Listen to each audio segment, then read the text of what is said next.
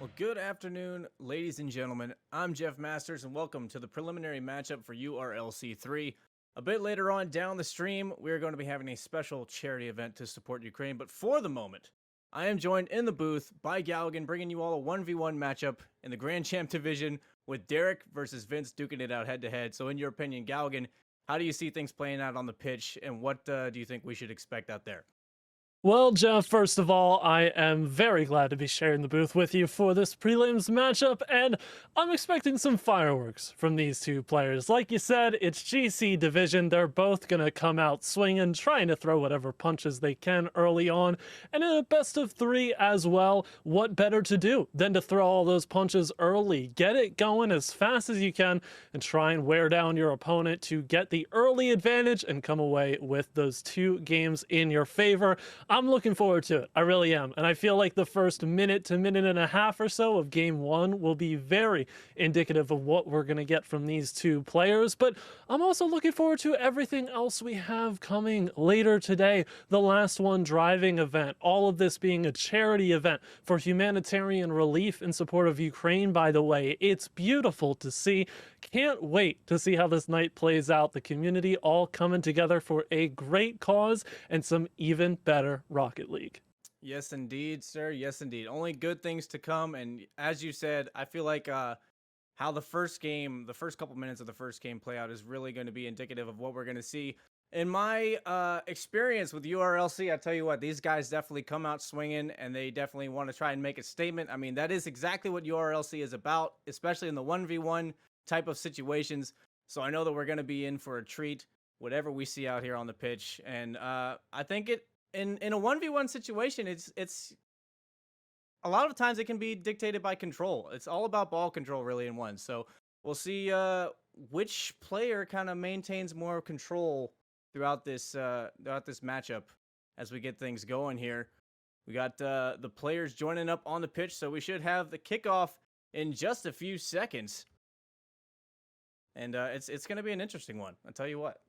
Going to be very interesting indeed. We have to give a shout out as well to all of the wonderful communities already in the chat here, starting us off with the early raids to get things going. We love seeing as many people come by as possible. And listen, I can't overstate this enough. You're going to want to stick around for all of tonight. Got that last one driving event with right around 30 content creators and pros ready to duke it out to see who is the last survivor. We've got a little bit of a false start here on Neo Tokyo, so we're gonna go for the lobby reset, make sure that everything is solid and ready to go. Again, this is the prelim series to kick things off between Derek and Vince Official. Gonna get a full lobby reset as the timer has already started, so we'll get that going as soon as possible. But thank you everybody for tuning in. Just want to say, I mean, I know we're just getting started, but we've got so much to show you tonight, and all of it's gonna be great. Yep. Hey, rough starts, but don't worry about it. Mistakes happen all the time.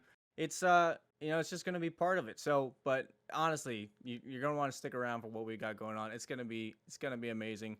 But quick little lobby reset. We'll be underway. All of the stuff should be good to go here. Actually, already we are on top of it right now. So, getting this 1v1 underway. We won't have any false starts this time. I promise. There's not going to be any clock that needs to get reset. Trust me, I want to see this event happen just as much as you all out there. The 1v1 competition from these people that come out for these events really is fantastic to see. It makes me realize, just how bad I am at this game sometimes when I watch these players out on the pitch, especially in ones, because it's so dynamic.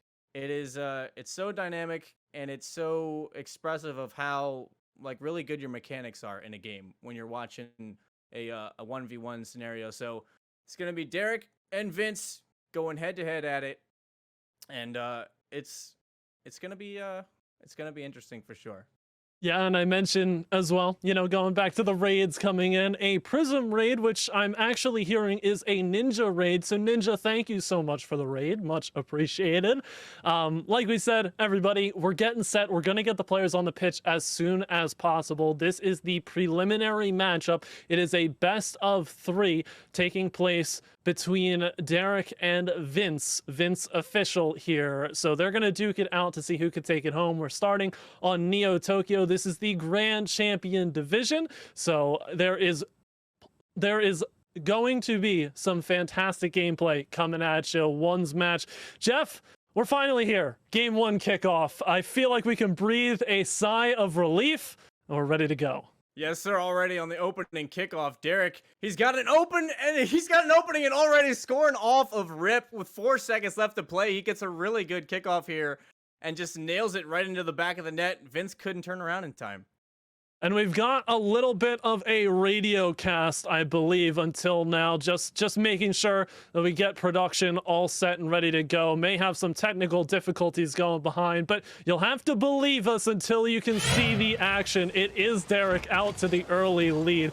We apologize for any technical difficulties that the stream may be incurring, but there we go. It feels like we finally got some gameplay back, and Vince scores. So listen, you didn't miss that much. We're tied up at 1, and you can see the game. Everybody rejoice.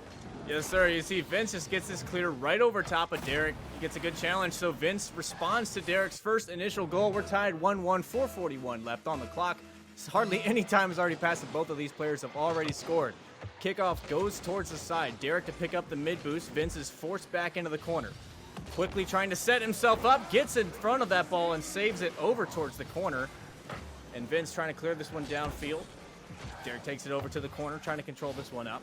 See if he brings this over the side. What's he trying to do with it? Pops it over top of Vince. I don't know if he's going to have much to do with it there, as he sent that one a little bit too far. And now Vince gets a long clear. Is Derek going to be able to get back? I don't think so, and that's going to be a sniper shot. Solid play from Vince here thus far. We can do a lot of analysis now that we've all got the full view, but you mentioned going into this control. Control is going to be paramount, and it's something that Vince has been doing pretty well here within the first minute. Just trying to stay close to the ball, dictate the pace of the game, and it's working out thus far. Derek trying to weasel his way in to his own detriment, but will take a big lobbing clear and try and make sure that he puts pressure on immediately. The first minute already gone here, Jeff. It feels like it breezed on by, and Vince comes out on the stronger half of it. But what can Derek do to try and come back? Certainly has to come up with saves like that. Vince scores a third. Yeah, you see, he just had the control in the corner. Derek went for the boost, underestimated the speed that Vince could get that follow-up shot, and just left the goal open. So now Vince has a 2-goal lead, 3:52 left. We'll see if Derek here can try to pull something together. He gets a little bit of a break off the kickoff, but no boost to follow it up. Goes into Vince's car. He's going to pick up the mid-boost, drive up the wall, patiently wait this one out. Derek, ooh, goes for boost. He set himself. Oh, Vince almost gets the flip reset to try and flick it over, but couldn't quite connect. So it should be Derek's turn now to try to make a counter offer on Vince's goal. But just kind of stalled in the corner right now. A little slow play right now between both of these players.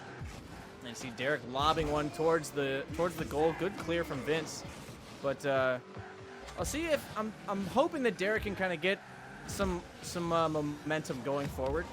See if he can kind of challenge Vince a little bit better. I'm feeling Derek needs to play with the ball a little bit closer to his car, maybe just to try to challenge us a little bit better. You see right there, he even had an opening, but so far Vince has done a really good job of defending his net against Derek's attacks.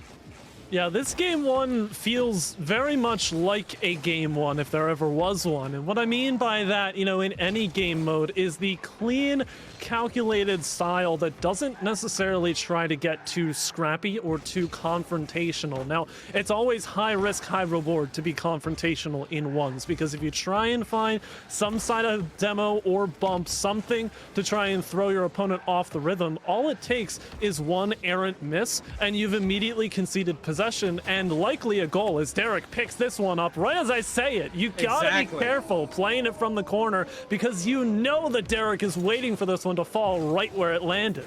He definitely found the opportunity. Vince was trying to clear that one out. I just don't think he had the power that he wanted to send that one past Derek's car. So Vince ends up giving away a free shot that he didn't necessarily need to. And now Derek only needs one more goal to try to tie things up just around the halfway point of game number 1. See, Derek's into the corner, gets a pinch over top, but he's not going to be able to follow that up with anything as Vince was trying to come off the wall there. Derek doesn't maintain control of that one, so that's a free clear for Vince. He's got 12 boosts, opts to pick up the mid. Ooh, he jukes out Derek, so now Vince has an open goal and no one there to challenge, and that's going to be goal 4 for Vince. Beautiful conversion right there from Vince, and it all starts with picking up that mid boost too, just playing the ball so close to it, filling up that tank to 100 and being able to juke it out towards that left side and then immediately ring it back in towards the middle of the net. Derek bites on the early challenge, and it's good night, Vince. And now looking for a 5th one as well. Vince trying to maintain control with under 2 minutes to go. We keep circling back to that word, Jeff. Control. It means everything. Derek, though, launches this one in to try and get back. Watching that exchange, Vince off of kickoff, he had no boost, didn't collect any pads going back except that one right at the end. Had no time to set himself in that goal to try to defend against that shot. So unfortunately, Vince gives up another one. And I guess what I'm seeing in this game number 1 is to me also what you would expect is like these players kind of, I feel like, warming up, kind of getting ready for feeling out the other one, how they're playing. It's not necessarily the cleanest gameplay from both of these players. I feel like there's a couple opportunities where, well, Vince has given up, I feel like, given up 2 goals already that he didn't necessarily have to. And Derek also, as well as he might give up a 5th one. Not that he's given up all of them, and that's going to be goal number 5 for Vince.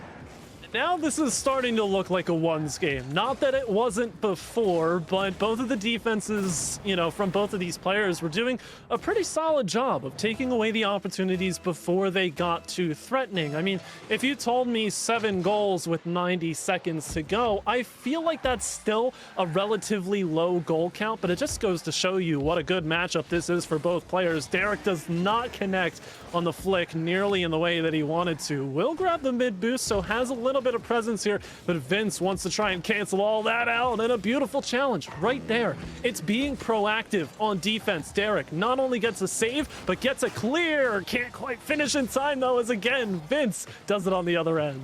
Yeah, that was honestly a really good exchange there, blocking that attack. Derek had a really good read when Vince tried to take it into the air. Oh, things a little awkward here in midfield, but still manages to get the challenge, gets a 50. But Derek has done a pretty good job of maintaining control as that one bouncing off so close to falling into the net, but not quite. Almost got a protractor angle there. Trying to follow it up off the post, bounces out. So Derek has 30 seconds left on the clock to try to capitalize. And so far, Vince is denying everything. He's got an open net. Is it going to post out or post in? It's right on the line, and it still hasn't fallen, but now Vince scores goal number 6 off of a weird angle off the post. It just kind of falls. Oh, those right angles on the post are so deceptive. That ball just creeping its way on in, but it's another symptom of Vince just being the cobra lurking in the bushes right now, just deceptively quick on the counter. The defense is very controlling for Vince, and the offense strikes at a moment's notice, and it's something that Derek hasn't quite been able to figure out just yet. Able to block this one away, but with time expiring in a 3-goal differential, Jeff, it looks like Vince in pretty solid fashion. I guess you could say it's official. Vince does win game number 1 of this best of 3.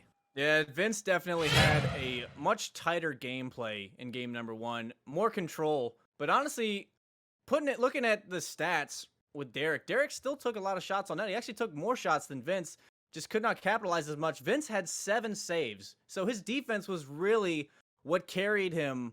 I mean, well, that, and also I just feel like he had a more solid sense of ball control. But this is game number 1, and so, you know, that could just be a warm-up game. Maybe Derek is just trying to feel out how Vince was playing out there on the pitch, and we might see a completely different Derek in game number 2. I don't know, but that was really commendable for Vince to get that early lead out in game number 1. And it is only a best of 3, so, you know, one more game. This is match point, so Derek's got to dig down deep and, you know, pull out if he wants to try to stay in this thing. Yeah, I'm just thinking about, I mean, you brought up the fact that Vince was on 7 saves in that game. Derek scored 3 goals on 10 shots. So every single shot that Derek took that didn't result in a goal was a registered save for Vince. I know that doesn't mean a whole lot in the context of ones because you are your only defender. You are the last line of defense. But that means 2 things. Number 1, Derek's shots are finding their mark because it's forcing Vince to make a save. If Derek had more shots than Vince had saves accounted for, then Derek has a shooting accuracy problem. Number 2, it means that Vince is really good at defense, and that is going to be crucial moving into the rest of this series, because if Derek can't find a way to get through Vince, Vince is just going to erect another brick wall in front of the net. Yep. So we'll see how things play out here in game number 2. Definitely hope to see Derek kind of awaken from his first game form, but here we are on the pitch. Kickoff goes Derek's way. Doesn't go for a touch here, trying to play it close, but Vince was all over top of it. He's got an open net, but whiffs underneath, so now Derek can turn this one around quickly. If he can keep up the speed, he's got Vince approaching behind him, but it's not going to be enough, so Derek gets a takeaway as Vince surprisingly whiffs the ball completely. Yeah. 13 seconds in, all it takes, and Derek has the response. This is the foot in the door, more or less, and it's par for the course in one's games, these counterattack goals where one player just misses wildly and it's written off before it's even heading in the direction of the goal. But for Derek, it's a good look in. It's the start of something that could be something to force this game 3. But Vince now looking to do it on the other end, moving quickly and almost able to get the challenge, but Derek actually ends up falling on top of Vince into that demo, so we'll have an opportunity the other way. That's a nice pop from the ground, and Derek, that's a very clean way to score a much more surefire goal. I tell you what, from setting that up from his own side of the field, getting the demo on Vince, the mid boost, the dribble to the pop into the aerial, all of it was just pristine how he executed that, and Vince was just completely left stuttering on the ground. Derek's got a 2-goal lead, and I feel like Derek is really showing us that he's starting to get warm out there, if not warm already, and he's ready to compete against Vince in this second game as he finds a clear here. Vince quickly dodging back, but he's got plenty of boost to get there. Picks up the 100 in the corner, playing this one off the ceiling, gets a flick. Does he have the follow, though? Derek off the back of his car just completely 180s this ball, and Vince isn't going to get there. That's goal number 3. This is a very interesting look. We are a minute in, so, you know, a decent amount of time in ones has passed, but Derek now with a 3-0 lead, and I think what it comes down to, what I'm at least seeing, is Vince is taking the aggression that was really only present on the offensive half in game 1, and now trying to exert it over every single angle. But Derek, what a kickoff goal! How do you even script that sort of thing? I don't know. I think Vince honestly was just a little bit off to the side on that kickoff. Maybe got his speed flip a little bit wrong, and Derek was just right over top of it. Those goals are the one thing that kind of crushes you most, is when your car gets turned into a ramp for your opponent, but that's exactly what happened to Vince there. So Derek with a solid lead, with still plenty of time left on the clock if Vince wants to try to make a comeback, but so far I have not seen anything out of Vince that warrants him kind of taking hardly any shots that would make Derek really worried out there on the pitch. He showed a lot of ball control. He's already got this breakaway again, getting the pop and the demo. So goal number 5 goes to Derek, and Vince is just left shattered.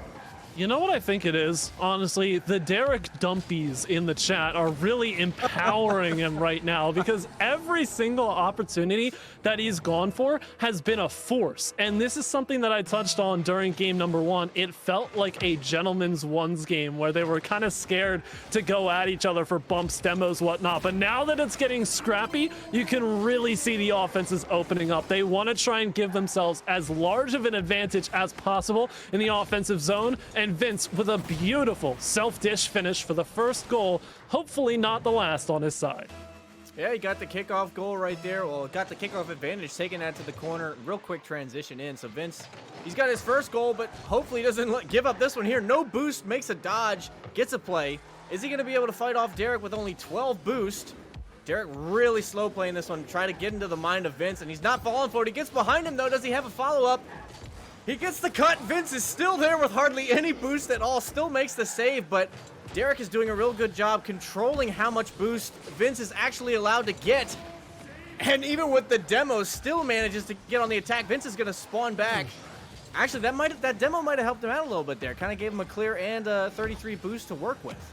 Yeah, Vince definitely spawned in the correct corner there. Not that there was really much of a choice to be made on the player side of things, but this is Derek's game. Get the ball as deep as possible and then go left boost, right boost, left boost, right boost, and just continually starve Vince out of having the resources to make it clear. But when Vince does find it, pretty much spells the immediate end for the push from Derek. So looking for a little bit more conversion from Derek on these opportunities. Again, ends up in the corner, but Vince clears it down the mid. That's got to be a goal if I've ever seen one, and sure enough it is. I mean, hey, 2:21 to go on the clock. Vince has 2 unanswered and starting to ramp it up a little bit here.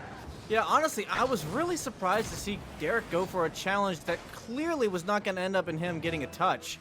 Vince definitely had that ball closer to his car than Derek's, and the dodge there to try to kind of get something didn't quite make sense to me. You see Derek ends up paying for it, but he still got 3 goals in his pocket as assurance, you know, so Vince still has to try to step his game up a little bit, but he's starting to sort of awaken here in game number 2 through a strong push from Derek. But you see he's got no boost now. He's trying to turn around. Derek with a couple of juke moves doesn't get anything to fall first time around. Still, Vince floundering around with no boost, trying to pick up a couple small pads. See what Derek does with this flick. Good patience from Vince, getting that save out, and he might even have an opportunity to send it downfield as he doesn't opt to go for the first shot, knowing that Derek was going to be there. But honestly, what can Vince do when he can hardly collect any boost, and Derek is just sitting over there with like 3/4 or a full tank?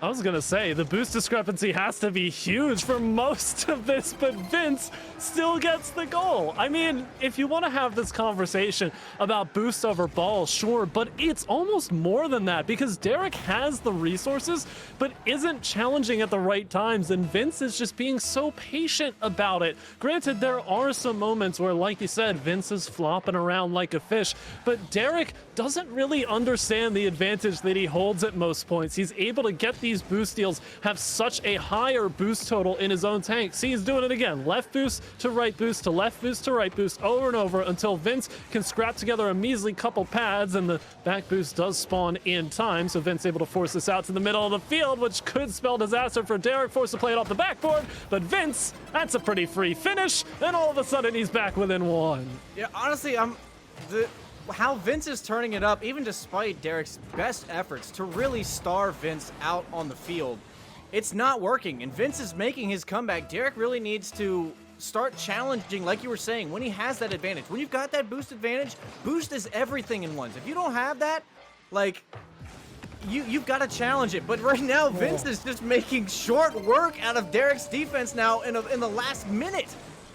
This is getting a little concerning here. You know, just the fact that we're tied, but it was 5 unanswered goals into 5 unanswered goals is just a little concerning, I think, on both ends, but very much so more on Derek's end, considering the fact that his back is against the wall right now. That kickoff certainly not going to help things. It is initially wide from that bottom corner, but now Vince has a touch to the backboard. Resources. Oh, my word. Oh, that's disgusting. Oh, that is detrimental. That's just got to feel like a sinking feeling, because if you're Derek, you're 1 down. That's like an easy clear, and maybe got caught up in ball cam, sort of oriented himself wrong for that, misread it. I don't know what it was, but Derek has given up his substantial lead, and now he's a goal down with match point on the line.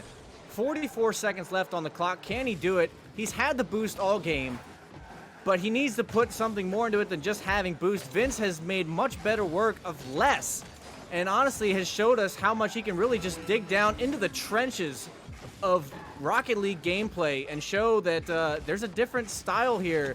Sometimes it's more about, you know, your challenges and where you place yourself and how you choose to attack things than just overall complete boost domination out on the field. So 10 seconds approaching. Vince just trying to keep this ball away from Derek at this point, even taking it to his own side. I don't know if Derek's going to be able to answer here as time continues to tick away. He might have it, but Vince, it's kept up. He's got a flick. It's almost over top of him, but it's going to get down. And so, oh my gosh, in a complete wacky turn of events, Vince takes game number 2 and ends up taking it all. Surprising loss from Derek on that matchup.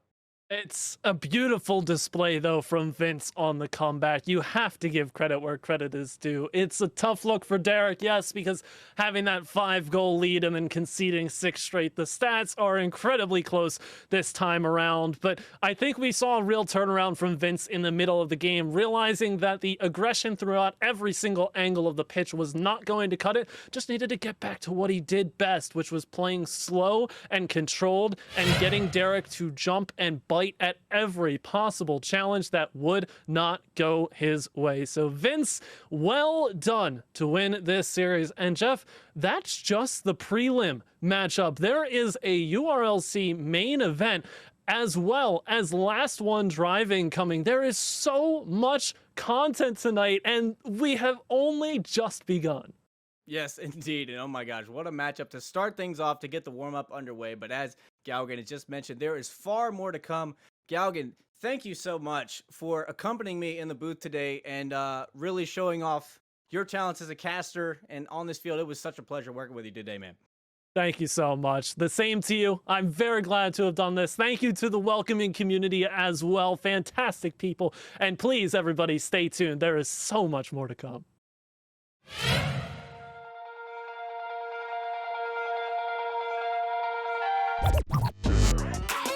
Tristn.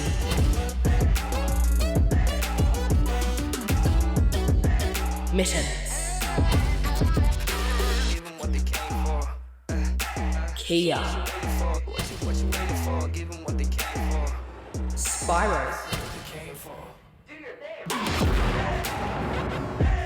Remmy.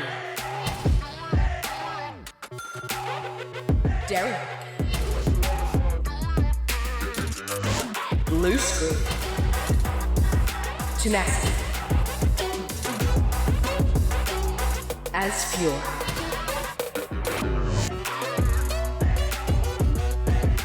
Wonder Mike.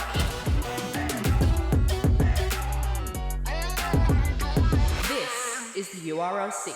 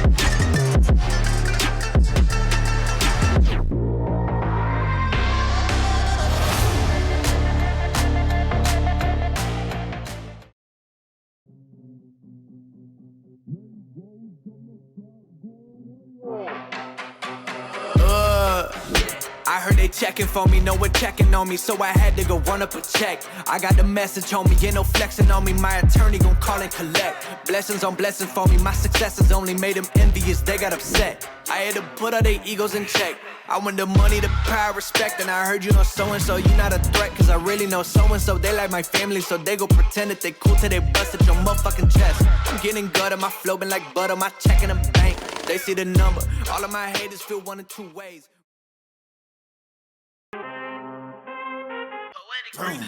I need all the wins, yeah. Ain't no L's, I gotta get a no call and quits, yeah. Gotta keep on moving no matter how hard it gets, yeah. Better move out the way, cause I'm coming with harder hits. My head is as hard as a brick, but I'm harder than all of this. You better move, you might get knocked out, knocked out. You better move, you might get knocked out, knocked out. You better move, you might get knocked out, knocked out. You better move, you might get knocked out.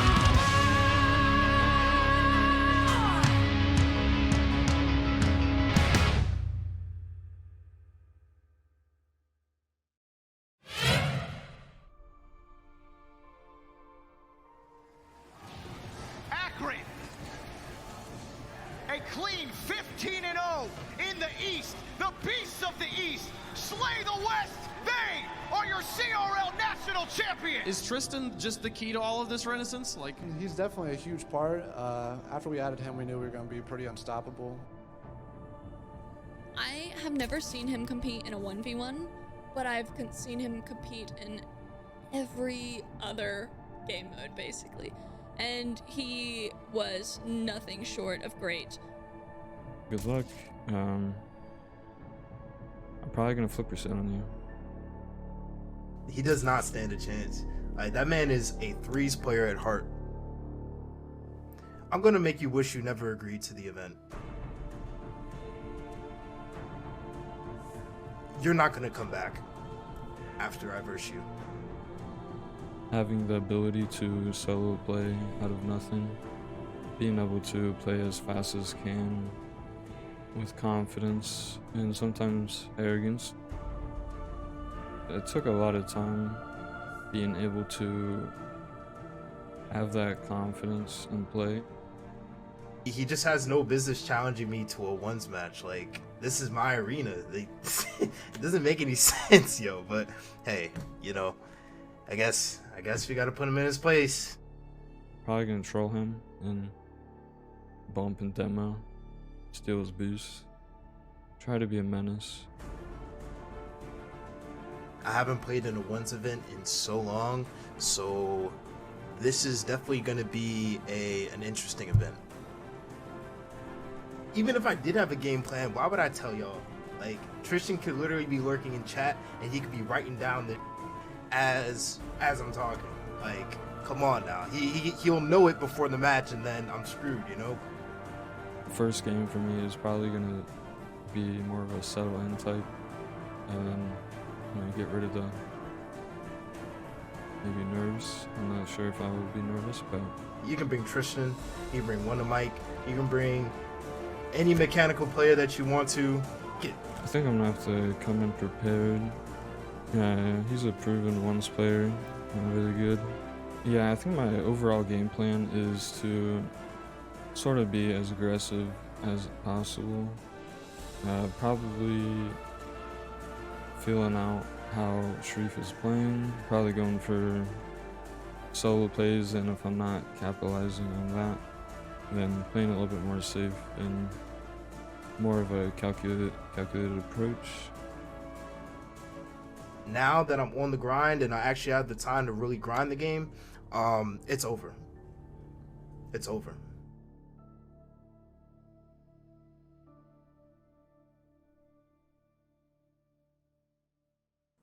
I'm also going to take your spot on E United and T with money.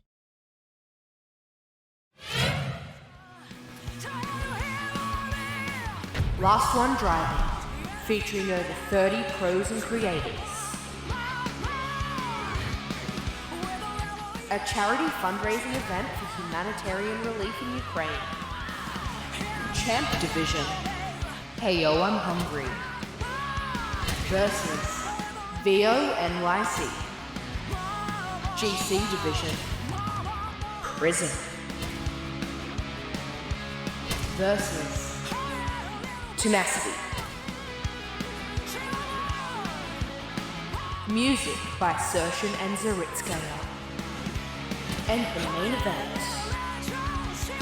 Tristn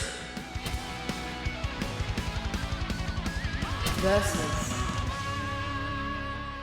Charlotte.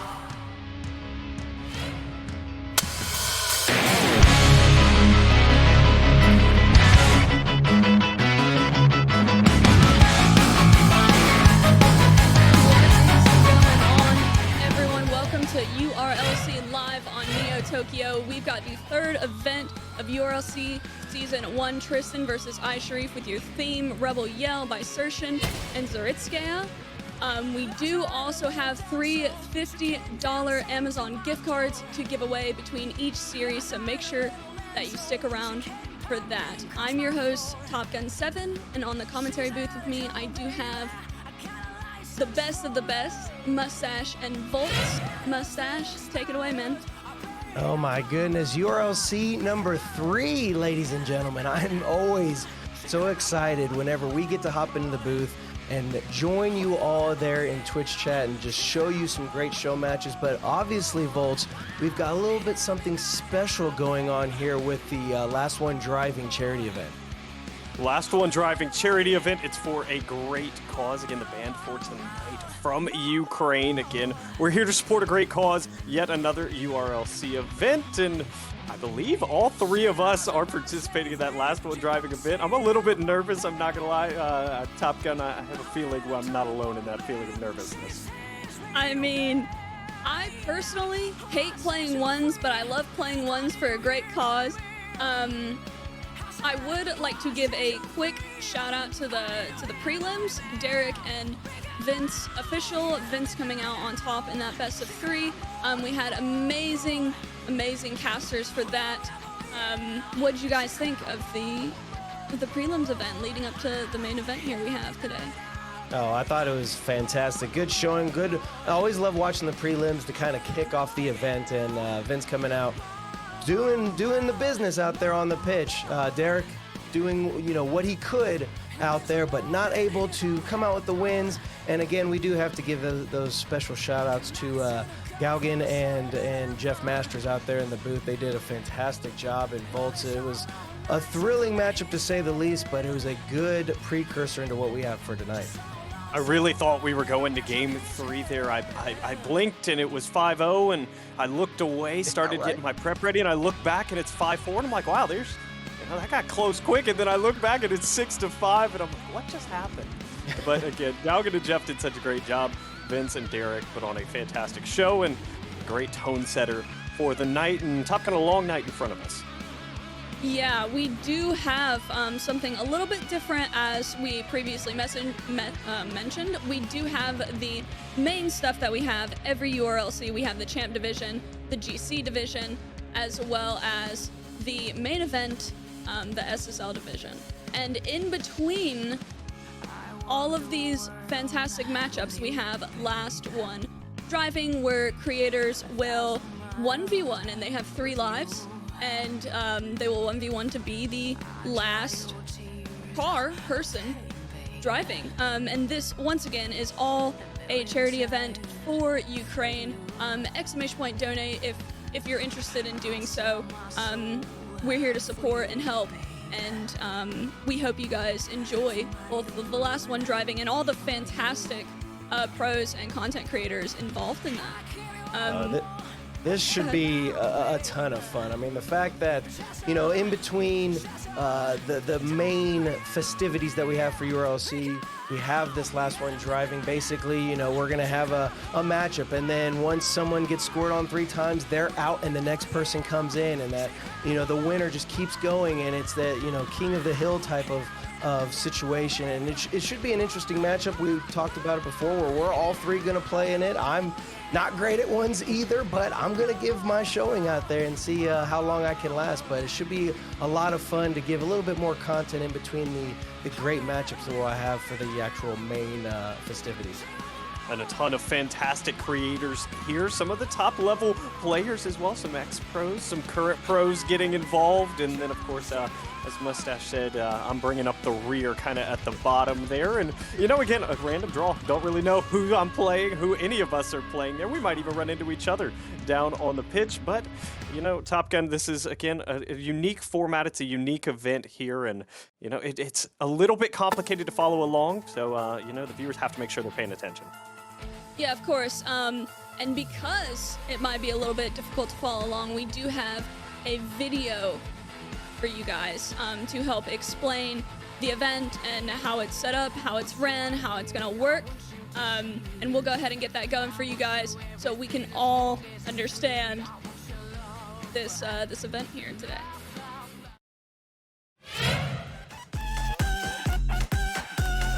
URLC's Last One Driving. Here are the rules of the game. 30+ creators have been invited to participate. The game begins with 2 players in a 1v1 game. Each player starts the game with 3 lives. When a player gets scored on, they lose 1 life. Once a player has lost all 3 lives, they are eliminated, and the next player in the list takes their spot. The player who didn't get eliminated does not regain any lives when this happens. The last player remaining, or the last one driving, wins the game. Here's how your donations can affect this game. For a $10 contribution, you will enter the draw that will shuffle the winner into the list, allowing them to join the creators and pros in the game. $20 will let you give 1 extra life to an active player of your choice. $50 will let you move any creator or pro in the list to the top of the list. For $100, you can shuffle any eliminated player back into the list. For $200, you can join the list yourself directly in a random spot. And finally, for $300, you can join in as the next player on the list.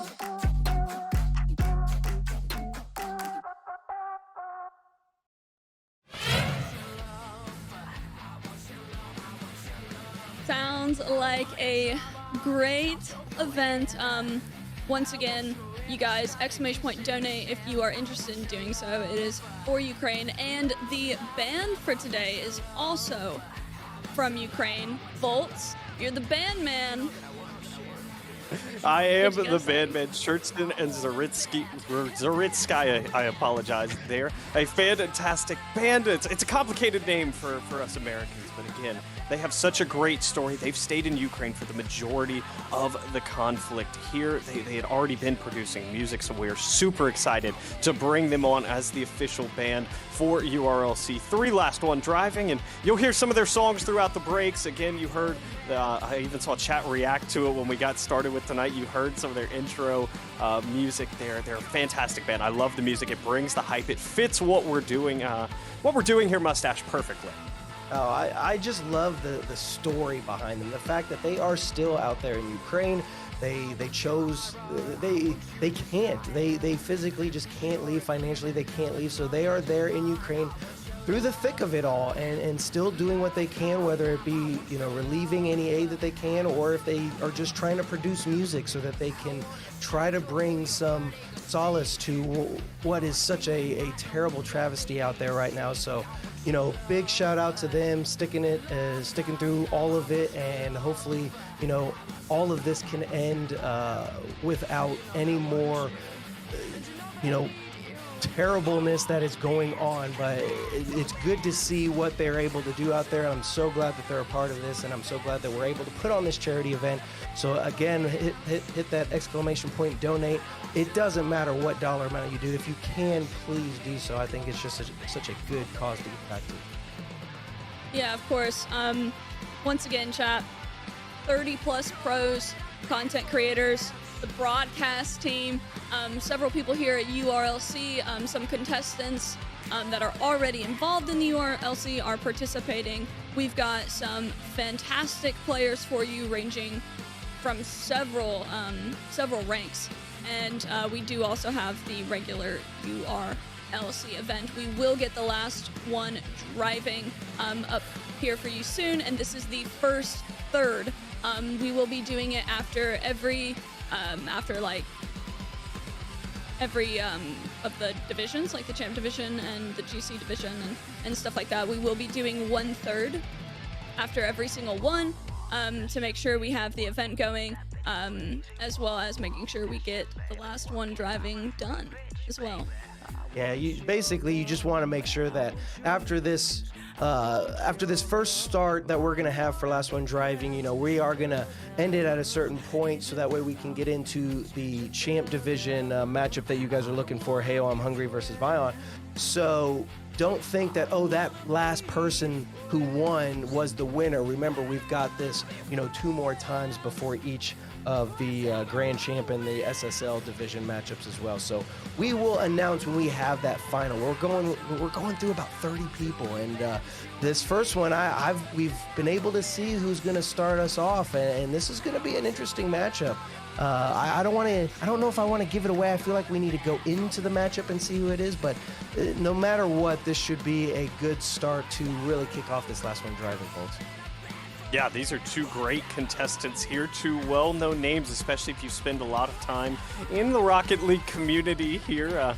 You know, I'll keep with the theme of not leaking who exactly it is, but again, two big names. But I believe both of them have been in chat already today, so should recognize both of these names. It's a great start to the event, and you know, the broadcast is just as in the dark as everyone else here. We have not been given a list or an order. We don't even know where we're playing as far as this event goes. So again, a little bit in the dark. We'll get a little bit more information to you guys because we will be able to see the lobby before some of these players do head directly down to the pitch. But Top Gun, I hear a lobby starting up, which means I think we're about ready to rock and roll. Of course, something important to remember was something that Mustache did point out, and that is whoever is standing or driving at the end of this section will be the first to appear in the next section, no matter how many lives they had. If they have 1 life, then they will appear in the next session of the last one driving with 1 life. No lives gained, no more lives lost. It will start exactly how it ended. So with that being said, I believe the pitch has been set. We will be sending ourselves down there as well and getting this all started with the very first matchup of last one driving. Should be a thrilling one. I'm so excited to see how this plays out. Remember, everybody, they only get the 3 lives, so if they get scored on 3 times, they are out. So not only is it going to be tough because ones is such a grueling game mode, but you only get 3 goals to get scored on before you are out. So a kickoff, 3 kickoff goals, Volts, and you could be out immediately. And so remember, everybody in chat, you guys can donate these people back in or donate yourselves in. So make sure you guys are hitting explanation point donate. But Volts, it could be quick or it could be a long, grueling matchup. I would say it's just as important to score in this as avoid being scored on here, because when you drop a couple goals in your first matchup, you will end up with just 1 life against your new opponent. And our 2 starters headed down to the pitch. Waiting in the blue, Fisher in the orange, and 2 big names collide right here. Oh yeah, and Waiting. I've always been a fan of his YouTube. Obviously, we know Fisher being the tweet. The tweet titan is what I like to call him. He's just constantly out there with the memes. He's always out there on Twitter posting some fantastic, content and getting those impressions. But now he's got to have those impressions out here on the pitch. And Fisher trying to go for that first goal, trying to get that air dribble. Not able to do so, but he's got a little bit of time. No boost in the tank. And Waiting just trying to get that challenge to take the possession. Fisher also subbing for that prestige roster that has made closed qualifiers in the spring split 1 time. So getting a little of competitive experience under his belt as well. Quick auto challenge, good 50 comes through, just 5 in the tank, and that'll be goal number 1 in our last 1 driving competition. Fisher down to 2 lives. Yeah, good challenges coming around from Waiting. He's been able to really hunker down with the low boost situations. He's not really been wasting a lot. He's just trying to do what he can, and when he is at low boost, he knows that he's got to keep the ball close and try to just keep that possession in his favor. So rightfully so, he's got a full tank. He sees Fisher on that side corner, but Fisher with the possession steal should have the open net, and we are going to take a life off of Waiting. What a bold move here by Fisher. Chooses to go off the ceiling, and he just has the read. So each of these competitors now lost a life, and well, this is exactly, Mustache, how I thought this last 1 driving event would proceed on here. Some people going to take risks. Some going to play a little bit more conservative, and well, there's a conservative start. Fisher not wanting that 50-50 on the kickoff will choose to just drop back and take possession. And, kind of playing off of the fact that Fisher didn't go for the kickoff, he is going to be able to get this goal and take another life off of Waiting. But I'm kind of interested to see how players will kind of use that meta to survive this grueling matchup. Remember, you only got the 3 goals, so you don't want to necessarily have too many, challenges go awry. You've really got to be methodical with how you play this game mode. So Fisher electing to not go for those challenges early. He's got Waiting. Can this be the last life? It will be, and Fisher will continue on. Waiting, unfortunately, is eliminated. Wow. So short work made. Again, we talked about the threat of kickoff goals there, and so a little 1-minute intermission will occur here as Fisher will move on in this last one driving event. He'll have only 2 lives though, Mustache, and this is where things get interesting. Because again, starting at a disadvantage, it's going to be tough to continue climbing forward, but you know, not an awful setup for Fisher. Oh no, not at all. I mean, it was definitely a tough order, and Waiton put up a good grueling fight. But again, Fisher coming out with those kickoff strategies, I really feel are going to be the bread and butter to try to solidify any type of win or just continue you on throughout this event, because it's going to be tough to try to make sure you can hold on to those goals. Those lives are so important. So he's got 2. That is a good start for Fisher. If he can, maybe knock 1 goal off or 1 life off and then knock this next opponent, he can, continue on. But it is going to get tougher and tougher as it continues on, because, 2 lives down to 1, it's any type of challenge could go awry, and then all of a sudden you're just out of the game. And that is the first look chat has gotten, and quite frankly, we have gotten it. All of the participants there. That second name from the bottom kind of terrifies me, Mustache, because with my luck, I will have to play Kronovi in this event. But again, goated names. I see plenty of SSLs. I recognize every single person on that list, and so again, kind of a big long list there. We don't quite see who's next. I'm not exactly scared of that 5th name from the bottom there, Mustache. If you want to do a quick little count, not exactly scared of that one. But it sounds like Night Sky will be our next contestant. So we're just waiting for him to get to the pitch, and then we will continue on with this. So remember, ladies and gentlemen, the game is essentially going to be unlimited.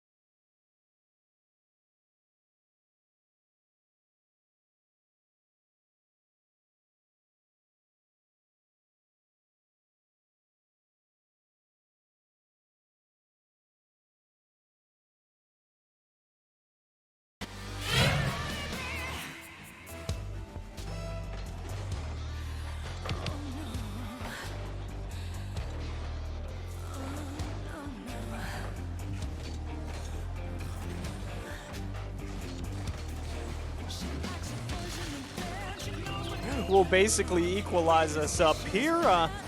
2 lives to 2 lives now. All right, so just like that, Nito has lost her first life, unfortunately. And like I said, she had that extra life, so now it's all tied up. So now you really got to be methodical and try to take down Fisher and see what you can do with this.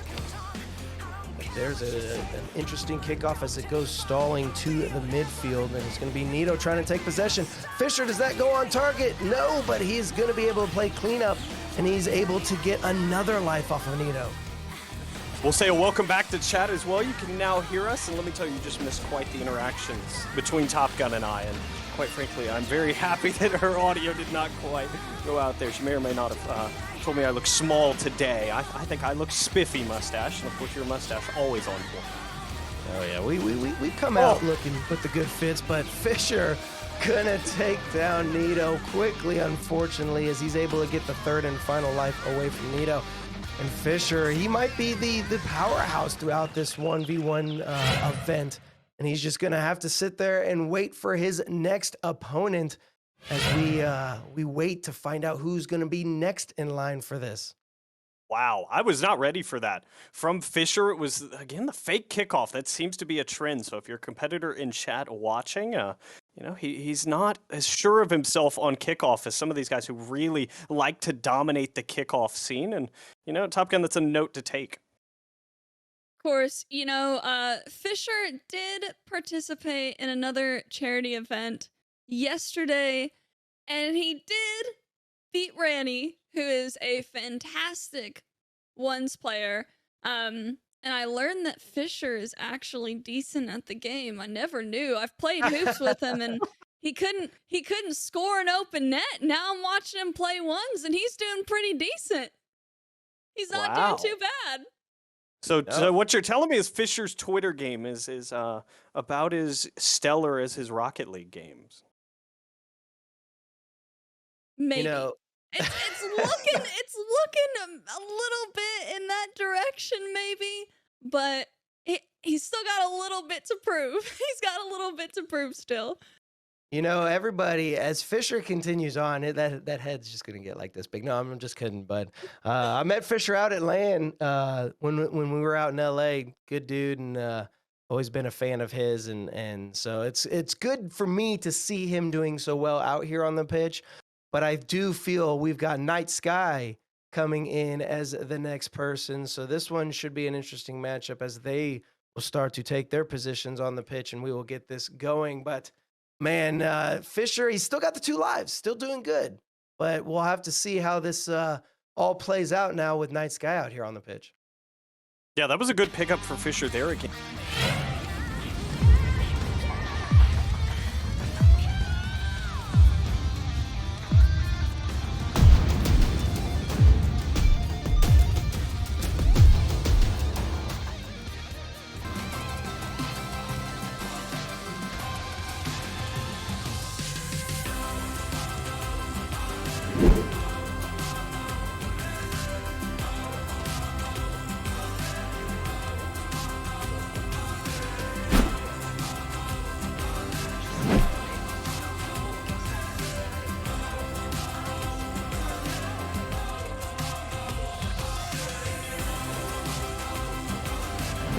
Night Sky out here on the pitch shortly. We got Night Sky and Fisher. Fisher still with the 2 lives. Night Sky coming in with that extra lead. So will that be enough to take down the powerhouse that is going to be Fisher Volt? I don't know, Vic. I saw Fisher talking in Twitch chat that he's winning all these matches on the kickoff with his big brain. So will that be enough to just propel him to the next stage? We'll see if it is. Down to the pitch we head. Fisher, again, still with that 1 life disadvantage. And Night Sky, good kickoff, found mid boost, and now he's put Fisher onto his last life. That's a big pickup for Night Sky. Is a clean sheet for him on the way through here. Mustache would set him up very nicely. No, definitely. And like I said, Fisher, he was getting a little bit too much for himself. He's got to watch the the ego out there. Night Sky is definitely not one, but you see Night Sky using the same big brain play that Fisher had, not going for that kickoff. Again, I believe that's going to be an important tactic. And it's Fisher with that possession, but Night Sky with the demo, the first demo of the last one driving event. And that's another a tactic I'd like to see a little bit more out here on the pitch between these contestants as they keep coming in, trying to take the previous winner. You've got to start getting in the face and being that bully to see if you can't take them off the pitch and give yourself a free chance at the life. Night Sky hanging on a little bit awkward here as he's had to play this one off his own back wall. 27 boost to play with. Fisher, good patience. Fisher, good pop, and he will get one back here. That's a good pickup for Fisher. Again, trying to at least hang on for maybe one more competitor here, Mustache. Indeed. So that should be one way to set yourself up for a good setup. And Night Sky off that kickoff. Fisher gonna have to try and come around. Night Sky, oh, with a great challenge. Is this gonna be it? That is going to be it. Night Sky taking Fisher off the pitch. And finally, we've got a new contestant holding down the fort.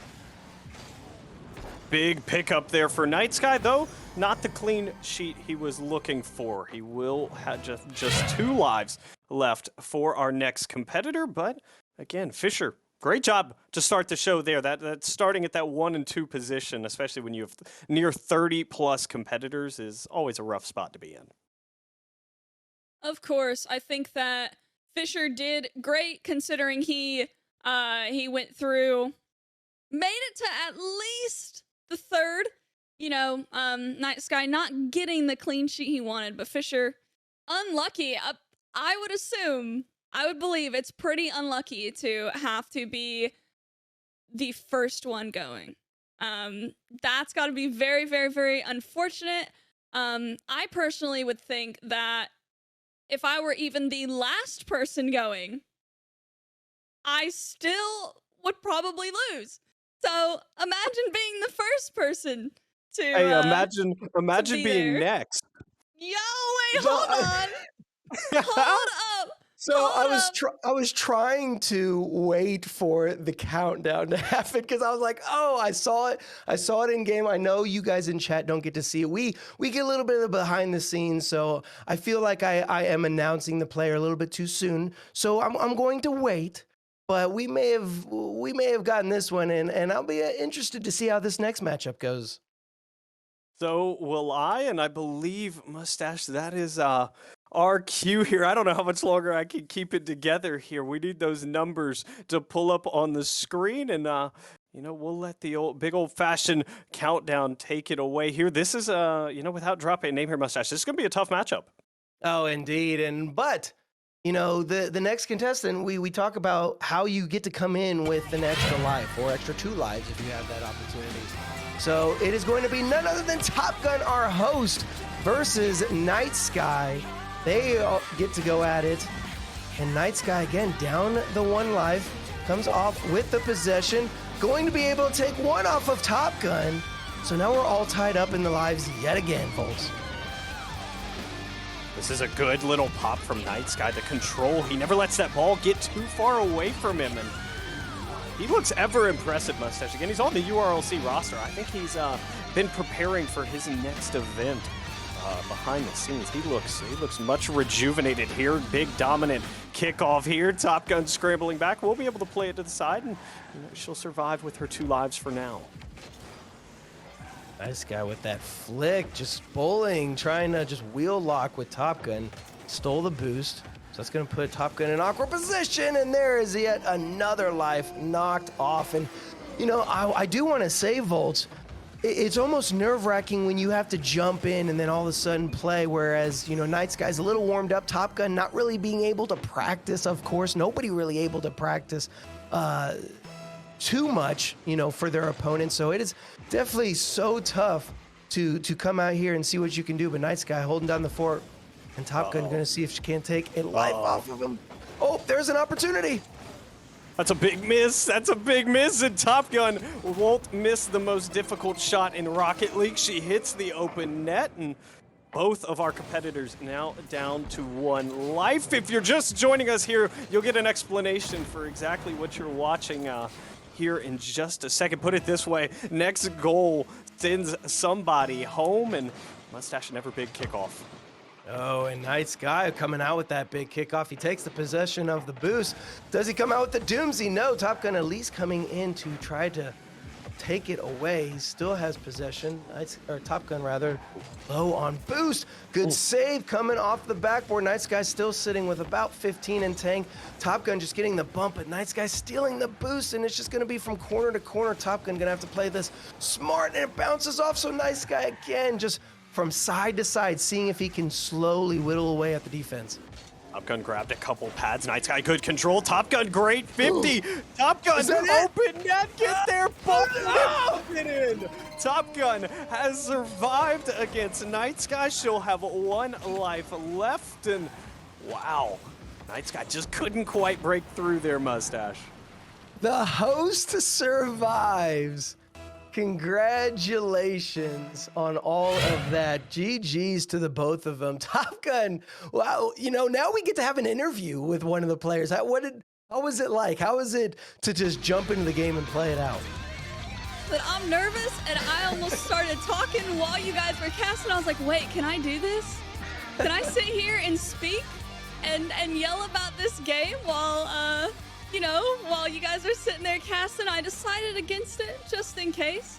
But, you know, I'm glad to make it out, barely. It was looking a little rough, not gonna lie. I'm not a ones player at all. I'm like champ in one. I'm champ 1, barely in ones, okay? I'm a hoops main. I don't know how to score in these goals, all right? It doesn't make sense to me. But I'm glad to have come through with the dub on this one. Next one is looking a little grim, but we'll see. We'll see if I can at least take a life or 2, you know? I was gonna say, you know, you have 1 life left. What is your game plan here? I never have a game plan. I wing every single thing that I do, and this will be no different. And maybe it'll work out. Probably not. You know, I'm one of the first in the list. Literally before we announced that I was gonna be going, or before I found out I was gonna be going next, I said, wow, it'd be really unlucky to be one of the first in the list. And now here I am, one of the first in the list. So, a little unfortunate.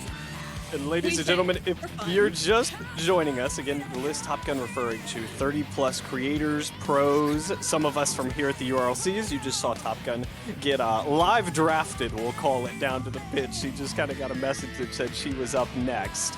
Again, you get 3 lives. You're playing ones here, you get 3 lives. If you run out of lives, you are eliminated. If you have lives left, after you eliminate your opponent, you stay on. So Top Gun's staying on, waiting on her next opponent. And again, a tough pull here. We got this in 3 segments. You're still a regular URLC event, Mustache. We still have the Champ Division coming up right after this. I believe we've got, I'm going to try some quick math here. I think we have 5 or 6 more creators here in this first of the 3 last one driving segments. Yes, maybe even a little bit more. I think we're wanting to do about 11 or 12 per segment. So we've had 4. You know, Top Gun being the 5th. So you're right. We're getting pretty close to about the halfway point of what we're wanting to do for this first segment of last one driving. So we will just wait for Blue Screen to take his position, as he will be the next contestant out here, and we will get this all going. And Top Gun, you've got that 1 life. It's gonna be tough, but your contestant is finally starting to come in. I think you might have to reset with a goal, and then we will get this underway once he takes his position. But yeah, this one should be a good one. Remember, you've got that 1 life. I want to see what you do off of this very first kickoff. This could make or break your showing here in this particular instance. Mad that I'm not playing Bolts. That's all. Jeez, man. I'm just mad that I don't get to play Bolts and beat him for calling me not scary earlier. I Well, swear. you're not out just yet, but back down to the pitch we go. Top Gun mutes up, and we'll see if she can survive against blue screen. This is a great kickoff. Welcome to the pitch, blue screen. Fantastic creator in his own right. And Top Gun putting up a decent little fight here. Mustache got control, got possession, got some boost in the tank to work with. And first kickoff didn't affect her too much. She's getting bullied by blue screen. And all right, well, there goes Top Gun. Yeah, and then that was going to be tough. She was getting bullied, and then the bump really just launched the ball. There was going to be no way she was going to be able to recover with that, unfortunately. So with that will be the end of Top Gun, and blue screen now will have to wait for the next opponent. And I see you guys still out there on the pitch. They're just having a little bit of fun, but yes, it is definitely going to be blue screen with now the first time we've seen a situation where we've got a full contestant. So they've got all their lives, and now blue screen really has, a chance to have a sigh of relief, and it's almost going to be like we're starting this off all yet again. Told I got donated more lives. Whoa! I was told I get to stick around. Oh, you guys are scamming me here. Wow. What's going on? Okay. Well, I'm out here being scammed. I guess that's something we do need to mention again for all the new viewers. You can donate, ! Donate. You can give creators lives. You can bring them back from being eliminated. And someone just gave Top Gun 2 more lives. So how about that? She's not quite done against blue screen. We'll see. Well, then Top Gun, you really got to make them count. And reset it and let's go, ladies and gentlemen. I mean, I probably won't do too much with them, but I'll do my best. I'll try my hardest. Hey, you can't have that attitude. You guys trying to scam me out here. You trying to scam me. Somebody came in with the sneaking donation. I was not given the information. I will say that. We did try to short her the 2 lives, but no. We're going to head back down to the pitch because she's got 2 more lives. Volts, let's see what she can do with these 2 lives. She's like a cat. Someone's going to give her 9 lives by the time this is all said and done. I was going to say, I feel like this has to add some pressure here, knowing that someone just donated to get you some extra lives here. We'll see if she can make a counter if blue screen still wants to make some short work of Top Gun here. Blue screen, ceiling shot attempt. He's not going to be able to get it there. Great back wall defense from Top Gun, and Mustache looking to make him count. Yes, and off the corner, Top Gun, great possession. Blue screen's got nothing in the tank. Top Gun getting it over him. And there you have it. Top Gun able to take 1 off of blue screen. So those extra lives coming in clutch, and now they are all tied up when it comes to those lives.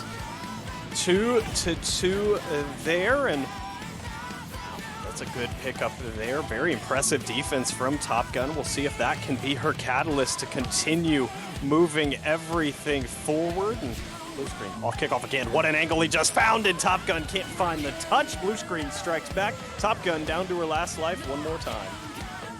Yeah, but I'm not gonna say that she's down and out. I'm like watching the chat first off because I don't want to miss another instance of more lives coming into fruition, and so I hope that we can get those notifications to make sure that we do see those instances like that. But blue screen having the possession, trying to see what he can do with this. Top Gun just waiting in the wind, no boost to her name, able to take that midfield and try to take the possession away from blue screen. Can she put this on target? Far side will work, and blue screen gonna lose a life after that one.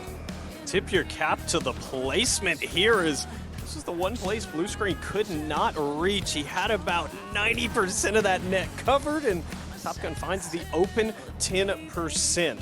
So now 1 life apiece for both of them, barring some kind of donation for extra lives. But I'm feeling this one might just be it here. Top Gun trying to make this playoff kickoff. Good 50 from blue screen, and that will be that. Good shot from blue screen. He puts it away, Mustache, and very calm and collected despite having to face an extra live Top Gun.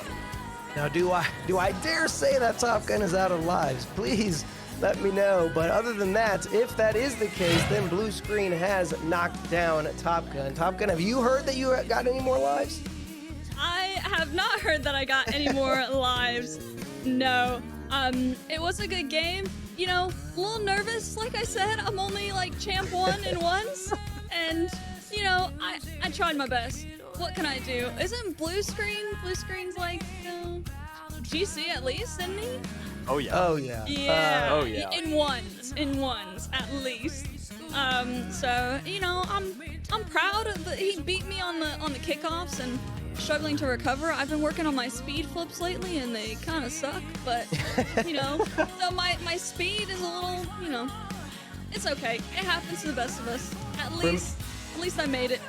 Remember, Blue Screen took down Bella in the GC division in URLC 1. So yeah, he's definitely made a name for himself throughout URLC and in the one. So definitely a foe to be reckoned with. And now we're just waiting for his next contestants, as it looks like it is going to be Derek to come out there on the pitch and try to take down Blue Screen. Blue Screen currently sitting at 1 life, if I'm not mistaken, Volts. 1 life and playing a Derek who already played in the URLC prelims, I would say probably about 30 minutes ago. So well warm. He had a chance to take a break there. He did lose those prelims to Vince Official in a fantastic matchup here. And you know, think of this as a second chance to redeem himself today, and just needs 1 off Blue Screen. And again, we talk about clean sheets here. This would be a very big goal for him just to continue moving forward and have these 3 lives versus our next mystery competitor. Yeah, you know, I don't know what you're thinking. I don't think that Blue Screen is going to, you know, lose that life immediately, as we are going to head down to the pitch here and see what he can do. He's got 1 life left to live, and Derek's got the dribble. Oh. And as I say that, the caster curse strikes. I cannot talk about lives because the caster curses will be too strong. What a shot there from Derek as he wins the 50. Great control, and Blue Screen had nowhere left to play that one. So into the back of net he goes. Clean sheet for Derek, and that's a big win for him. That's a huge win. He'll have all 3 lives for the next opponent.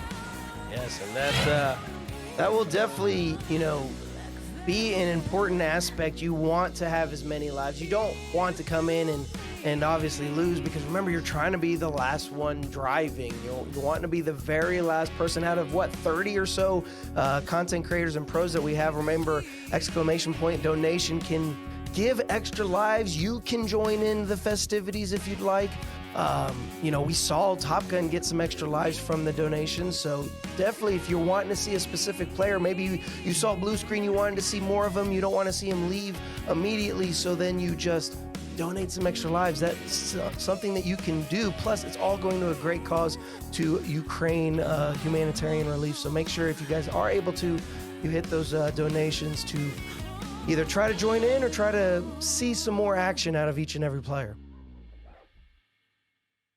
You know, it was a great time playing, and we're through, I believe, 7, 8 contestants now?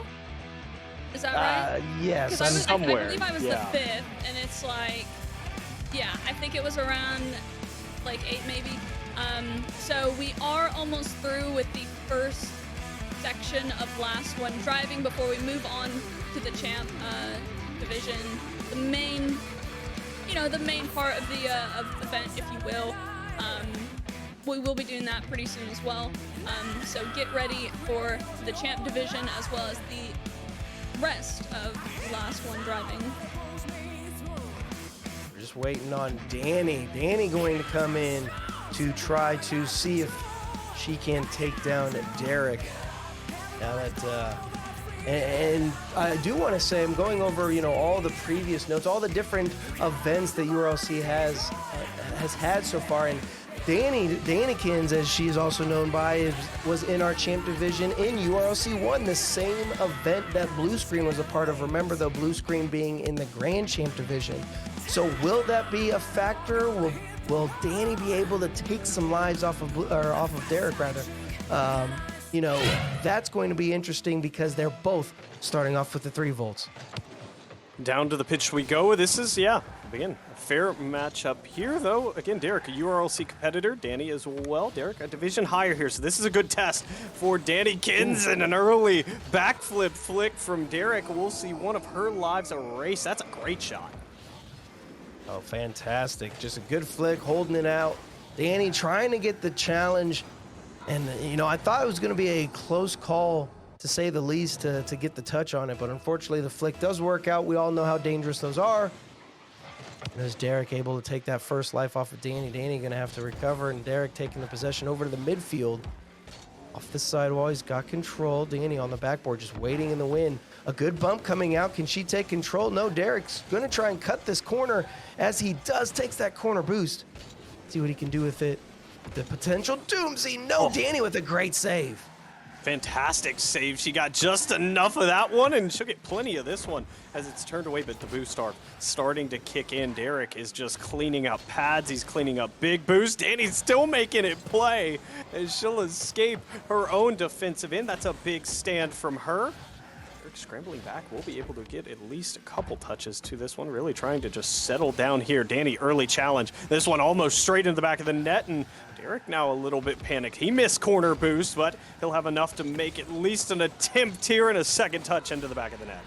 Yeah, that's just unfortunate. Derek able to take that possession away, and Danny, just not much she could do with it. Just had to watch as Derek able to put that one in and take another life off of her. So now she's down to her final life. Derek currently sitting with the 3 that he started with. Danny gonna see if she can't come off this kickoff. Maybe take the possession. Derek, though, with a great kickoff. Does he have enough to put it on target? Shot on, but a great save coming from Danny, though, leaving with little to no boost. Dominican's defense has looked really, really good as she can't quite reach that one, but covers enough of the net to where Derek's shot is off. Derek now trying to dominate possession one more time. He's doing a good job, but going a little bit east to west here, and he able to fight off some of this offensive onslaught here, Mustache, since he's earned herself some boost. Oh, and a great save. Can she recover? If she's able to put this on, takes the life off of Derek, and Danny lives to see another day. Great shot from her. The back wall defense, Mustache, has been huge here, not just from her, but a lot of our competitors. We saw Top Gun off the backboard. We saw Fisher off the ceiling, and it's a contrast to the style I thought we'd see. I thought we'd see a lot more conservative play and conservative defense. Yeah, they're just going no holds bar. It doesn't matter. They're gonna just see if they can't have the aggressive game come out and really just put shot after shot. Danny electing go for the fake challenge. Derek, potential flip reset. Danny, though, with the breakaway, able to take yet another life off of Derek. And now we are all tied up with 1 life apiece. Wow. So next goal will eliminate someone, barring, again, some extra lives coming through here. And this is going to be a big one. Derek was looking like he was in control, and as soon as he finds that control, he's out of it here. Kickoff in Danikin's favor, but Derek going to have to track back. He found mid-boost here. That was a big pickup. Trying to end this one, but the flick off to the right. Corner boost not there for him either, Mustache. He's got about half a tank to work with, and he's going to look for a full reset here. He takes it all the way back to his back corner. I've noticed that a lot in ones where people will just take the possession. Oh, and the ground to air dribble box, but it doesn't because the crossbar working double duty on the defensive side for Danny. And she just dodges a bullet there. Close call. I really thought Derek was just going to end the challenge right there. Danny just getting chased, 60 in the tank. She's got plenty of boost. Trying to get around. Can't she get the hit? Ooh, and now if she would have been able to recover, just that would have been a ground pinch perfectly on target. Derek, good pop, and finally he's able to break through there. Danny had 5 saves in this short 3-life match, and well, it takes a fantastic shot like that from Derek. Beautiful control, fakes the air dribble back down, pops it up to himself and just over Danny. So a great pickup there, and well, you know, not as clean as he would have wanted. Mustache, 1 life left. No, and hey, you cannot count each and every player out just because you think, oh, this person's going to be higher ranked. I mean, one little mistake, we all know how ones plays. That little mistake that you pull off can really open up the lane for that opponent and knock off a life. So Danny taking 2 off of Derek, that could give the next person a good opportunity to take down this juggernaut. And Top Gun, you know how it is. You've been a part of it so far. Do you think the next person can do so and take Derek down? think it's definitely possible. I don't know who's next up on the list. I just want to say, listen, everybody. So many people in the chat are talking about bringing me back. Listen, you want to watch good gameplay, not my gameplay. All right? Relax. I don't know why you guys want to do this to me. I do think it's definitely possible. One's very, very back and forth. I mean, there can easily be 10 plus goals in ones, you know, very quickly even. So I think it's not too difficult to take one single life off of somebody before you lose 3, but it definitely does depend on the next contestant.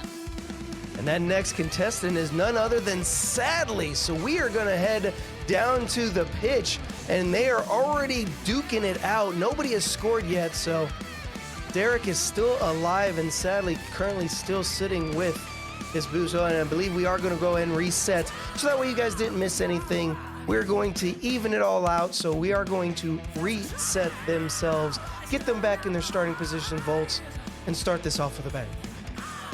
Yeah, this is a big one here. Sadly needs just one goal off of Derek to send him packing, and well, quite the car choice here, or should I say plane choice, for this last one driving event. This is one way to make it work, and we'll see what Sadly's got. Looking for the double, but quickly bumped off, and sadly, that's not what you want to see. Derek will put it away, and Derek does not want to go down without a fight.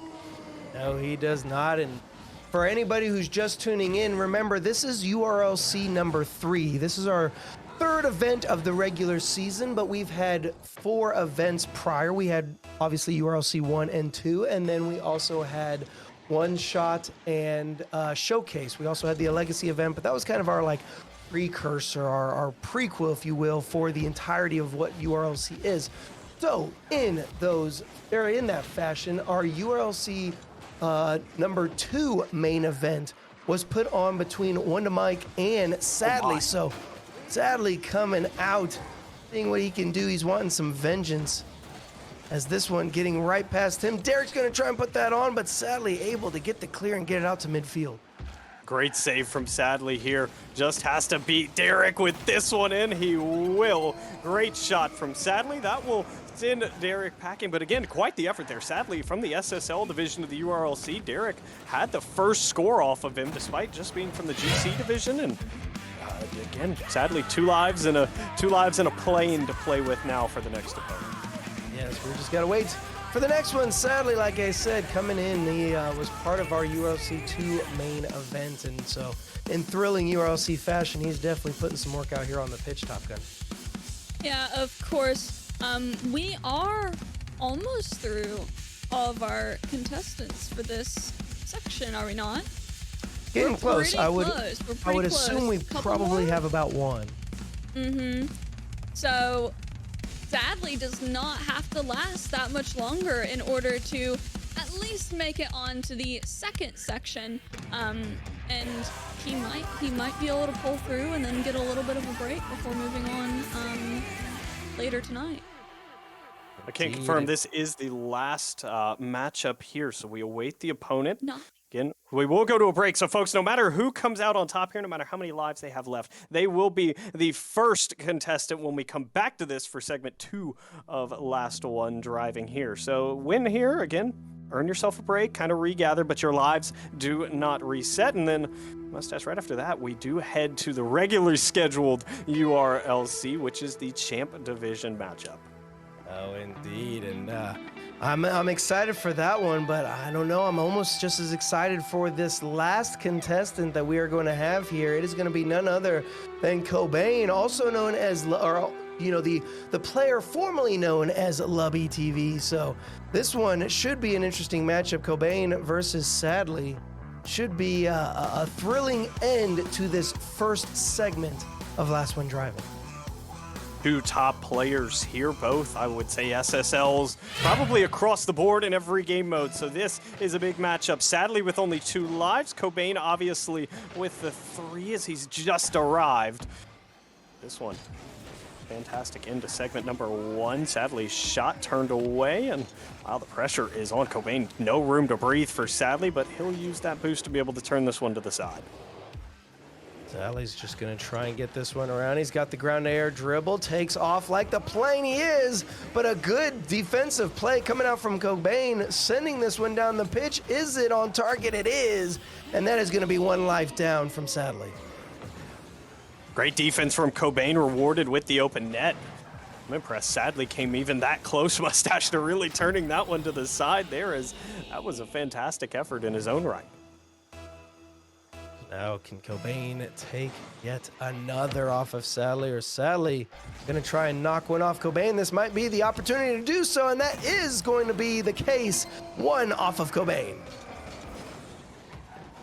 So no matter who moves on, they will not have a clean sheet when we start segment 2, and Sadly, yeah, it's a bird, it's a plane, it's Sadly, and that's a good shot to go through. Would love to see another kickoff goal here and really make this one a true last life 1v1. Gaogaen trying to put it away. What a shot off kickoff. Oh my goodness, and I do believe that will be it for Sadly, as that'll be his final life. Gaogaen putting that right off of the post in the back of the net, and a thrilling finish, to say the least, for all of that, ladies and gentlemen. So, like you said, Volts, if I'm not mistaken, I do believe it'll be Gaogaen to continue us on in the next segment. Yep, and so he earns himself a very short break again. Good pull for him, I would say. Not at the very beginning. He got a really good spot at the end of segment 1 to where he's able to, again, earn himself a break after, again, tough opponent in Sadly. Sadly, very, very fast. Yes, of course. Gaogaen, congratulations on being the last one driving for this section. Before we move on to the next section, we are doing the champ division here tonight. Very shortly, we do have a Remmy training camp. You know, if you've been here for the other previous URLC events, you would know that Remmy has done a training camp with at least 1 player in every single event thus far. I believe previously it was the main event each time, the SSL division. This time there is a training camp with VO this time around. So Remmy has been working with VO, and we have a fantastic video for you showing their progress over, I assume, the course of the last month since the previous event. One's game mode indeed, and that makes game 1 ever more important here. Dribbles to an air bump to try to clear out the defender, but Hungry take advantage of the opportunity he can. He baits out Tryon. Kickoffs are stalled kickoffs where they're not at full speed. Hungry is going to get the demo. Even I doubted it. I think Tryon did as well, but there is a great little play. 8 seconds left as we start to encroach on the final seconds. It's going to be crucial. He just does bounce off the post, but baits out Hungry. And off of that backboard, gets it around Hungry. Can he turn fast enough? Remember, he's in the Fennec this time instead of the Octane. Still same hitbox. Tryon has the open net, and Hungry was too far away. That was a nasty fake by Tryon right there. Oh, Hungry just goes flying. Tryon with the open net tap in. Mustache, maybe that was one of the changes. I alluded that he might have switched up. Dude, honestly, I thought I was going to win that match hands down. Tryon, he surprised me. It was not what I was expecting at all. I won the first match, very closely. The second match, also pretty close. And then the third match, I lost it. And he took advantage. I was surprised. Good for him, though. I thought it was pretty dope, to be honest. I never really saw myself or expected myself to ever participate in any sort of 1v1 scenario, show match. So with the showcase match against Tron, I think the one thing that he could have really done better was handle the pressure a little bit better on defense. He was getting really pushed on a lot of different situations, and I think that's why he got scored on a lot. And I think if he kept up his speed a little bit more, kept up, getting away from some demos and a couple things, he could have walked away probably a little bit more untouched and really try to activate a lot more counters and stuff going into it. If he can improve on that, he'll be a lot more scarier going up into this next matchup.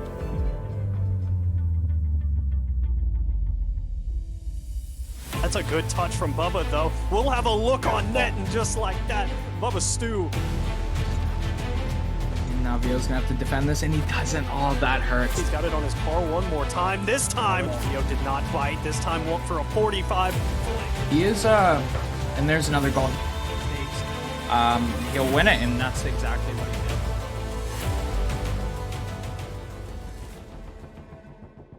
did. I'm ready.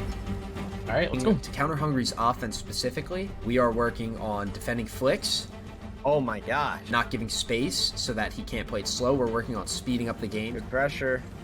So Remmy himself, he's an amazing coach. We've been watching like a lot of replays. We've been doing a lot of study sessions. We've been doing a lot of one-on-one training directly. Every ball off the wall, you can expect him to do this and just kind of try to dribble it. The only thing that I'm doing to counter his defense is actually trying to take it up to the air and work on a lot of my more mechanical abilities. He seems like a really solid player and low to the ground, so if I can take it up to the air, I think that's going to be the one thing that's going to really set me apart. I like it. I really want to win my series against Hungry out here. I've been practicing a lot over the past couple weeks with Remmy. It's been great. I've been doing a lot of practice on my own as well, and I think I'll be really ready going up into this. Do I think I'll win? I haven't really seen him play before. I don't really have a lot to go off of. I mean, hopefully, I'll do my best. So I've been practicing a lot. I don't know if he's been putting in the same amount of work. Based off what I've been doing for the past couple days, I'll have a much bigger advantage than he will. I've learned anything through my time playing ones that the most annoying person wins. So I'm gonna be going for a lot of bumps. Don't want you to be going easy on me under any means. I'll be coming at you with everything that I got. I'll let the best man win. Good luck. I am confident that this is the difference maker. The first training camp that will earn the W, because Hunger's playstyle is not intimidating and Vio has a ton of confidence. And I think that he has the skills to beat him now that he knows his playstyle. Vio for the W. It's over for Hungry.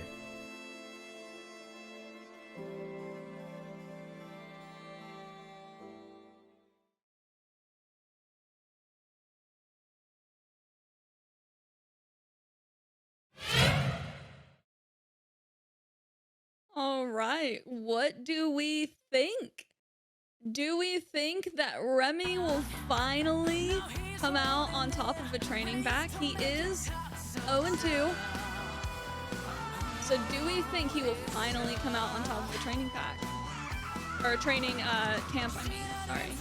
You know, I do. I do feel that Remmy, the coach that we have behind the scenes, will be able to pull out for the win. Obviously, you know, hey, I'm hungry. Has played here. He is coming off the loss from Tryon in URLC 1. So, you know, obviously Heo is looking for the win. Vio is wanting to come out and, you know, bring the win for Remmy. This is going to be an interesting matchup. I've been kind of racking my brain. Obviously, we'll do viewer predictions later, but I do feel that this could be the win that Remmy, the coach, gets via Vio. I'll say I think this would be, in terms of coaching, probably the most productive training camp that Remmy has done, solely because it occurs at the champ level. We all know here the champs aren't exactly the greatest players. 2 or 3 of us find ourselves in that rank a little bit more often than we'd like to admit. And so, again, it's easier to teach people who have a lot more to work on versus some of these SSLs who have reached the pinnacle of the game. They don't have as many weaknesses and the things they have to fine-tune. Top Gun are a little bit more nitpicky than some of the generalizations you can make at the camp level. You know, it's like I feel I agree, but I also kind of disagree, because, you know, SSLs, at least, like, when you do coach them, like, yeah, they have less to work on, but, like, what you're saying, I feel like they also understand more, right? That's true. So, like, when you are trying to train them and coach them, they do understand more of what you're saying and are probably able to execute what you're teaching them maybe a little bit better than someone who's in the champ division. Though I do agree that someone in the champ division clearly does have a lot more to learn, and if they are completely open to it, then I feel if they can execute it, then it is very, very, very worthwhile. And Remmy might come out you know, with the dub on this one. All right, but okay, so we've made our prediction with Remmy, but now we got to do the viewer predictions. We got to get you all involved and see who you think is going to win this one, and you guys have the opportunity to win an Amazon gift card if you choose the player that wins the series. So if you choose correct and you say, hey, I think Hey I'm Hungry is going to win, and you choose him, he wins, you have a chance at winning a $50 gift card. Obviously, us here in the booth, we have our own little competitions, and we try to see who's going to come out on top each and every URLC event to see who's going to have the most correct predictions vote. Yeah, this is always a friendly competition here. I didn't brush up on my URLC knowledge, so I'm not sure. I know we were chasing down Top Gun. I think we gained some ground last event, but didn't quite catch her there. But this is a tough one. This is a tough start to the day. Again, we take this about as seriously as chat does, and we love you guys getting involved there. And please don't put me on the spot to begin the predictions here, because I am not ready yet, Top Gun. Well, I will start us off, as well as we will start chat off with predictions. So you guys make sure you get your votes in chat while we vote here on the broadcast team for you guys to see. We will be voting in chat as well. So once again, make sure you guys get your votes in chat while we discuss the two contestants, two competitors here between Hungry and Vio. So we will get ours off while you guys get your predictions off as well. This is Sanang Build predictions. Who will win the series? Alrighty.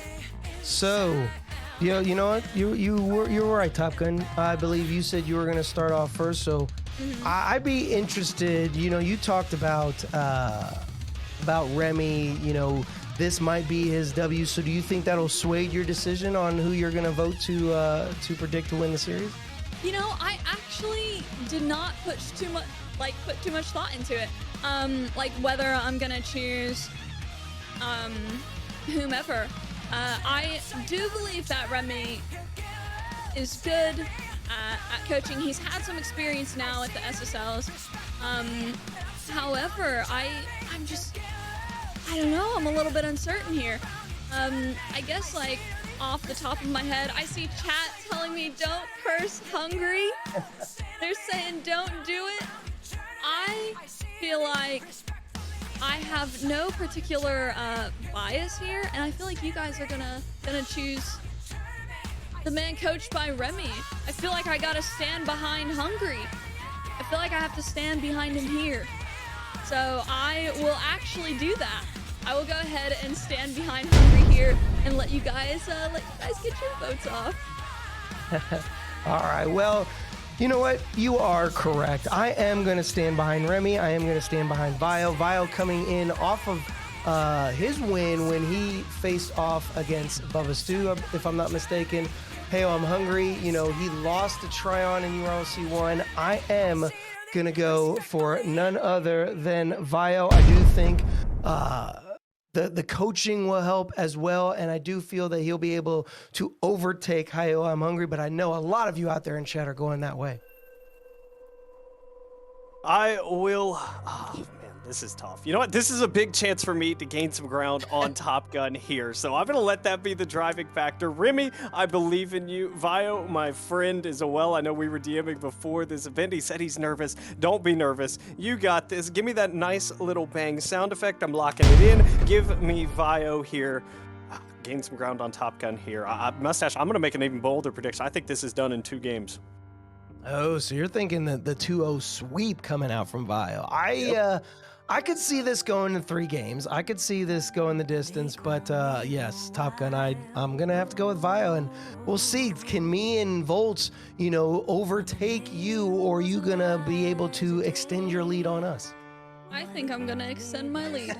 I'm confident. All right? I have stayed ahead. I know last event, I do believe I only got 1 right, and did I get Eddie? I cursed. I cursed most people. So we're gonna hope that doesn't happen this time around, and I stay ahead of both you, Mustache, and Bolts. Yeah, I was looking over the predictions, and guys, you guys can kind of see our records below our names when we get back to our screens. But you're right. We always just try to have that competition, and you can see just the skills that we have to predict against here in these videos. These are all clips from each and every player. So that alone just shows what these players are capable of, and it is a tough order, and I know you all are out there trying to choose as well. So remember, your prediction could enter you in to the Amazon gift card giveaway. But Volt, this is going to be a tough one, and I definitely feel that with Remmy coming in as coach, it might just be the one upper hand needed for Vio to take the lead. Only one way to find out here, and again, both these players very talented in their own right, Mustache. So no matter who comes out on top here, both these players have nothing to hang their heads over. Chat did go 57% towards Hungry here. Again, you and I united on a front against Top Gun in the booth. As far as that goes here, I really would have thought chat would have been a little bit more even. As I was looking it over as we were doing our predictions, I was kind of seeing a lot of people say, "Hey, I'm hungry," and I saw the fact that they were, trying to sway Top Gun as well. So I was kind of curious on what was going to happen with all that, but nevertheless, it is definitely kind of surprising to see that 57%. I honestly thought it was going to be a little bit more.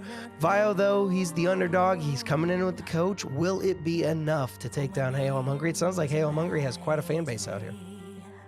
Yeah, that's going to be the biggest question of all. Again, I made the bold prediction that it goes only 2 games here. Again, a hot start from Vio is exactly what you need. And, we'll begin to get this lobby set up. I believe we've got all the players in the party. And so, chat, again, you have a chance to win a $50 Amazon gift card based off of your pick that you made here tonight. So, again, you want to stay involved. You want to stay active in the chat. And keep tabs on it. But Neo Tokyo is where we're at for this entire event. A beautiful sight for these contests, and this is just one of the 3 for tonight, Mustache. Champ Division, Hungry in the blue, Vio in the orange, and we are underway. All right, so we've been having the whole Last One Driving charity event going on, but now it's time to get to kind of the bread and butter of what we are here for in URLC 3. It's the Champ Division, like Volts alluded to, Vio versus Hungry, and right off the bat, it is a stalemate between these two players. We are only 15 seconds in, so it is going to be a long 5 minutes here in game number 1, but it's just been a possession game, and who can kind of weather this storm? Hungry goes for the flick. Vio gets the save off the backboard. He's going to have to recover as Hungry going to try and take that possession. I wanted to work on his aerial ability there, and again, not necessarily on the offensive end, but on the defensive end as well, and pays early dividends. Some of the work with Remmy already being showcased here. But the control needs to settle it. Instead, he'll get the pop, and there's goal number 1. It took almost a minute, Mustache. A little bit of back and forth action, but a good little, we'll call it a double pop here. Will yield goal number 1. Yeah, and it's just good methodical play coming out from Vio as he's just able to hold on to the possession. He doesn't rush it. He waits to see the movement come out from Hungry before he reacts to what he needs to do with the ball. So a good showing from him to make sure he's able to put that first one on target, but Hungry sees the sights on it as well. And with a little aid from Vio, I do believe it was on target nonetheless. Hungry puts the tying goal in.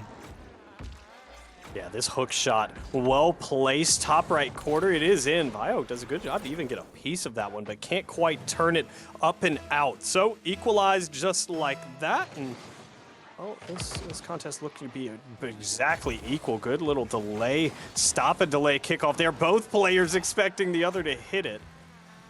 That was completely empty on this back wall here as gonna have to play for pads. Hungry with the good boost starve. Hungry with the good shot and just out of reach, and 2 unanswered. First lead for Hungry of this series. Hungry was hungry for that boost pad in the corner, and rightfully so. You kind of alluded to the fact that they both kind of faked the challenge. They both darted away from the ball, but because Hungry was able to take that corner, left Vio in an awkward position. Hungry currently with the lead here in game number 1 of a best-of-3 series. And he's just going to have to wait to see what Hungry does with this, as he's got a full tank, or almost full. 70 left after he's able to take it off of the wall. Vio just waiting, see what he can do with this. Good challenge, trying to hold down the fort, and another good touch coming out to make sure that Hungry doesn't take away that possession. Vio's got control, tries to go for a flick, baits out Hungry. This could fall in, and it does! The tying goal! 3:20 left on the clock. Sometimes what you want to happen just doesn't happen, but it works here. Vio was definitely looking for a bigger flick than what he got, but it caught Hungry just a little bit awkward, and sometimes that's all you need in one. So a back and forth contest again. We're level one more time, and ooh, off the kickoff there, almost able to get a really nice shot off kickoff was Vio, but doesn't quite make it play. Hungry escaping his own zone. That's, he picked up mid, but he swung way too wide, Mustache. What a perfect catch coming from Vio, and like you said, Hungry going a little bit too wide, thinking he had all the time in the world, and probably thought he was going to come off that sidewall, boost out towards the ball and take the possession, but that came crashing down to the earth a lot faster than I think Hungry predicted. Vio with that great catch puts it in the back of the net, and we've got a lead for Vio, but plenty of time in Rocket League. 3 minutes left just here in game number one. Hungry only down by one, could be 2 goals. It bounces off the post, just not enough. Vio not able to cut the corner on that one as much as he would have liked. Hungry getting a touch, it does bounce out instead of rolling up the wall. And it was Vio just going for the challenge, making sure that Hungry doesn't have any type of possession that's scoreable. Vio now wants to take this one up. Hungry, wow, no space given. He'll just pick up a massive demo and track back to his own corner for some boost here. Attacking opportunity, shadow defense coming out. The flicks off to the left, and well, now a little bit of stalemate, Mustache. I want to say this is the longest we've gone without a goal since the beginning of this contest. And as I say that, Hungry, the air dribble into the top corner. Indeed, and I do believe someone in chat calling us out saying it is actually pronounced Vio. So if that is the case, I am completely sorry for the mispronunciation, but we will digress and move on, and we are tied up 3 apiece with 2 minutes left on the clock. Hungry has a shot attempt, and that's going to be right on target. Vio not able to do much with it, and he just kind of has to watch that one go in the back. These hook shots out of Hungry have been so deadly. That's the second one. Catches Vio just a little bit lackadaisical there. Didn't quite think Hungry had the shot opportunity that he did. We go through these spurts here, Mustache, where we don't get a goal for about a minute, then we get a couple in rapid succession, and then we don't get a goal for a couple minutes, and it's a real back and forth contest. A good defensive stand there from Hungry, as Vio was going to be able to tap that one in. Gets the corner boost spawn as well, and we'll be able to clear the zone with that. I thought it was going to be Vio with that Doomsy back there, but unfortunately wasn't able to pull it out. He is down 1 goal with 1:40 left in regulation. Just going to have to see what he can do. Remember, this is just game number 1, ladies and gentlemen, of this best-of-3 series. Hungry sending it right down the pitch. Vio has nothing in the tank. He should be able to cut this one and get the save. Not going to be able to pick up too many boost pads. Can he put it on target? No, he wasn't able to turn fast enough. And that's going to be unfortunate, as he had the wide-open net opportunity. We all know those are the hardest to hit. So he just has to retreat, regain some boost, see what he can do on the possession. Errant touch here. Hungry had an open net. He missed the first one, but will be there for the follow-up. And now a 2-goal lead as we near the 1 minute mark. This is a really good pickup for Hungry there. Again, would have liked to put it in originally, but he stays calm, stays collected, and is able to put it away. A 2-goal lead, I believe the most of a lead that we've seen in this particular series so far, and it might be increased by 1 more, as Hungry elects to just go for the bump, thinking that was on target. Didn't feel like he needed to go and solidify that goal, but he's going to be able to put one in right here. So that lead increases to 3 now, under 60 seconds. Vio going to have to do something quickly if he wants to make this game go in his favor. To say this one threatening to get out of hand here. 3 goals in 1's not as big as it appears on the scoreboard, but again, you're very content with a 3-goal lead with just 58 seconds left. Good kickoff from Vio here, and he's gonna have another Doomsy attempt. Instead, he'll drop back down. Wanted to fake out Hungry, who just doesn't bite. Big clearance is just off. No punishment on the back end. Just, ooh, big whiff there from Hungry. Vio, though, respecting his ability to find the touch, went for the bump, and Hungry able to backflip challenge over that and survive just a little bit longer.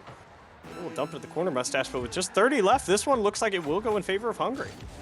Yeah, I mean, unless he's able to put one on target and pretty much now and then get some crazy kickoff goals, I don't see this one going in Vio's favor. So he's going to have to kind of regain and reset himself and move on into game number 2. And I know you were calling for the 2-0 sweep. I was predicting at least a, oh, that one's got to go on. Come on, Vio, you need that one for the momentum. No!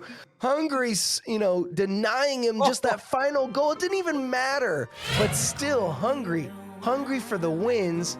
He is not going to let Vio have that goal in the back of the net.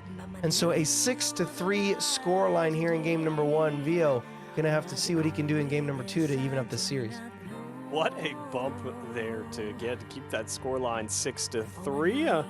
You know, no real demos again, Mustache. It's a rarity where you really don't see the physicality come out once because it's such a prevalent style in Rocket League. But the biggest takeaway besides that I noticed, 67% kickoff advantage for Hungry there, and ones that translates to good results. Indeed, and those results are right there on the score, or on the scoreboard rather. There's one unforced error coming out from Hey, I'm Hungry. But those shots, 11 shots on target from Hungry, only 6 to come out from Vio. A little bit more methodical. He's shooting 50%, but Hey, I'm Hungry shooting a little bit higher than that 50%. So the accuracy is on point for Hungry. The aggressiveness is on point for Hungry. Vio going to have to really come out and see what he can do to try to knock down this powerhouse out there. But it is a best of 3. It is a short series. But you have this game. You can move on, tie it up, and send us into a game 3. Otherwise, Hungry, he's going to try and end it here.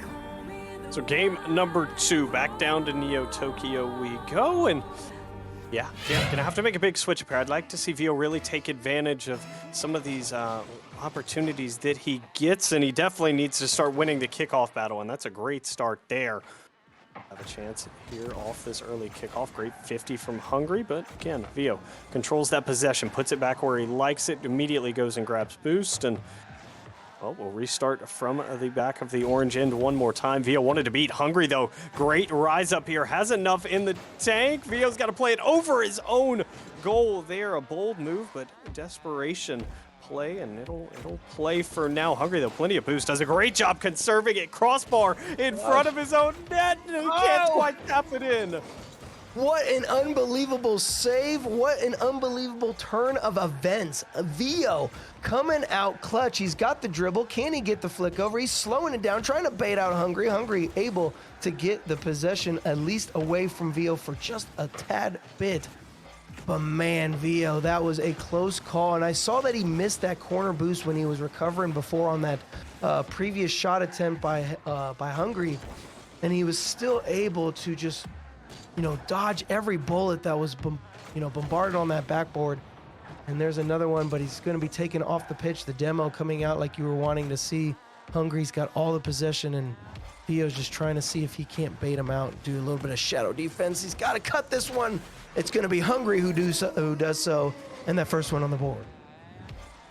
Took nearly a minute and a half, but we finally get goal number 1. That's a great move there from Hungry. He knows Vio can't have that much boost in the tank, as again, you only respawn with 33 and grab very many pads on his way out. So a big start there. Hungry back with a dominating kickoff will put goal number 2 in, and again, that 67% kickoff advantage in game 1. I believe it'll probably stay about the same. It's 1-1 right now as far as kickoffs go, and you have to be careful if you're Vio here because these kickoffs can really let this game get out of hand.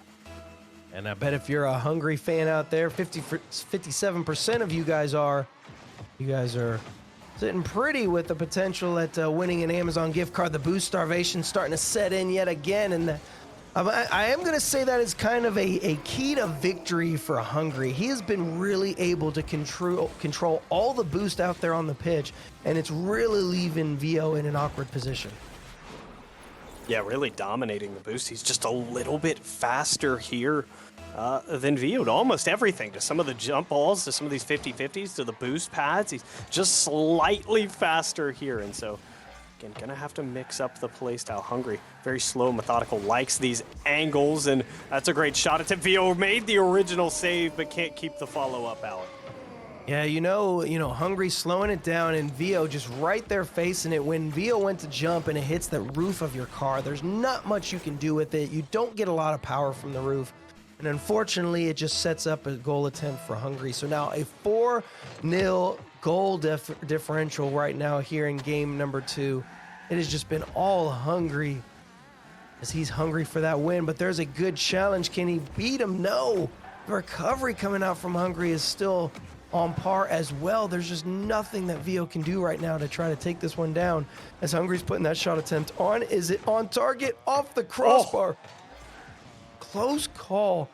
And Hungry just waiting and the shot attempt. There's not much you can do if you're Vio. What an original save there. Just so unfortunate. Yeah, he only had enough for one touch. And Hungry just so patient there. Just waits for this one to fall back down into his lap. And you know, still half a game of Rocket League left. Hungry scored 5 in the first half. Vio could very well score 5 in the second half, but I mean, you have to start getting some goals into the back of the net, and you need to do it soon. And so it's going to be interesting if Hungry is able to pull out this this series win, which so far it looks like he's going to be able to. We do still have that halfway point. We're just now at 2:31 on the clock, but 6-0 in favor of Heyo I'm Hungry. So Remmy gonna have to come in with the game changer on his protege out here, just not being able to really put one on the target here in game number 2. But there can definitely be the regain. And Hungry, he is always on the possession. He's always making sure that he's making an attempt, but he wasn't there. And Vio able to put one in, 6-1. Okay, there we go for Vio. Again, it's the kickoff. This time, in his favor, he's able to immediately win this kickoff. Yeah, camera angle a little bit awkward on it, but Vio just able to tap it away. Hungry swung too wide. And I think that plagued him last game rather, where he just goes a little bit too wide. So maybe if you can kind of bait him out on any of those attempts, you might be able to get a few quick goals. And hey, demos will work too. If you can regain control, he is spawned on the far post. He's got to put it on, and unfortunately just not enough power, and that might give the breakaway needed for Hungry. So right there off of the respawn and the save, we do see the Brazil come out from Hungry. Great spawn for Hungry there. Does a good job to stay calm, and Vio didn't get as much as he would want on that shot. And so a big save made from Hungry, and then a tap in open net. Yeah, trip to Brazil has been booked, and we'll see if we're headed around the world here, Mustache. Hungry, trying to put a shot on, that one bounces off. Shot still attempting, but now Vio's got the control. Can he send this down the pitch? Almost. Hungry, I thought was almost going to be able to get the demo. We see the 2 now for Vio. We're going to see the 8th goal to come out from Hungry. We'll have to wait and see. We've got 1:40. Volts comeback, is it real? It's possible. I don't know about real. Real and possible are two very different scenarios here, but I mean, it's possible here, especially with this kickoff. Vio just has to be patient, and he'll tap this one in. Yeah, I'm not buying into it yet, Mustache. I'm not on the comeback train just yet, but you know, I see it pulling into the station. This is the way to start. This is how you get the momentum back in your favor if you're Vio. You have to start coming out with these kickoff goals. You'd be surprised on how quickly this game could change if he's able to pull out, 2 more kickoff goals. Not even just enough to tie up the game, but he's got to be able to get this one past. Another great save coming out from Vio. He's definitely got the defense. He's just got to make sure he's got the offense. And now Vio's got control. He's going to try and go for the flick. He gets it. Does it drop? He's got to make sure it goes in. It does. And now we've got the 4th goal in for Vio. Vio's defense has been so impressive, Mustache. He's made 2 or 3 saves that you really don't expect out of someone in the champ division. It's very rare that, we question the offensive end of champs because, again, people love the flashy, scory fancy style of Rocket League, it's very rare where you see someone who has an ironed out defense like Vio. And that defense is going to have to step in right here as this one's going to be launched towards the net. He goes for the goes for the boost, thinking he was going to beat Hungry to it. Unfortunately, wasn't able to, so now the goal differential is back to 4. And that is just a tough break. 61 seconds left. Still doable, but he's going to need those kickoff goals yet again. Definitely still doable, but yeah, that's just, you know, that takes all the wind out of your sails, Mustache. You had a couple unanswered. You were feeling pretty good, and then, a huge bump here from Hungry as you could have looked to grab some momentum back. He'll put away the open net, and now I would say the comeback train is pulled out of the station, and Vio and I are not on it. Hey, you just missed it. You got your tickets, your bag. You got stuck at the gate, and train is leaving. I don't know. I'm still there. I'm still waiting for it. 5 goals in 53 seconds. You'd be surprised, but I actually have seen it happen. And this is how you do it. Right here off the kickoff. He was almost going to be able to get one on the last one. He did get bumped away, but he gets one here. You'd be surprised on how quickly these can pile up if he's able to get the kickoff. So it is going to be Hungry. You're going to have to watch how he does these kickoffs because he obviously doesn't want this to happen again. 50 seconds left, which is an eternity in ones. Vio winning a kickoff, but will lose the race to mid boost. He's gonna have to turn with 0, and that's where the desperation kicks in. Hungry is just eating away clock now as he picks up left, mid, and left corner boost. Vio just 5 in the tank to work with here as Hungry will now go and boost starve him one more time. So Father Time just doesn't have a comeback in the cards for Vio. Hungry's done a fantastic job of wasting away this last minute, and Mustache, I was correct in some form or fashion. We're not going to 3, but it was in favor of Hungry and not Vio. Nope. And you know what? You know what's what we have to realize out of all this? Not the fact that Vio unfortunately not able to pull out the win in the series, but now Top Gun has to show us that we got the prediction wrong. Oh yeah, that'll be a fun one to hear about. But it finishes 9-5. Hungry does pick up the game number 2 win, and I can't wait to see what this kickoff number looks like here. Yeah, 58% advantage. Actually not as bad as I was expecting, Mustache there, but again, still when you're dominating kickoffs as much as Hungry did in this series, it's a winning recipe. I mean, 24 shots on target to come out in the entirety of this series. 24 shots on target. I mean, 5 saves coming out from Hey, I'm Hungry.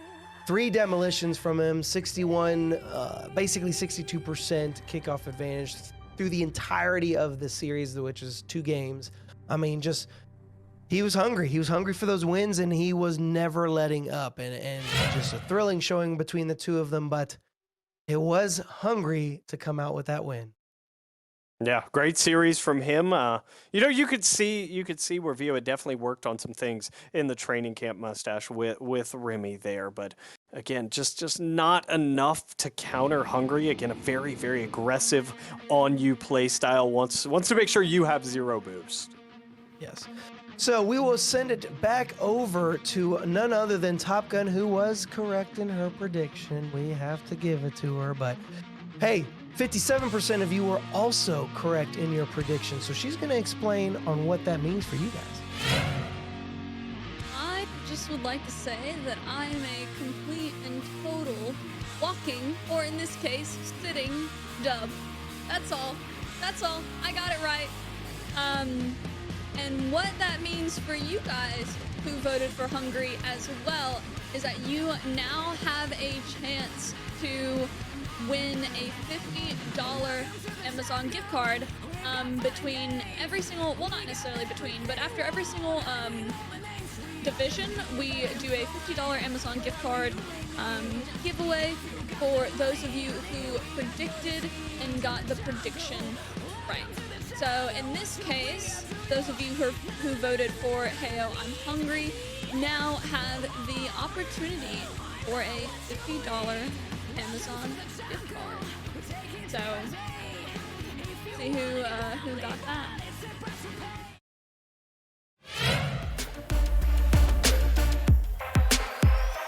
Here is Dynamic D's prize winner.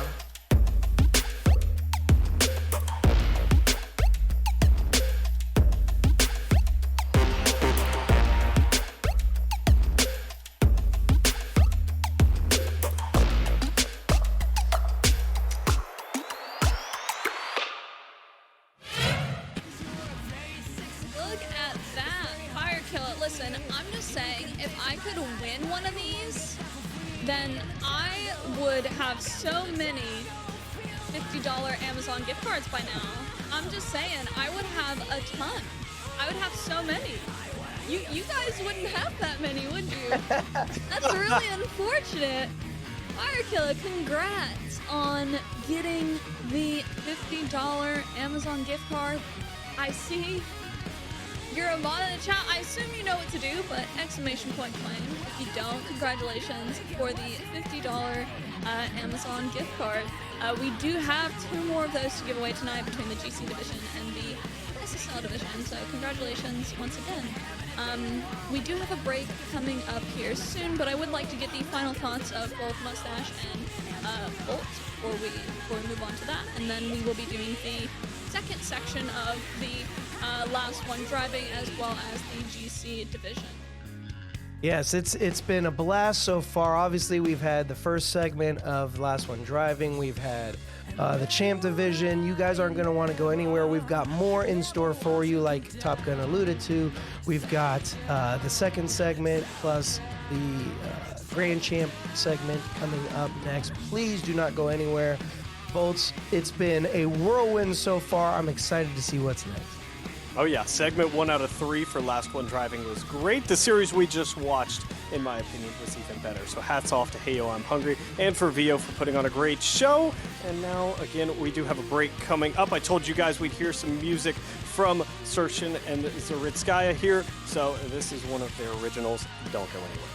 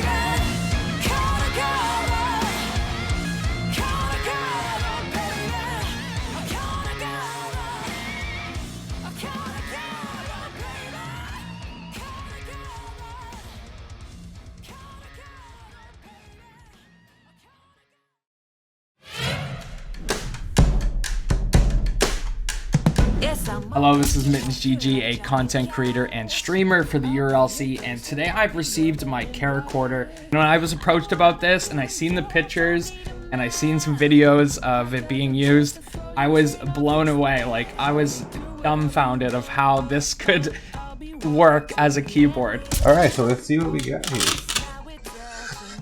Okay. This is the camcorder map. By default, mapped to these keys that you see here, right? Here we go. Oh my goodness, look at it. Oh my goodness. So many joysticks. Shee! So yeah, 2 big ones and 16 smaller ones. From what I can see, every single piece is a joystick, which is very interesting. And then also these right here and everything, it at first seems a little intimidating because there's a lot and it can go in 4 directions, I believe. There's 2 cables connected in here and then a bar. And I'm assuming that you can remove this here because I have seen on the videos they spread this apart, so you can remove this if you want to. I believe you'd be able to like separate these and then space it out how you would like, right? To make it more efficient. It's crazy because like you could probably use this device in a way that you don't even need a mouse, right? I don't know if this talks about, yeah, look at that, mouse control. And it has everything, so like up would be P here, right would be H, left would be F, down would be D. But apparently these are all customizable and everything like that as well, which is really cool. All of your fingers and your thumbs are ready to press these 3. Your fingers are all in here. Like, they really went all out in terms of ergonomics. I want to know, how sturdy is it? How long is it going to take for me to break one of these things by just playing the game? According to what I've read, it is extremely sturdy. And I can tell you right now, it feels extremely sturdy. It feels like I have to want to break this to break it. That's how it feels right now. But then, you know, obviously with all the joysticks makes it look insane. But yeah, it's super, super comfortable actually. It fits right in the palm of my hand too. Like, they just lay right on the joysticks. It's really nice. You can basically never take your hands out of this device and do whatever it is that you normally do on the computer way faster and way more efficient. This is insane. For the gaming applications as well, you could macro certain movements in games and add actions to it, right? So you can move somewhere and then maybe, you know, shoot a gun or whatever, right? I think at first glance, people might not realize the potential that this thing has for Rocket League. So allow me to demonstrate. Let's talk about a basic Rocket League mechanic, like a half flip, for instance. Basically, you have to hold down on your analog stick, and then you double tap your jump button, so you could do a backwards dodge. And then you have to cancel the flip. I think the way that I'll start off trying to learn it is basically just, you know, trying to pick up, you know, some words or some phrases, right? Just like very simple typing stuff. Because you have to move your joystick up and down without accidentally moving it not ever so slightly to the left or to the right. You know, so how much control do you really have with your thumb? Well, obviously the pros have a ton of control.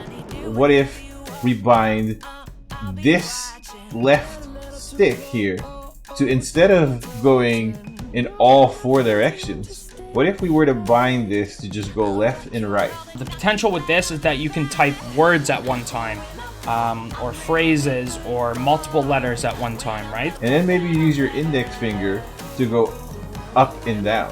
Of course, at first, anything's hard to learn, and I'm really excited to try this out. Basically, once you get the muscle memory down to do this, it's a lot easier than having to like move this around, making sure that you don't accidentally move it left and right. Yeah, wow. That is insane. Look at that. Look at this thing and think about it. Just think about this in Rocket League, right? You can bind every single one of these in 4 different ways. Think about that. Think about what that means for Rocket League. So the potential is really, really high with this, and I'm really excited to start using it. Yeah, I can't wait to get started. If you are interested in going through this experience with us, you actually can get this for a 10% discount by just making sure that you enter promo code URLC at checkout. in the Caracorder store. Don't forget that. We would love to see the videos that you guys post. Please tag us if you guys do. If anybody buys a Caracorder and you're putting out content out there, please tag us so we can see what you're doing with this thing. Thank you to Caracorder for sending this out for me. And yeah, looking forward to using it. Thank you very much. This could potentially become the new meta for Rocket League. Caracorder. Mark my words. By the end of this season, we're gonna prove it. Type at the speed of thought with Caracorder.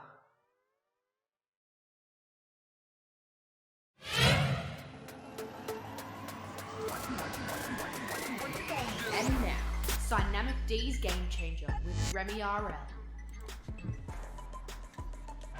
Yo, what's up everybody? I'm here with the game-changing moment versus Vio and Hungry. And Hungry, hats off to you. It was a great game. Hungry played exactly how we thought he would, down to the T. He played, I mimicked the play style against Vio in our training. You know, Vio has a bit of a boost management problem, and I think that's what killed him in this series. He missed a few things that he definitely needed to hit. He had some weak shots going on net. Overall, well played by Hungry. He has a good, consistent play style. And what really killed Vio, though, was the momentum here. That had to be scored. He needed better boost management. He needed to sink that goal to stay in this game. We don't want to talk about game 2.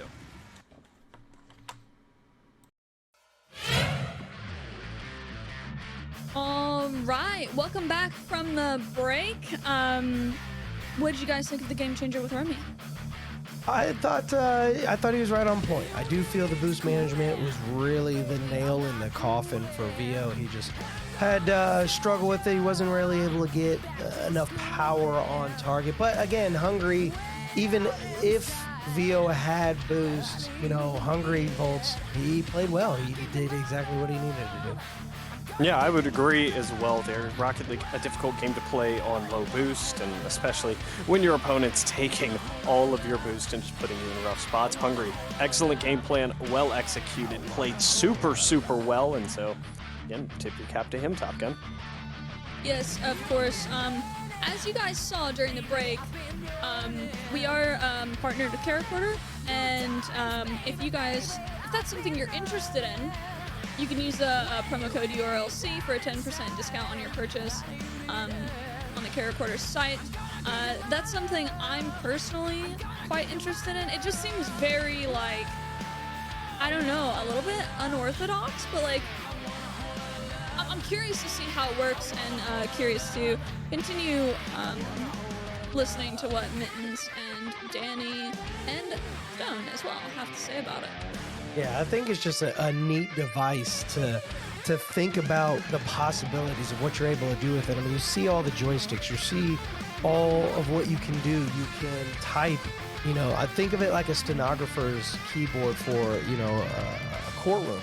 You're able to type much faster than you would with a typical QWERTY keyboard, and then you can map those joysticks for anything. And so it could definitely be used for Rocket League, it could be used for a first-person shooter. Anything is possible, and I know there's people out there that just code out the wazoo. They're able to just think of that and do it. So I'm really interested to see what those three can do with it, and what anybody else, if they are able to pick it up with the 10% discount code, Bolts. And while we are on the mentions train here, we have to mention the band again, Tristn and Zaritzkaya there. Again, you can hear their music in the background while we're talking here. You just saw some of their covers. I apologize, I was incorrect. We're going to be sticking with the covers for tonight there. But again, a fantastic band, some incredible voices from Ukraine, which is only appropriate since this last one driving event is a charity event for humanitarian relief in Ukraine. So again, we appreciate them being willing to let us use their music for the event. We love the music that they make, and you know, again, an incredible situation. The fact what they're going through personally, they're such an incredible story, and again, we just send all of our love to them. Once again, this is a charity event for Ukraine, so keep that in mind. ! donut if you have the means to do so. We are continuing on very soon with the second portion of the last one driving. We do have a video explanation for it, and we will be playing that again soon. You guys, about 10 contestants or so. We are doing it after the divisions. There will be another section, the last section, after the GC division portion of the main event of URLC. The main URLC event happens. We are doing the next one here very, very soon, where we will grab a few of your favorite pros and content creators to duke it out in a 1v1. Everyone has 3 lives starting off, first time on the pitch, but we do have Gaogaen coming up. I believe a life or 2 lost for this one. So the person coming in with 3 lives will have an advantage due to that. But yeah, we do have a video for you to explain kind of the format of how last one driving works.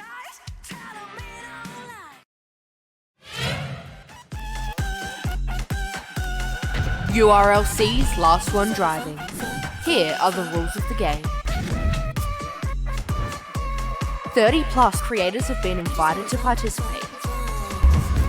The game begins with 2 players in a 1v1 game.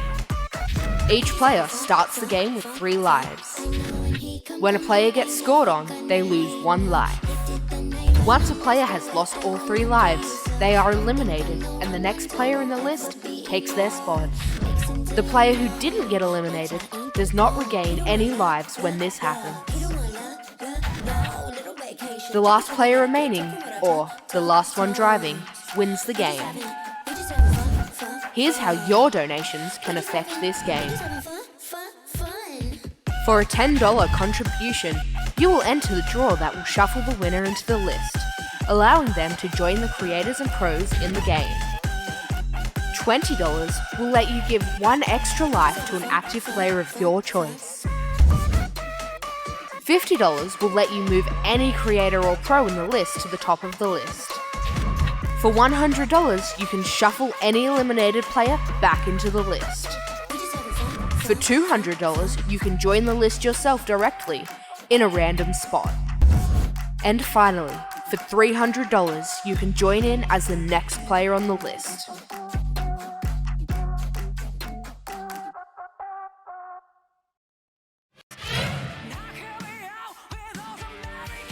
Well, ladies and gents, that is how this format goes. Once again, you guys can donate to make changes, whether it may be like adding lives to people, or adding yourselves in, or a new player in, or a player that has already been defeated into the list. We do have, once again, quite a few of your favorite content creators and pros participating in this event, and it is definitely one for the books.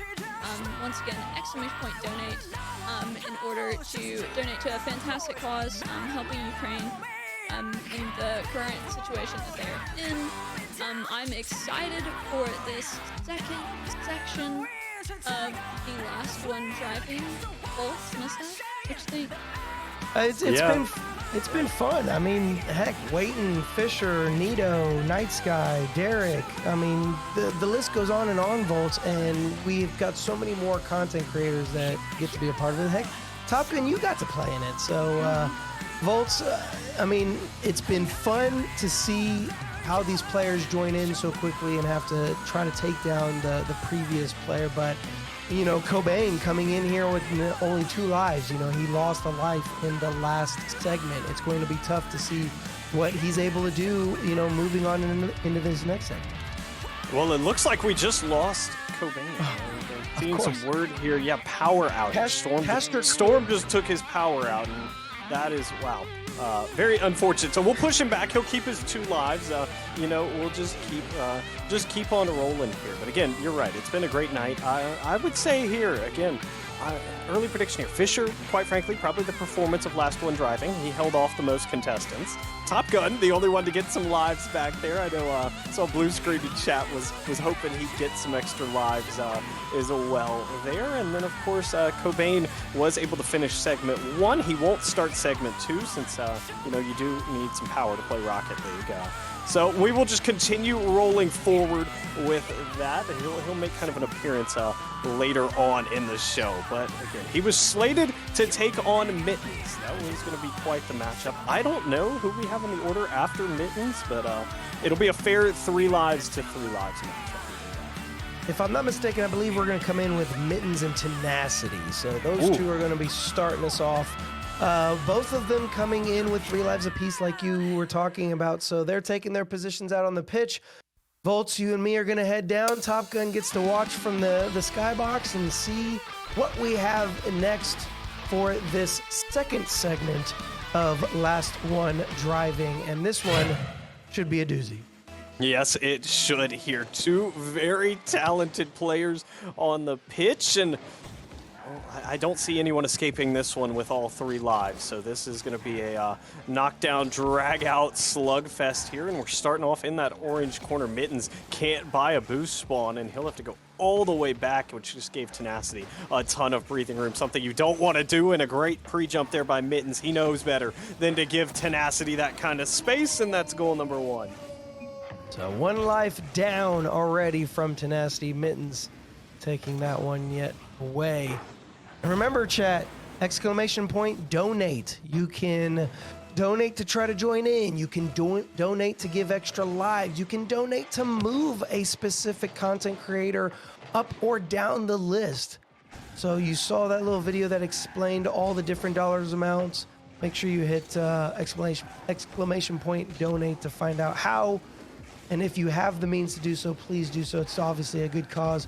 Otherwise, Mittens, he's going to try and take Tenacity down in a clean sweep, maybe. Mittens, good pop. Mittens, good bump, but it's just not in. Tenacity didn't get a piece of it, but the crossbar will be his friend for now.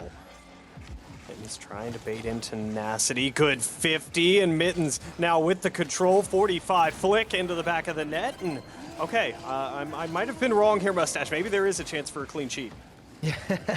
Yeah, definitely. I mean, Mittens, he's been having all the control. He's holding on to possessions. He's really not allowing Tenacity to even touch the ball much. And so because of that, he's got control of the entire pace of the game. But that challenge almost going in Tenacity's favor. Mittens having to retreat back quickly to make sure that that does not go on target. But now Tenacity has all the possession, tries to get around Mittens, though, trying to play keep away. Tenacity has shot on. Can he put this one in? He does. Finally crosses that goal line, and we finally see 1 life down from Mittens. Wow, this one I don't think, was not going to be in. Tenacity had to try to put it in, and what a touch from Mittens. He actually originally kept it out. It bounced right back off Tenacity, so a true 50 on the goal line will yield at least 1 life lost for Mittens, and now careful here, he just put this in front of his own net. Tenacity too low boost to take advantage, and now it's Mittens on low boost. Good challenge from Tenacity, and Mustache, I'm almost disappointed that this one ends in 3 lives. This would be a fantastic full game series here as Tenacity trying to equalize and put them both on their last life. Mittens is just trying to play keep away. It's still been on his half of the his half of the pitch rather. For quite some time, Tenacity is just holding down, seeing if he could take the possession away. A good bump to take it away from Mittens. He still has it in his favor. Mittens, though, able to get a touch on it. Tenacity going to take that boost, hold on, and see if he can't take that corner. Mittens left with 6 in the tank. He's not going to be able to do much with it. Tenacity just having to get it out of harm's reach. Mittens still with nothing in the tank, and that is crucial in ones. You've got to be able to have that boost. Otherwise, you just have to hold on and see if you can't keep that ball close. Can Tenacity put this on target? Mittens not going to be able to get this out of harm's reach, and now we are both at 1 life apiece for the 2 of them. Mittens was sitting there wishing somebody could donate him some insta boost because he just could not find any on the pitch, and that's a great goal from Tenacity. 2 apiece. both lives are, both players have 2 lives gone, so they're just down to that final. What can you do? How do you play this? Are you methodical? Do you just try to still use the typical ones fashion? I don't think it's gonna matter as Mittens pops that over Tenacity, and Tenacity will be knocked out the first here in this second segment of Last One Driving. That's a great shot there from Mittens. I mean, it's top corner. It's the one place that Tenacity can't quite grasp. And again, the damage done though. Just 1 life left for Mittens as we advance on in Last One Driving. And Top Gun, 1 life is not very many to play with. As I know. I wonder, do you guys think that he can make it through that 1 life? I guess once again, it does depend on the next contestant, but I wonder if he can make that 1 life last a little bit longer, or will Fisher continue to be the reigning champ on the player that lasts the longest within these ones matches? We'll find out. Is Mustache? It's Remmy here, so the coach now becomes the player, and we'll see if there's a reason Remmy is the coach and retired, or if the master is still better than the students. Right. Yeah. This is where Remmy has to put his coaching right here out on the pitch, and so we've go ahead and reset themselves. They're going to get into their starting positions, and we will head down to the pitch for this matchup. Remmy coming in with 3 lives, Mittens rather, having just that 1 life, and this may be the final life. Remmy having to wait as he had no boost. He couldn't put a shot on, but off the post it goes. Mittens, is he going to be able to knock a life off of Remmy? Mittens holding it down, shot on Remmy. Great save to at least get it out to the corner. Remmy tried to pop it all the way back out long, but Mittens now, it's his turn just to eat up boost across this pitch. Good stop and catch. Remmy, a little bit awkward. Mittens trying to come up with something creative. Will force the save out of Remmy and grab the boost. He's going to go grab the other corner as well, and now Remmy forced to contest on low boost. There's the reset. There's the shot, and it's in. What a shot from Mittens. Remmy losing a life. Mittens picking up that corner, and he gets... he doesn't even need to use the flip reset. I'm not sure if he actually quite achieved it or not, but nevertheless, he's able to control the dribble and get that all the way in the net. So now Remmy down a life. He still's got 1 more than Mittens. But Mittens, Volts, I'm not sure we've ever seen anybody last with 1 life so long. If Mittens is able to take down Remmy, this is going to be interesting. Without getting donated any extra lives, Mittens could be on quite a tear here. That's crispy right there. The reset into the flick, straight into the back of the net. And yeah, I mean, this is quite the mechanical display here. Mittens wants a hat trick on the mechanics. He's up again. Mittens, air dribble, wants the bump on Remmy. Good back wall defense. Again, common theme here in Last One Driving, but no boost to play with. Mittens eating up both of the big boosts. Will eat a 3rd one here. Ceiling shot incoming. Still got his flip, looking for the Musty. Can't quite connect. Remmy's a little bit awkward. He will get the touch needed to keep it out, though, Mustache.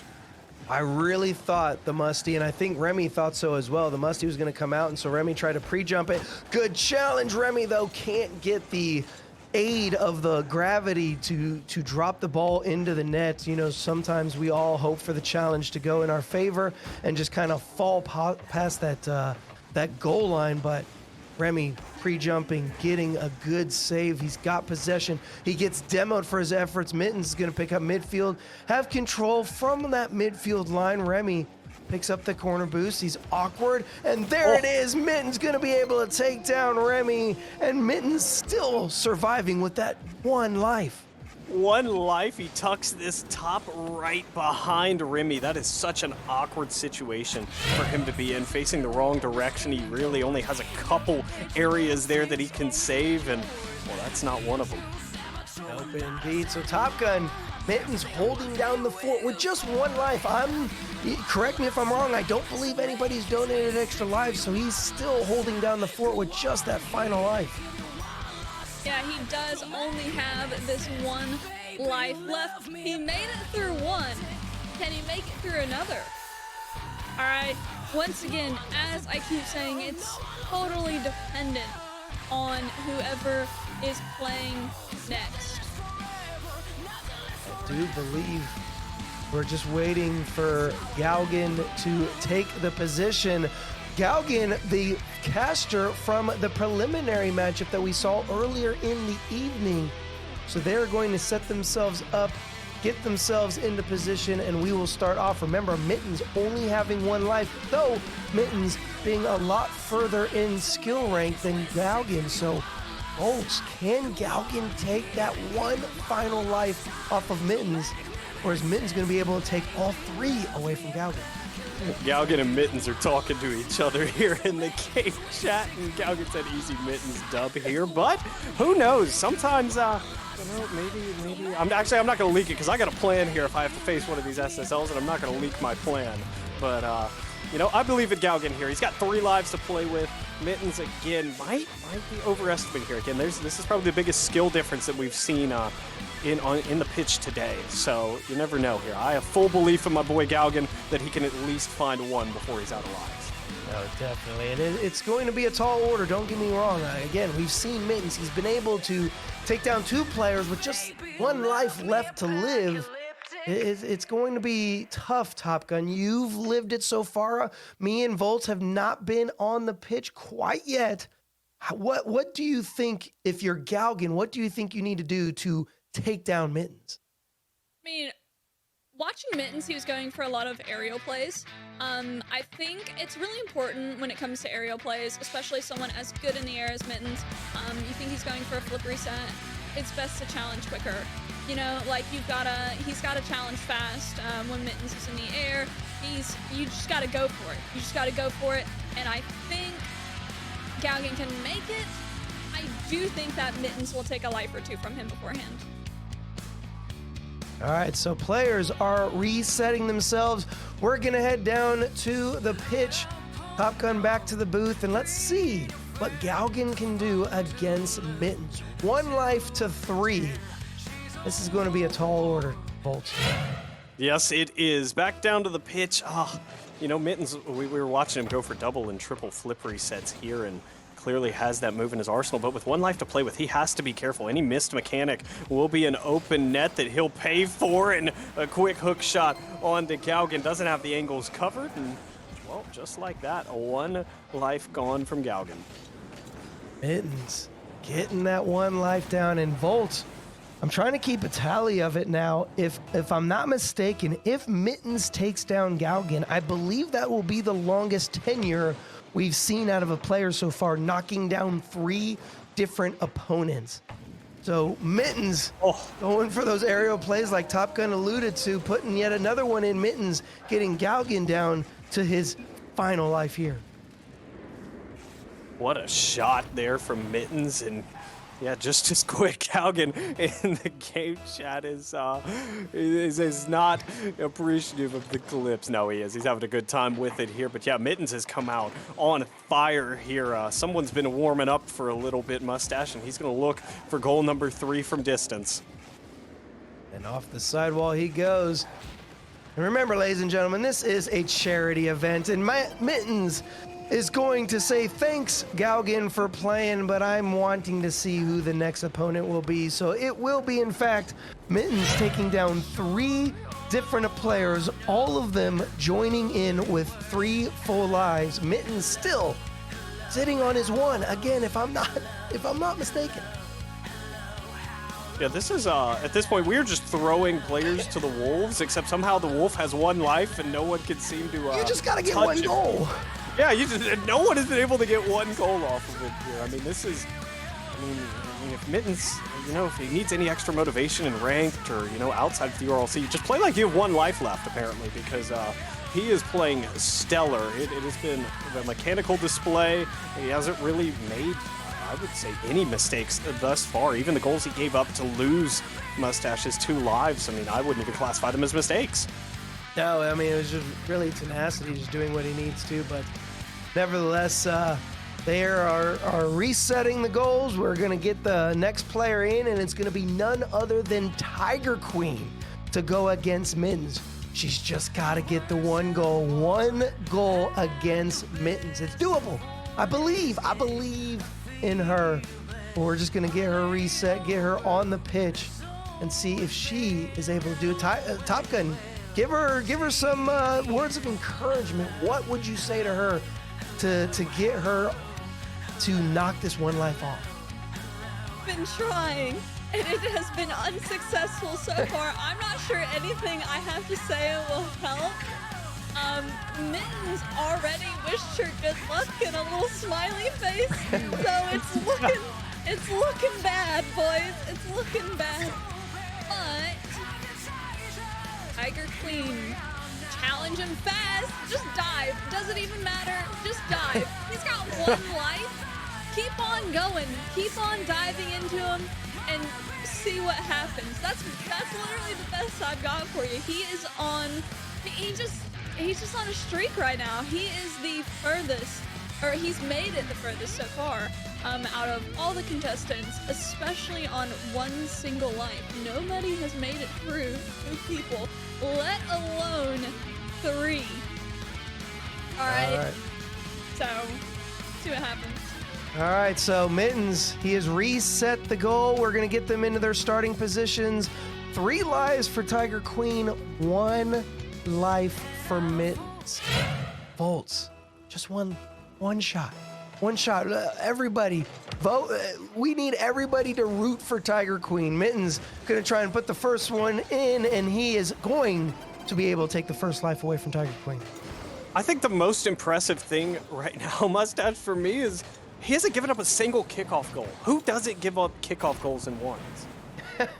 That is a true statement. I mean, you're always going to have one. It doesn't matter who you are. You're going to have some weird kickoff that just doesn't go your favor and somebody scores. I mean, that's just ones in a nutshell. But now it's going to be Tiger Queen. She's down to 2 lives. Mittens still only having his 1. What can she do? Can she put this on target? She's going to go for that boost. Mittens has the time, 70 in the tank. Aiding out Tiger Queen. She does go for the hit and is able to connect. And oh, here it is. She's going for the flick. Try to bait him out. So close. Mittens going to be able to recover. He's got nothing left. He does have a shot. And now Tiger Queen down to her final life. She did a great job of baiting him out there, and she took a little bit of Top Gun's advice there, Mustache. Mittens tried to bait her out, and she didn't fall for it. She just went. Okay, nothing to lose. Might as well go, but now everything to lose. Both of these players, 1 life left. Mittens, I believe this would be 12 straight goals on a 1 life, or I believe 10 actually would be the correct math there. If he can find the back of the net here, he's up for this one. 30 to play with. Reset, back of the net. Mittens, you animal. Oh, Mittens, you didn't have to do that. A big GG. Tiger Queen, thank you so much for coming in. Obviously, it is a tall order. This is a shuffle of players. It may not always be the most balanced, but again, this is for charity. And remember, ladies and gentlemen, if you want to see Tiger Queen, you guys can donate more lives. And I don't want to. Mustache just got word that he has now been thrown to the wolves. So 2 of the broadcast, 2 of the 4. I know Top Gun's already gone. I guess 2 of the remaining 3, Gaogaen and Mustache. Yeah, get ready, boss man. We need to see it. As this is going to be quite the matchup here. Mustache, okay, before you head down to the pitch, you've been in the booth with us. You've gotten to see, I believe this will be 4 opponents. What is your strategy? Get a goal. No, I don't. It's gonna be tough. You know, obviously we've seen it.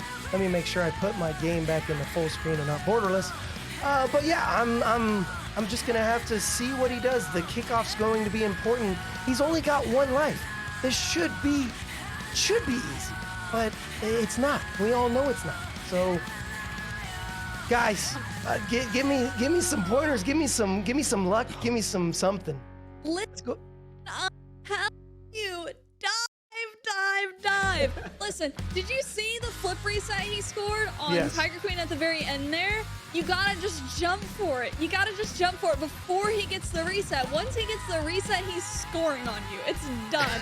You got to not let him get the reset. Mustache, be the man to take him down. Be the man to take him down. You got it. Okay. And so they are underway on the pitch here. Mittens trying to get it started early. Mittens over Mustache. I know y'all didn't get to see. Okay, wait, we're not going to count that one. Okay, Mustache gets a freebie. There is, I believe Bubba Stu actually joined mid-match there. So there's a little leak for you. Bubba Stu will wrap up. He's in the game. Yeah, he will. Bubba He's Stu. still on the pitch here, so we do might have to give it a couple resets here. But Bubba Stu will take on the winner of Mustache and Mittens here, and again, we're gonna get this restarted here in just a second. I'm gonna prompt Gaogaen to unmute his mic here. Gaogaen, you still with us here? I am still with everybody. I was waiting for the toss on over, and I'm here in audio form only, but I'm here nonetheless. And listen, you were calling out on the desk. You're like, give tips. Mustache desperately wanted tips about how to beat Mittens. Don't give Mittens the respect. I made that crucial mistake. Mittens is such a good player. I am diamond in ones, and I just let Mittens run rampant on the pitch. Mustache lined up, not a whole lot of boost in the tank, and Mittens is back to potentially block it, but all is not lost just yet. Still got it in the zone. Gaogaen, you gave it a valiant effort, and Mustache might have just had the best look we've seen, but he couldn't convert. Mittens, there we go, will add a 1, and you guys can't see the chat, but this party of 8 is letting Mustache hear it for that one.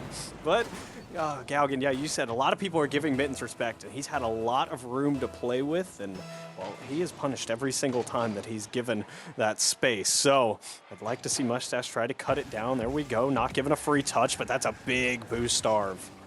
Yeah, that's the problem too, is even if you're not giving Mittens space, I'm pretty sure he's going to find it. Like, it just keeps happening every single time. There's very little that can be done to explain this phenomena because there seems to be an answer for everything. Mittens just so calm too. Wheels fully on the ground for most of that sequence in the middle of the field.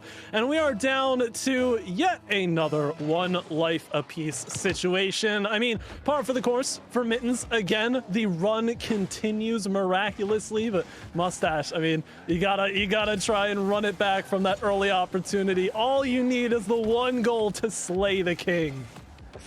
Oh, Mustache giving it his best effort. Again, he's in the Dominus. We haven't seen anyone in this Dominus hitbox here. You know, maybe that was the secret strat he had in store, but find a strat for this. Mittens up. Mittens wants the aerial, and he'll find it. Mustache out of lives. Gaogaen, thank you, the voice from beyond, for joining me very briefly here. But, you know, everyone seems to be a common theme here. Everyone losing to Mittens today. Listen, Mustache, welcome back. I have no excuse for the miss on the fact that I just, like, waited. I didn't wave dash. I did nothing but was just a deer in the headlights with the ball. Had all the time in the world and did nothing with it, and then couldn't pick up a flippin' boost pad to save my life. So, yeah, oh my gosh. That is a travesty to Rocket League in a nutshell. I was sitting there giggling to myself while you were fumbling. The ball, when it was wide open for so long. Like, I was sitting there, like, trying not to giggle into my mic. Because I just, like, the moment you flipped, I think the first time, I was like, he's done. It's over. I, like, Mittens fell hadn't even taken a underneath life the yet. ball. We got to go into this next game. Bubba Stu, knock him down. I'm getting a little upset with Mittens now. I want to see him knocked off this pedestal, so I'm hoping Bubba Stu can do it. Because I'm so upset with my own gameplay there that somebody's got to do it. And that's why I don't play ones, ladies and gentlemen. And that was going to be it. Bubba Stu, so close. You got to do it because obviously I could not, and that's how you do it. Finally, we knock Mittens off. Something I couldn't do, something 4 others couldn't do, but finally, he is gone. Wow, so Mustache, it's where it ends with Bubba Stu. Well, you started the Presidents. You had the real good look against against Mittens, and then Bubba Stu finally followed it up with actually converting it there. And so that was the last contestant for segment 2 out of 3 for Last One Driving. So Bubba Stu makes it out, not only against Mittens, but he makes it out clean as well. Oh wait, no, we have one more. We got one more. We got Kia. Oh. We have Kia coming in. We have one more contestant, actually. Mittens is holding the record right now for how many people have gone through. So congratulations to Mittens. I mean, listen, even though you didn't win, you do have the most people taken down. So congratulations to you. Not sure if anyone else is gonna beat that. 5 is a lot of people to go through, especially, what, 4 of those on one live? That's a lot. Yes, 4 of those on one live.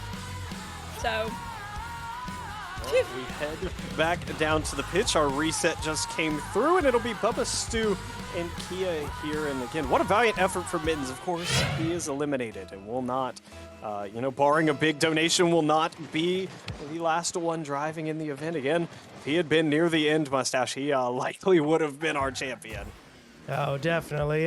And obviously, Mittens, rightfully so. You definitely earned that win. From me and the 4 others. I mean, you were just a powerhouse. And Bubba Stu gonna see if he can go on the same tirade that you did. He's got Kia as his opponent, both of them with full set of lives. Bubba not able to put that one in. Kia just trying to keep it close. Seeing what she can do. And oh, that one by Bubba Stu can't get the cut on it though. He picks up the corner. Kia, I believe, sitting with next to nothing in the tank, but a good challenge from her. Gets it over to the midfield. It's a good demo by Bubba Stu. He also dodged a brilliant air dribble bump attempt from Kia earlier in this game. Kia now a little bit awkward. Net Bubba Stu can't get a friendly bounce off that crossbar. Kia, the low boost. She just respond here. She's got 30 in the tank to play with. Caught Bubba Stu guessing, but couldn't quite turn it on. And well, this is probably the longest we've gone in last one driving. Mustache without a goal, both playing very well on defense. I definitely do feel that this is the longest we've gone. Kia gonna try and see if she can't change that. No, it's gonna be Bubba Stu to put the shot on. Kia can't get there, and she's gonna be the first one to lose a life in this one.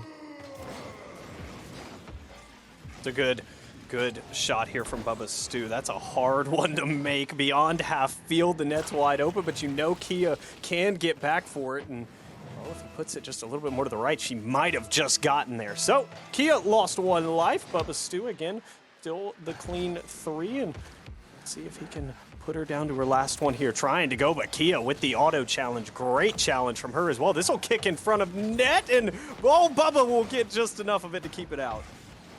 Oh, that was so close, Bubba.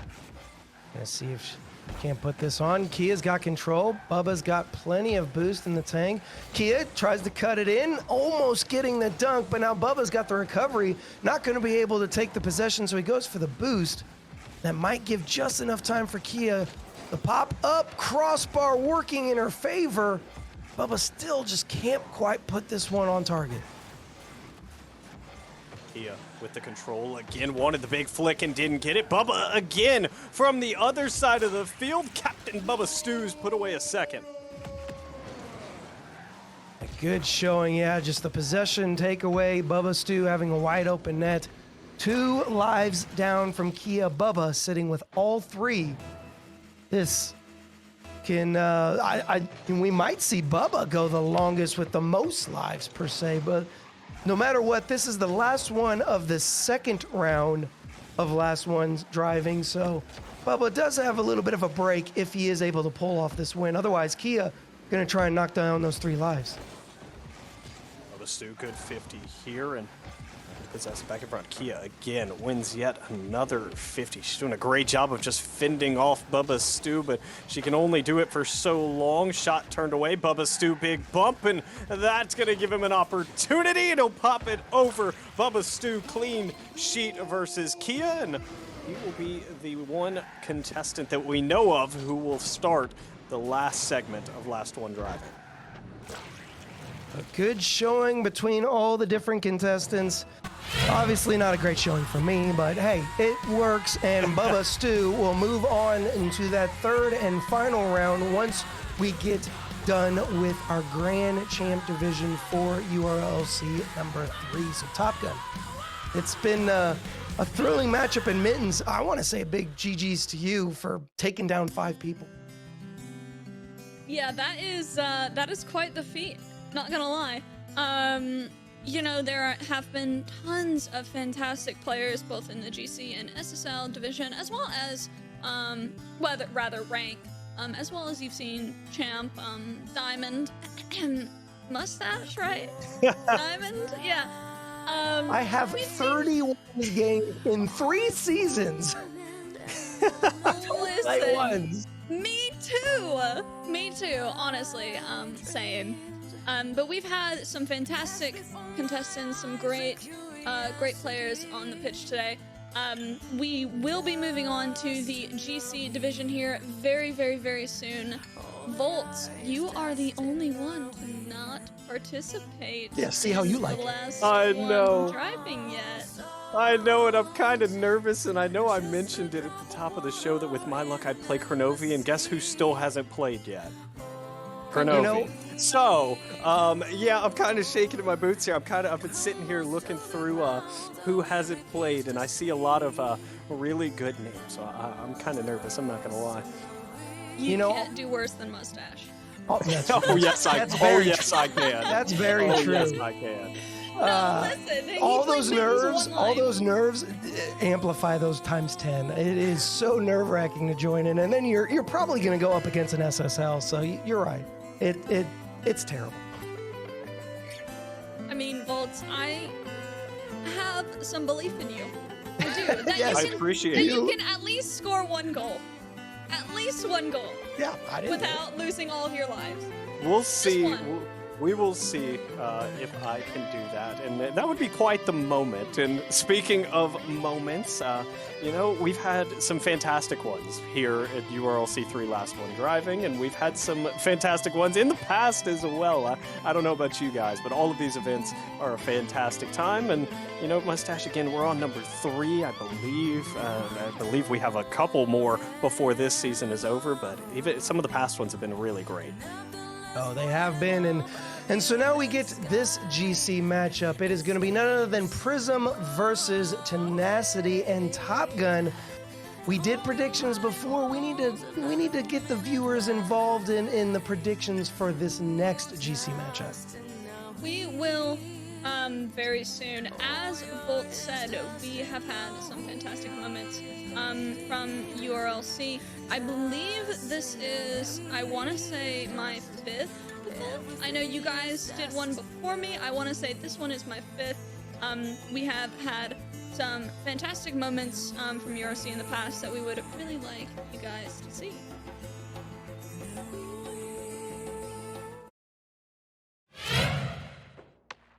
Top moments from URLC 1. Number 10. Here, Danikins, you guys have to put it all out there on the pitch. Nobody wants, when they're playing a ones game, you know, you want the goalie, you want the crossbar on your side, but not going up against you. The fake coming out, and he's able to hold it.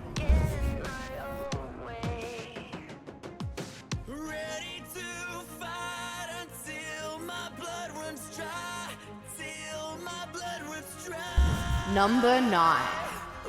Fear with 3 goals, Danikins with 1. He's only a best of 1, and the fake coming out yet again. He's going to have all the time in the world for this one, and he's going to add the 4th one to the goal.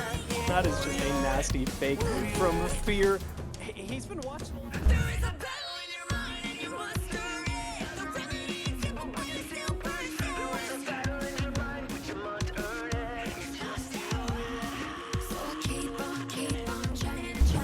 Number 8.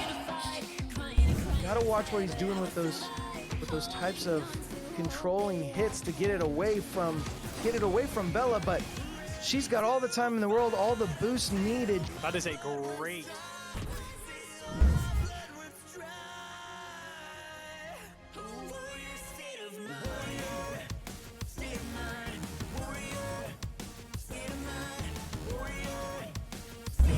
Number 7. Ranny trying to fake him out. He didn't have any boost. He is going to pick up that midfield. He notices Ranny is facing the wrong direction. Barney going to get the fake on him. He gets the flick instead. And that is the 2nd time.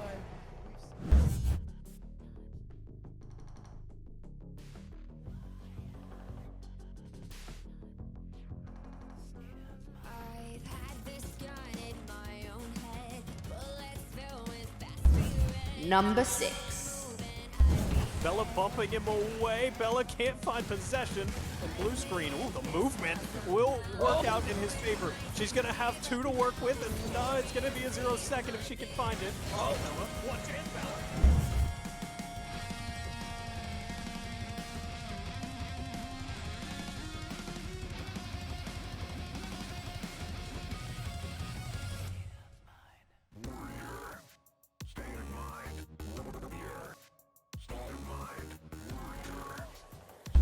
Number 5. Remember, ladies and gentlemen, this is a best of 5 now. The stalled kickoff coming out from Barney. At least he baits up to make it look like he's coming in. But the Doomsday coming out from Randy. He will put that one in the back of the net.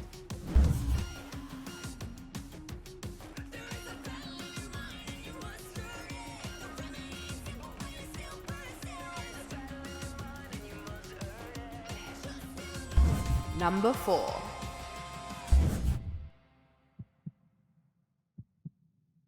And he actually is going to have to give the ball away to Bella. She gets the flick and puts it right underneath. We call this a welcome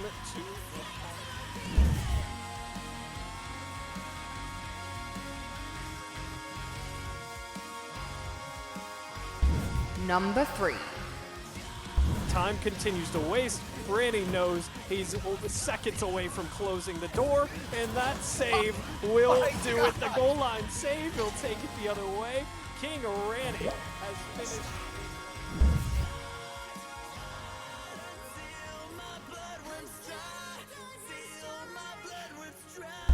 Number 2. Take the ball away from Fear, and he has had all control all game.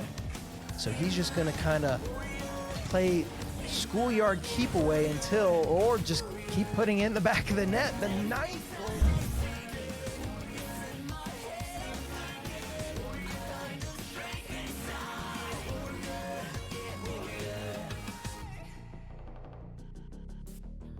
And number 1.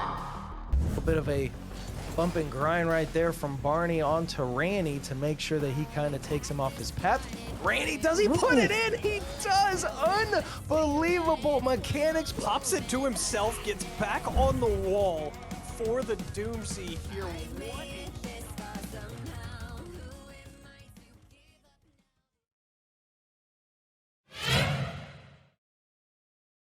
Hey, you guys.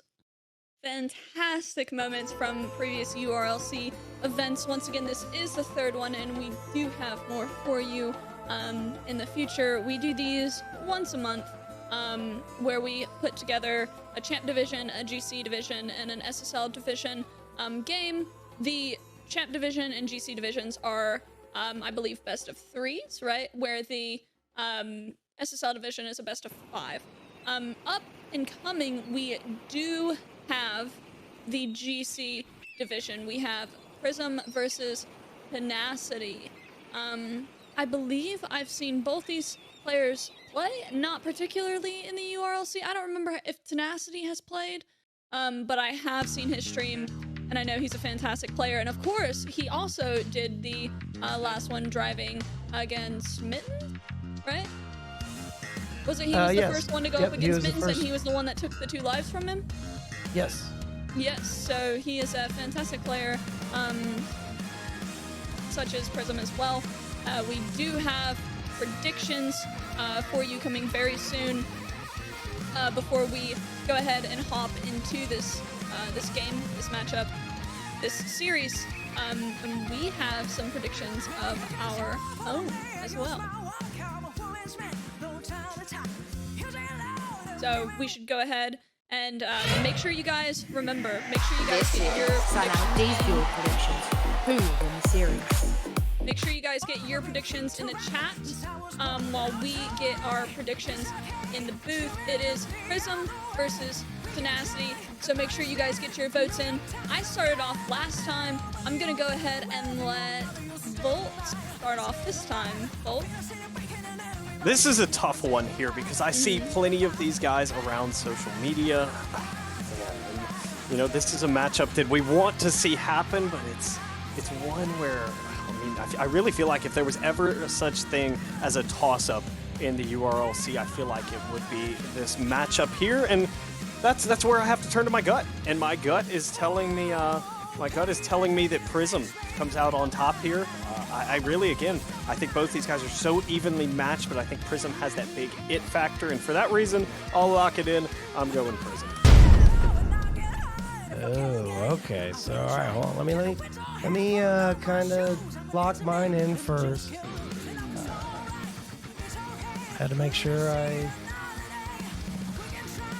All right. So here's what I'm gonna do. I'm looking over past instances. Prism, obviously playing in URLC. He had an unexpected loss against Tryon in URLC number 2, which was our last event. He was SSL. You know, he's a solid player. Tenacity. We've seen Tenacity take a few lives off of Mittens here in the One Last Driving. I think off of what I've seen from Tenacity and what I've seen from Prism, I am going to go with Tenacity. That's who I'm going to lock my vote in for. Okay, I am actually, I already have mine typed in. I had mine typed into the chat since Volt started talking. I, too, am going to go with Tenacity. So Mustache and I, either we lose together or we win together. And Volt's, someone here is going 0-2 for the night with their predictions. I am Either out one of you on two, a it's limb. not me. It's not me, but it's one of you two going 0-2. And I will lock in Tenacity as my vote. Remember, you guys, if you vote correctly, if you get the viewer prediction right, then you do have a chance at winning a $50 Amazon gift card. Alright, so if Tenacity wins and you predicted Tenacity, you have that chance. If Prism wins and you predicted Prism, you have that chance. So, Volt, how does it? You voted against us, man. You voted against us. What's the thoughts here? I'm a big fan of the underdog, and it does look like chat will be in favor of Tenacity here. So I'm happy with where I ended up. I'm a one-man army here. I'm going 1-1 here. I'm feeling a lot better. Those 3 minutes went past of your predictions. I'm liking what I see, and yeah, I'm feeling good. 53% versus 47%. You know, Tenacity, he is got some skill up his sleeve. I mean, we saw it against Mittens. We've seen him here in URLC. He's definitely a stellar player, and he's coming in with some, optimism into this matchup. But he knows how Prism plays. I feel Prism will probably come in here pretty confident, whereas Tenacity is going to come in optimistic. And I'm wondering if that confidence might plague Prism versus help him. That's what I'm basing my vote off of. These intros are fantastic. Here again is, of course, you've just seen Prisms, and now we see Tenacities coming in. And oh man, I pitched this matchup as a toss-up here, and I guess between our commentary disc, Top Gun and Mustache don't see it that way, but I'm perfectly fine with being correct on this one. Again, Prism over there at Torrent Esports really running through this scene and taking this scene by storm, and I would love to see him come out hot here in this series. All right, so there you have it, ladies and gentlemen. We do end at 53% to 47%. Remember, if you guys voted for one of these two players and they win the series, a best of 3 again here in the Grand Champ Division, then you have the opportunity at winning an Amazon gift card that we will draw after this particular series. But Tenacity versus Prism, it's going to be a juggernaut battle, to say the least. I definitely feel it probably will go the distance. You want to see it go the distance since it is a best of 3. You want to see as much Rocket League out of these two players as you can, Volts, but it's going to be tough, and I'm really interested to see who's a little bit more aggressive starting out the series. Mechanics will be on full display here, Mustache, no doubt about that. Again, we've seen both these players' social medias. We've gotten to see both of these players play before. Prism, of course, in the URLC already, and yeah, this one going going to be a high-flying, action-packed series, and we are just moments away. Neo Tokyo, again, is the site of all the URLC action for URLC 3. I mean, it's treated us very well so far, Mustache, and I expect nothing less out of this series. Yep, and so we're having the players take their positions on the pitch. We are going to take our positions in the booth. And let's get game number 1 underway. 5 minutes on the clock. Tenacity versus Prism, and a stalled kickoff to start us off. Stalled kickoff, Prism possession, and here comes the mechanics. Tenacity didn't want to give him the room, but this is a favorable bounce for Prism. It just hung up there a little bit too long, and he won't be able to capitalize. Good mid-boost spawn. Tenacity with 0. That's a great flick with 0, and he'll immediately track over to grab corner there. Prism, big clearance, and yeah, this is looking exactly how I expected, Mustache. Oh yeah, just a little bit of a stalemate between the two. You see some aggressiveness come out. Tenacity gonna put that one in because he was chasing down Prism, and I think it works out perfectly. Tenacity first one on the board.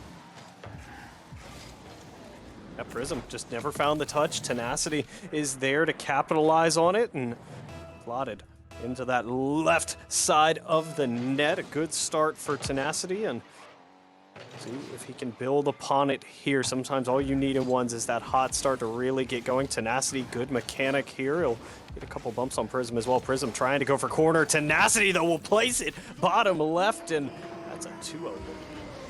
Oh, and rightfully so. He's just playing devil's advocate. He's, ones, it seems like these players are just able to keep the ball close. That is the mindset. And obviously, it's easier to say from the booth versus out there on the pitch. You have to just try to chase down the ball and don't give your opponent any type of opening opportunity. But there is a way to do so, and off of both posts, unfortunate for Tenacity, he's not able to put that one in. I thought that it was in, and I believe he thought so as well. So he's going to try and go for that flick yet again, maybe bait out Prism. Unfortunate, not able to do so, and so now he's got to go all the way his own half, regain himself, and move on.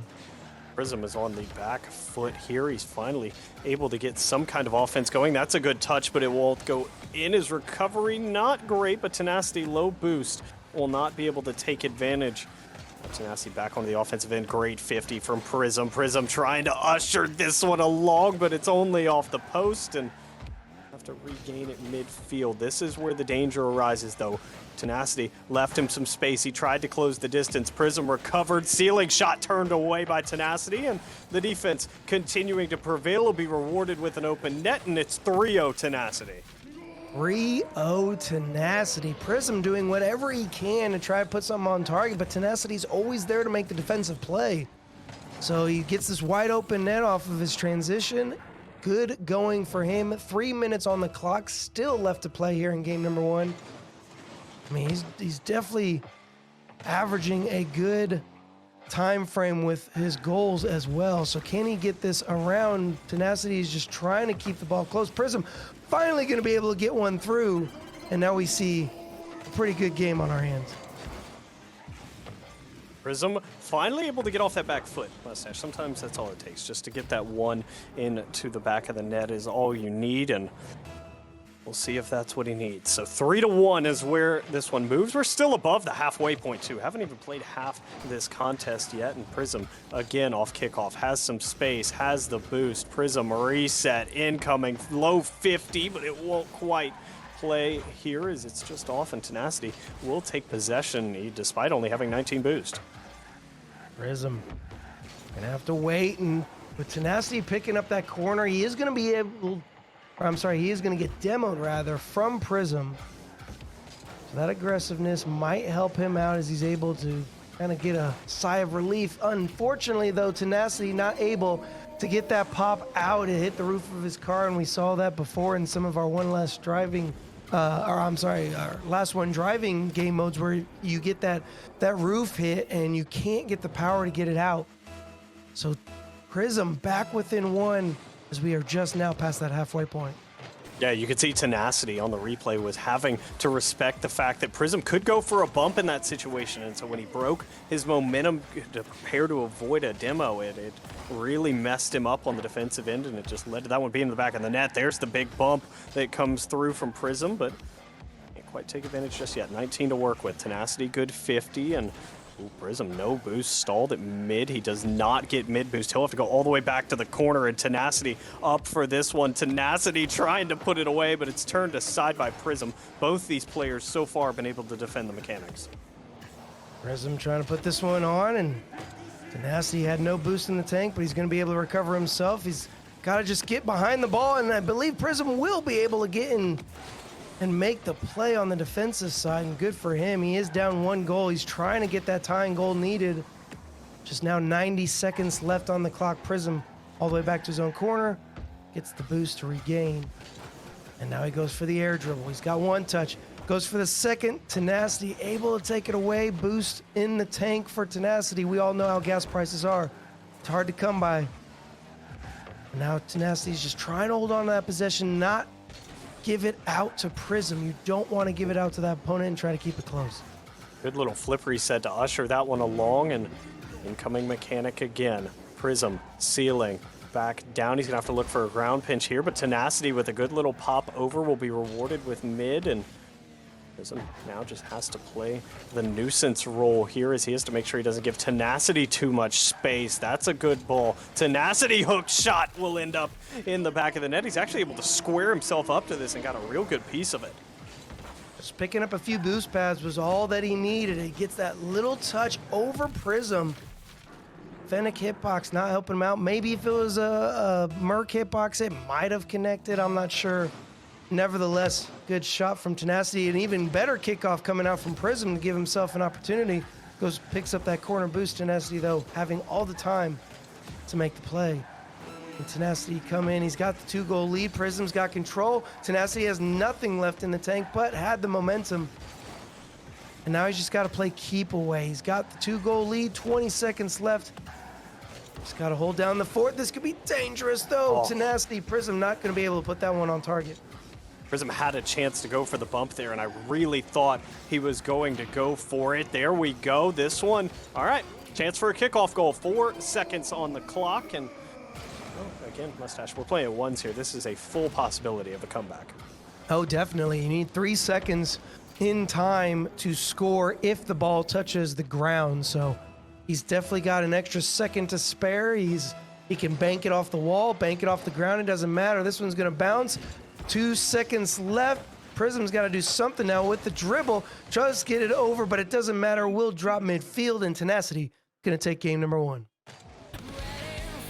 Good showing from Tenacity there. He showed the defense is going to be a highlight and a focus for him here. He did a great job of defending the mechanics of Prism, and rewarded with the game number 1 win despite Prism absolutely dominating the kickoff advantage, Mustache. Oh, indeed. And I definitely feel like that will be a tool for Prism to try to even up this series. I mean, those kickoffs have been going in his favor. It's the recovery after. How much boost does he have left in the tank? You know, I've always been told you need to have at least 12. So you try to feather, and maybe that last boost pad you pick up right before you go for the challenge on the kickoff. Hopefully you're able to hold some of that boost, if not all of it. Otherwise, you just have to recover the best you can off of that kickoff. And I think Prism will be able to come out and turn it around. I feel like he's really been able to kind of feel Tenacity out, and this scoreline definitely doesn't show enough for what Prism did out there.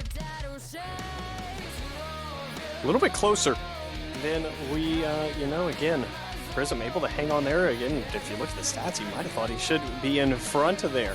But we'll head back down to the pitch for game number 2. Prism now down to his last life here in this best of 3. Tenacity looking to close the door in 2. And again, we talked about how even this was. Scoreline 4-3 game 1, and I don't expect much more than a 2-goal difference in any of these games, especially if we head to a game number 3.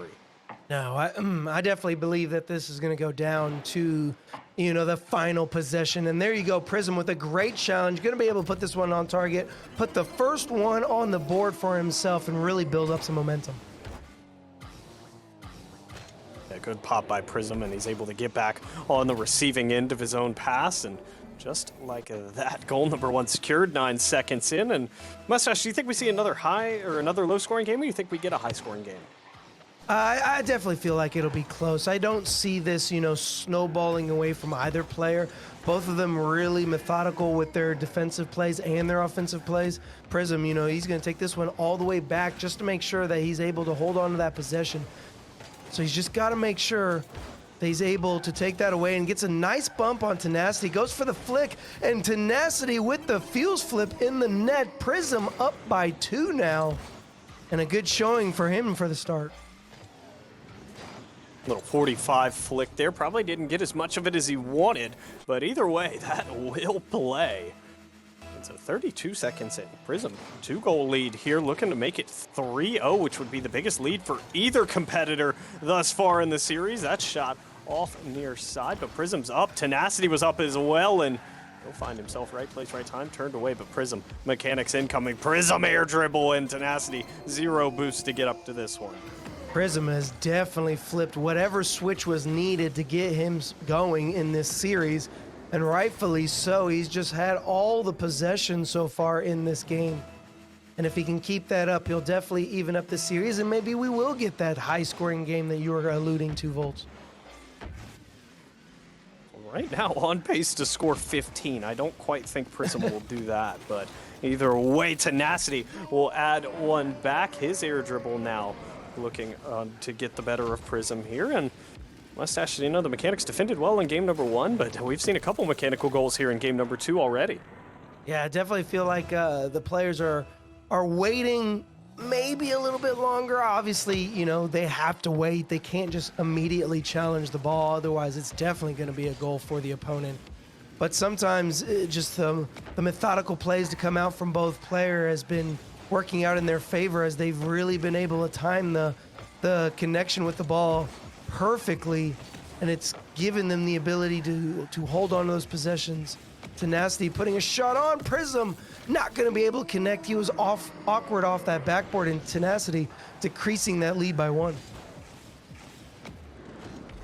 Tenacity just dumped it bottom left, the bounce shot. He kept it under Prism and put it where he couldn't reach it. And hats off to Tenacity here, down 3-0, now 2 unanswered, has fought his way back into this with some good mechanical plays. Prism, though, off kickoff, wants a big flick, and he got it. It's just a little bit too much. He's not able to turn it back on. Doesn't find a touch here as well, and Tenacity on low boost will at least be able to walk this one back to mid. Back to mid. Prism was ready for that boost steal, and that just left Tenacity with nothing. He had to go all the way back to his own corner to get that boost pad, and because of it, just gave Prism all the time in the world to make the play. Puts that top shelf, rightfully so. He's got the 2-goal lead back. 3:20 left in regulation. This is, maybe we will get that high-scoring game. The defensive side hasn't really been there from either player. They've just not really been able to get as many saves as they would hope. And another breakaway for Prism as he's going to put that one in. Yeah, just a little pop there at mid, pops it right over Tenacity, dumps it into the back of the net. And yeah, well, Mustache, I think this answers our question here, because I don't think Tenacity is going to go quietly into the night. We're about to have a high score in game number 2 here. Got a 7-goal scoreline, 3 minutes left in regulation. This is going to be a long game number 2. Prism's going to be able to take that. Tries to put it on target, not going to be able to get there in time. I thought he had the recovery, but just wasn't going to be able. Goes for the Doomsday. Tenacity coming in underneath him. Fantastic play to get that save. And I was talking about defensive plays needed, and that is definitely one way to get one. Prism on the flip side did a great job of dodging that bump, Mustache. Oh my goodness, and he gets the dunk right after. So great plays coming out of him. Wow, the flip reset here, a little carry flip reset. Tenacity made the original save, but Again, Prism, just his momentum carrying him down here, left Tenacity nowhere to play that ball, and it ends up right in the back of his own net. A little bit of a stalled kickoff as it goes to midfield. Tenacity just trying to get a banging clear on it, seeing if he can't get it over towards the net. Prism's got all the control, he's got all the dribble, goes for the flip reset, doesn't quite connect with it. He may have got it towards the end of the drop, but it doesn't matter. He wasn't able to really recover and get his wheels on the ground. Tenacity, though, has all the time. He's just got to put this one in. Easy going for him, and he's got a 3-goal lead that he still needs to close up, but he's got a lot of time here in game number 2. Good low 50. Prism just hits it straight into him, and it leaves Tenacity with a wide open net. So 9 goals scored between our competitors here, and Mustache said we're still over 2 minutes left in this one here, so plenty of time for Tenacity to either come back in this one or for Prism to really start running away with it more than he already has at this point. This is dangerous over his own net, but Prism in full control. Tenacity low boost will now check out back to mid. Prism good flick as he read Tenacity turning, and it's another beautiful goal, 7-3. Definitely feel like Prism is figuring out Tenacity's moves. He's able to kind of bait him out. He's able to get those flicks. His accuracy is a lot more on point. Prism definitely vibing in this particular game compared to what he was in game number 1. So if the game were to end now, he'd even up the series. He goes for a little bit of a stall, a little bit of a, that bump, not going to be enough, and Prism is just going to coerce that into the net. Tenacity wasn't really expecting that. And maybe he wanted to get the bump on him. I'm not sure, but unfortunate for him to say the least. And Mustache, I think we forgot one of the most major storylines here because we were so shocked of the fact that Tenacity played well. He just said it in the game chat. Hotel Wi-Fi sucks. He's at a bachelor's party right now playing. In the middle of this bachelor's party, he is playing in the URLC event, and I'm going to chalk it up to some lag here was the reason that last play was so awkward. But yeah, again, what a way to be playing in a URLC event. You know, I'm curious. You're right. We forgot that little nugget of information, but now I'm curious. What is he playing on? Is it a laptop? Is it an Xbox? A laptop. Is it a laptop? So is he playing on the small screen? Did he hook it up to the TV? You know, that all plays a factor in how this game is playing out. And we saw that 4-3 scoreline in game number 1. It is 8-3 now, but still Tenacity holding down the fort with that terrible hotel Wi-Fi. They'll put away a 4th one here off the fake Musty, but might be too little too late. 4 goals, 37 seconds. Definitely possible, but I don't see Prism giving up that many kickoff goals in succession here. So just trying to grab some kind of momentum for Tenacity, and I mean, again, that's just absolutely incredible that he's playing from a hotel. The true dedication to the URLC and to his craft here. This is a big matchup for him versus Prism. Wanted the Doomsday off the sidewall, couldn't quite get it. Prism will get a bump, but it won't stop the goal, and now just 3 and 26 seconds. I just envision the bachelor parties like probably something along the lines of like The Hangover or something, but they're just waiting. Like his buddies are like, dude, like hurry this up. We want to go. Nevertheless, good for him and good for his buddies to say, hey, go ahead and do this thing real quick. Hey, look at that. Within 17 seconds, crazier things have happened, Volts. Wow. So this went from the realm of, I would say, like maybe 5-10% possibility comeback to I'm kind of getting on the comeback team right now. Is Tenacity would need just one more kickoff goal to really make it possible. Here he doesn't quite get it. Neutral kickoff at mid, and he's going the wrong way. Has 8 seconds to find a goal and would need at least one for a kickoff goal. He won't have the time, and valiant effort falls just short. Prism will take game number 2, and whether they choose to keep it up or Prism tries to add to the scoreline with this Musty, he will. Okay, 9-6 final score. Prism with a great shot just to add a little flair to his Game 2 win. Jeez Louise, Prism, you didn't have to do that to him, but hey, he evens up the series. We will be given a game number 3, and I expected this one to go the distance. There's no way these two players allow it to be a sweep on either side. It doesn't matter whether you're a Prism fan or a Tenacity fan, you had to expect game 3 to come out of this. So, series match point for the two of them. What can they do? Prism definitely looking much, much better here in game number 2 than in game number 1, and you can definitely see so from those stats. Oh yeah, the stat line is ever telling here is Prism. Much better domination overall, especially in the series kickoff category. 65% total there for his kickoff advantage. He has broke out the only demos as well. Tenacity hasn't turned up physicality. It could be that hotel Wi-Fi. Maybe he's not comfortable going for demos there, because we all know how iffy Rocket League servers can be. Oh, and that definitely plays a factor in how he's playing. He's probably being a little bit more methodical and making sure that if he's going to go for a shot, it is pretty much on target, because it's going to be tough for him. If that internet falls down, he's not going to be able to recover himself, and it's just going to be a quick breakaway for Prism. So it definitely plays a factor. He's sitting with a 32 ping from what I can see. So I'm curious what hotel he's staying at, because it's halfway decent to me. Decent enough to keep him competitive in this series, but now game number 3. Someone's taking a win here. Someone's coming up just short. No, it's unfortunate, because I would love for both of these guys to win, Mustache, but we know that's not a possibility. Nope, there's always got to be a winner and there's always got to be a loser, and right now we're about to find out who is going to be who. Series match point in a best of 3 between Tenacity and Prism.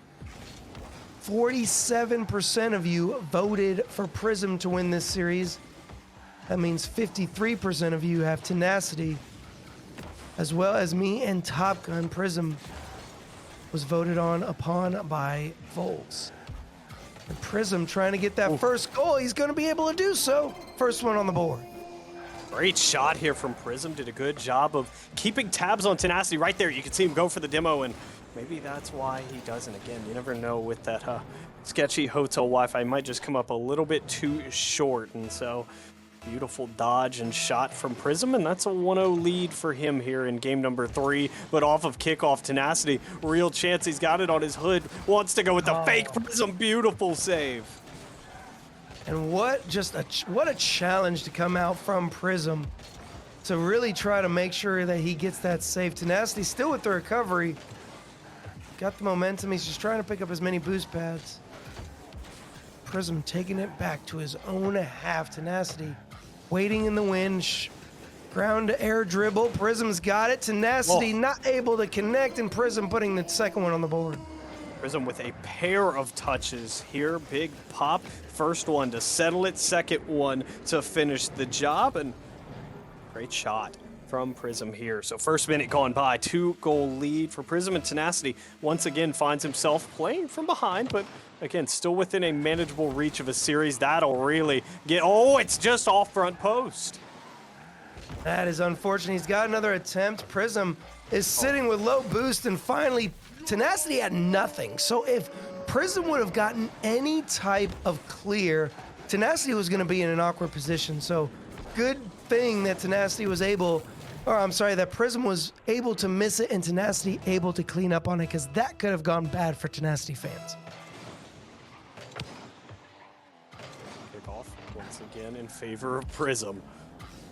Straight back down, air dribble incoming, ground to air, wants the bump. Tenacity does a beautiful job of dodging it. Brilliant dodge there. And he'll be able to keep that one out of the back of the net. Counterattack snuffed out though by Prism, and trying to work this one back and down. Good 50 at mid. Prism low boost, so was Tenacity, and now space and time for Prism to work with.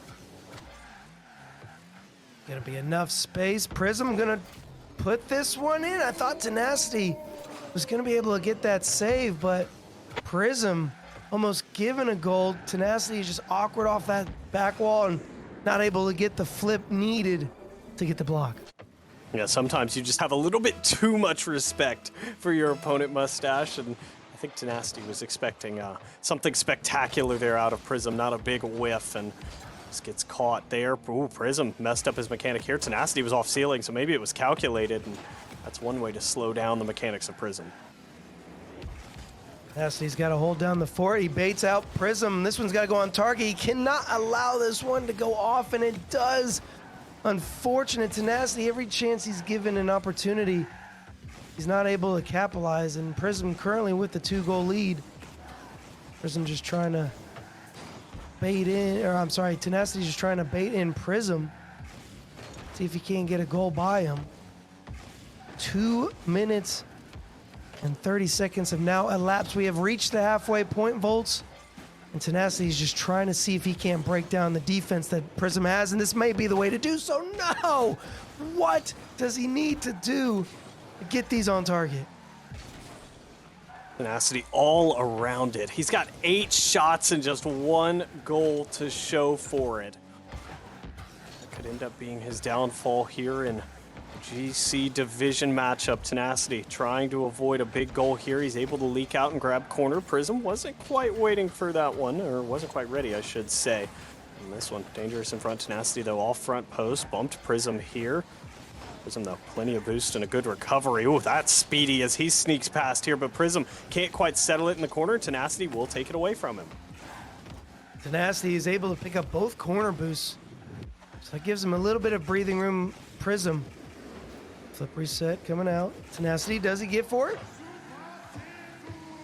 Doesn't quite get the pop that he wants, and that's just going to be unfortunate as Prism still gets the save, goes for another musty. Tenacity able to get the save, but all these challenges are just constantly draining down the clock, Volts, and I'm not sure Tenacity is going to have to get something on the board here if he's going to want to make this game a winnable matchup.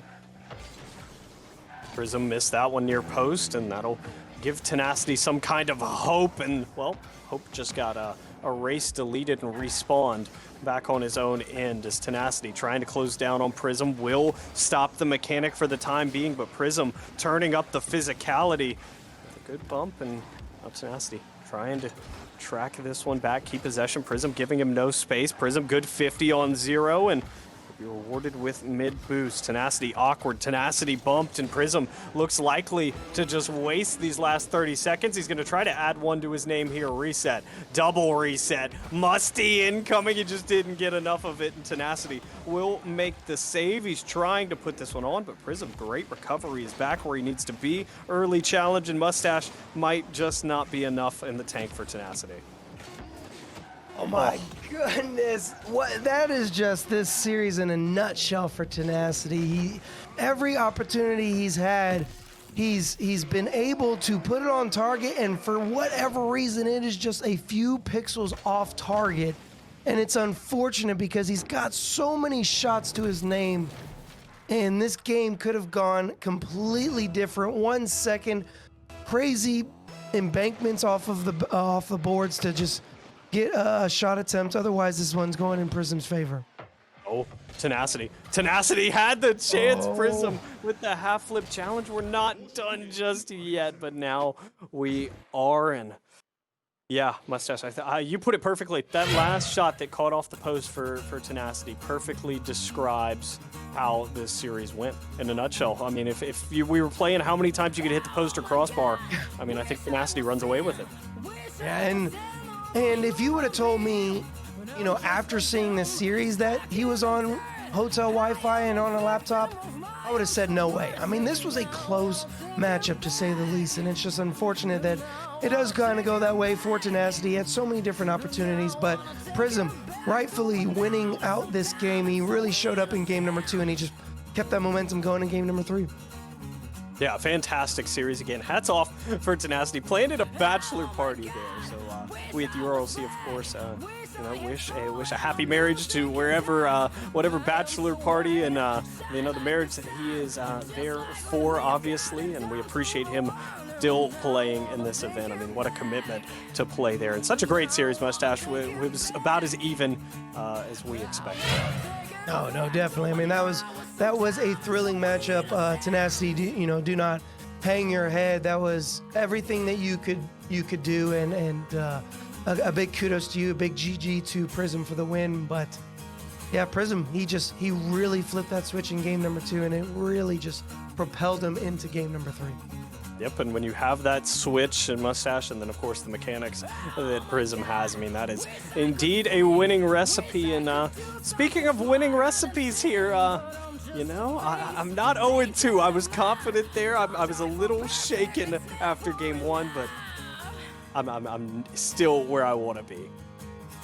Yeah, it's hard down here on the bottom. we're just gonna send it back over to get Top Gun in here and see what she has to say about this. You know, I forgot. I know we were literally told that he was going to be at a bachelor party, and I forgot. That is actually like a huge disadvantage in ones. Something I've noticed is that in hoops, in ones, things where there's like really quick challenges and you don't really have like too much to kind of back you up like you do in maybe threes. Like let's say you have 150 ping in threes or lag or whatever it may be. It's a little bit easier to make up for that because you have other teammates. And ones specifically, having high ping can be such a detriment. It can be very, very hard to overcome. I wasn't like, you know, not saying it was the worst thing ever, but I definitely been on hotel Wi-Fi before, and it is absolutely awful. However, Prism played fantastic. His mechanics were looking so good. Tenacity with the unfortunate post hitting over and over and over. But honestly, it happens, you know, in only a few games. Like, you know, not every game can be your best game, and not every game can you put the ball on target every single time. Like I said, Prism played fantastic, so congratulations to him, and congratulations to those in chat that voted for him, because now you have the opportunity to win a $50 Amazon gift card.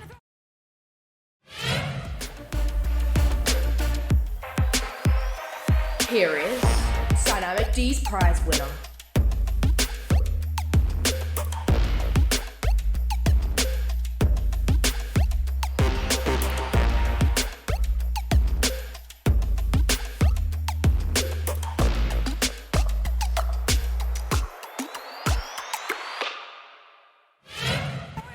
Congratulations to Torrent Esports on getting the $50 Amazon gift card. Danny, you were really close. No cigar. Sorry. Torrent Esports coming through. The org comes in for the $50 gift card. Let's go. It was meant to be. It's as simple as that. It was just meant to be. Congratulations. Are you gonna be giving that to Prism for extra payment? Like This is part of your contract. Here you go. Yep. I love it. Gotta be part of the contract there, man. Giving the $50 Amazon gift card to Prism for the dub. That would be quite funny to see. Congratulations again, Torrent Esports, on getting the $50 Amazon gift card. It was a great match between Tenacity and Prism, and once again, both players played absolutely fantastic.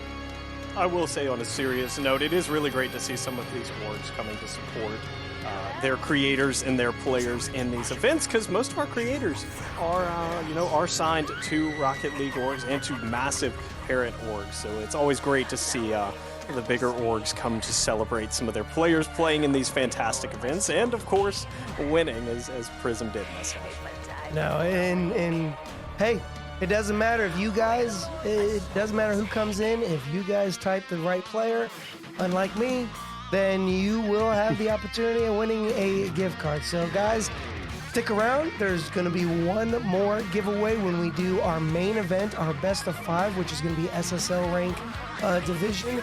We will do one more giveaway, and as long as you choose different from me, you'll probably end up winning. But until then, We are going to take a quick break. We're going to see more music from Tristn and Zoritskaya, and we will be back with more of not only last one driving, but more of the URLC 3 event.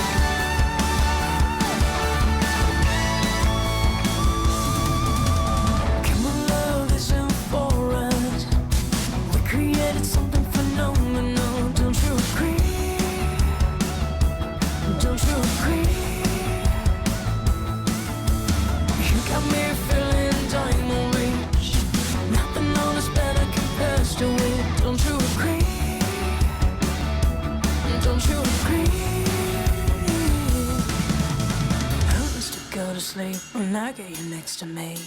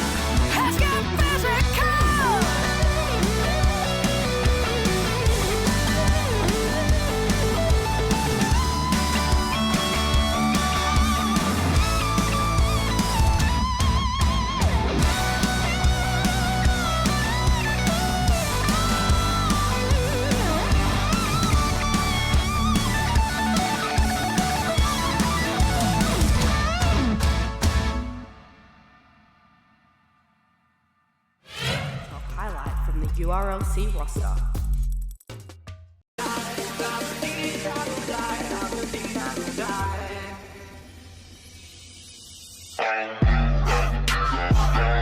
What the f?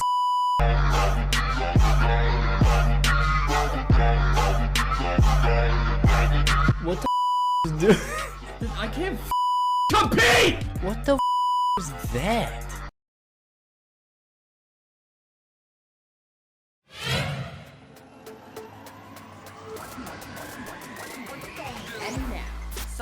D's Game Changer with Remmy RL.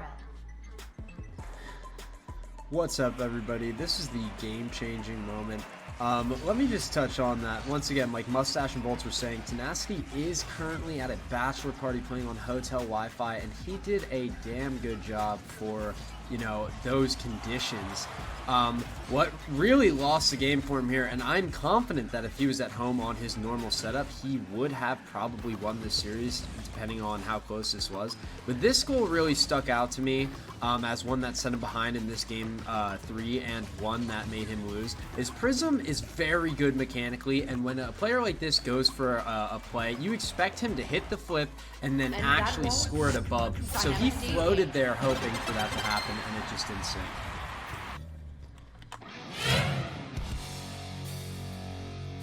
Right.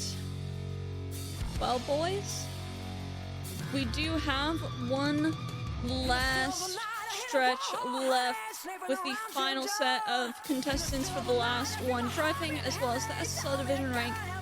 Congratulations to Vince on the TikTok highlight. Any final thoughts on the highlight or the previous division, or you know, what are you guys excited for? We do have a list of people for the next set of contestants for the last one driving. Anybody you're hoping or excited to see play? I'm excited to see Volts. Yeah, let's go. Because you have to do better than me. Just do better than me. Oh no. We'll see. We'll see about that. But it things you should actually have been excited for. Again, the TikTok segment is fantastic. If you want to choose which creator's TikTok ends up on the URLC event, you know, we vote in the URLC Discord. So come hang out with us. Come cast your votes. Remy's game changer moment. I'll be honest, that was probably the hardest game changer moment Remy's had to come up with there. There were so many that you could have chosen from. So no way he gets it wrong when you've got so many great options. And again, I am the lowest on the totem pole for this list of last one driving contestants that you should be looking forward to. Let's just be clear about that one. No. We're all excited. A little bit of a contest on who took the most lives off. I mean, okay, I guess it's kind of hard because I did get 2 lives back. But, you know, I think I took like two lives. Did I take 2 lives or 3 lives before I ended up getting taken off before I got the 2 lives back? Did I take? I know I knocked somebody out. And then I think I took another life or 2 off the next contestant before I got knocked out, maybe? I'm trying to go back. I didn't take as great notes before, because did you face Derek? Oh my gosh, no, I faced blue screen, and then I faced somebody before that. That's right, because because we thought blue screen knocked you out, and then you got your lives. So I think because of your lives, you were able to knock out blue screen. Yeah, so Volts, listen, to not get last in the little broadcast competition, all you gotta do is 1 life. That's it. You gotta take 1 life off somebody. That's all. And to win, I think you gotta take 2 or 3. You gotta knock somebody out. Am I gonna win again? Am I gonna win in this competition too? Someone might have to give me some extra lives, some extra chances there, just to make sure Top Gun doesn't win. But no, I will give it my best effort. It's a very stacked last group of creators and players, some former pros tucked in there as well, that I have the potential to compete against. But again, if you're just joining us, this is the last segment of the last one driving. So we really will have someone who will be the last one driving, and we know it's a little bit confusing to follow along with. So we do have a wonderful explanation video that will help you understand what you're about to watch.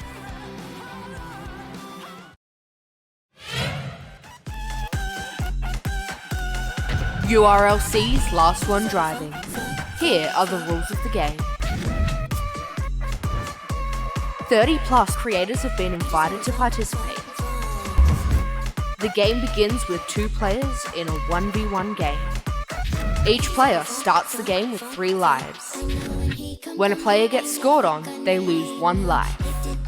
Once a player has lost all 3 lives, they are eliminated and the next player in the list takes their spot. The player who didn't get eliminated does not regain any lives when this happens. The last player remaining, or the last one driving, wins the game. Here's how your donations can affect this game. For a $10 contribution, you will enter the draw that will shuffle the winner into the list, allowing them to join the creators and pros in the game. $20 will let you give 1 extra life to an active player of your choice. $50 will let you move any creator or pro in the list to the top of the list. For $100, you can shuffle any eliminated player back into the list. For $200, you can join the list yourself directly in a random spot. And finally, for $300, you can join in as the next player on the list.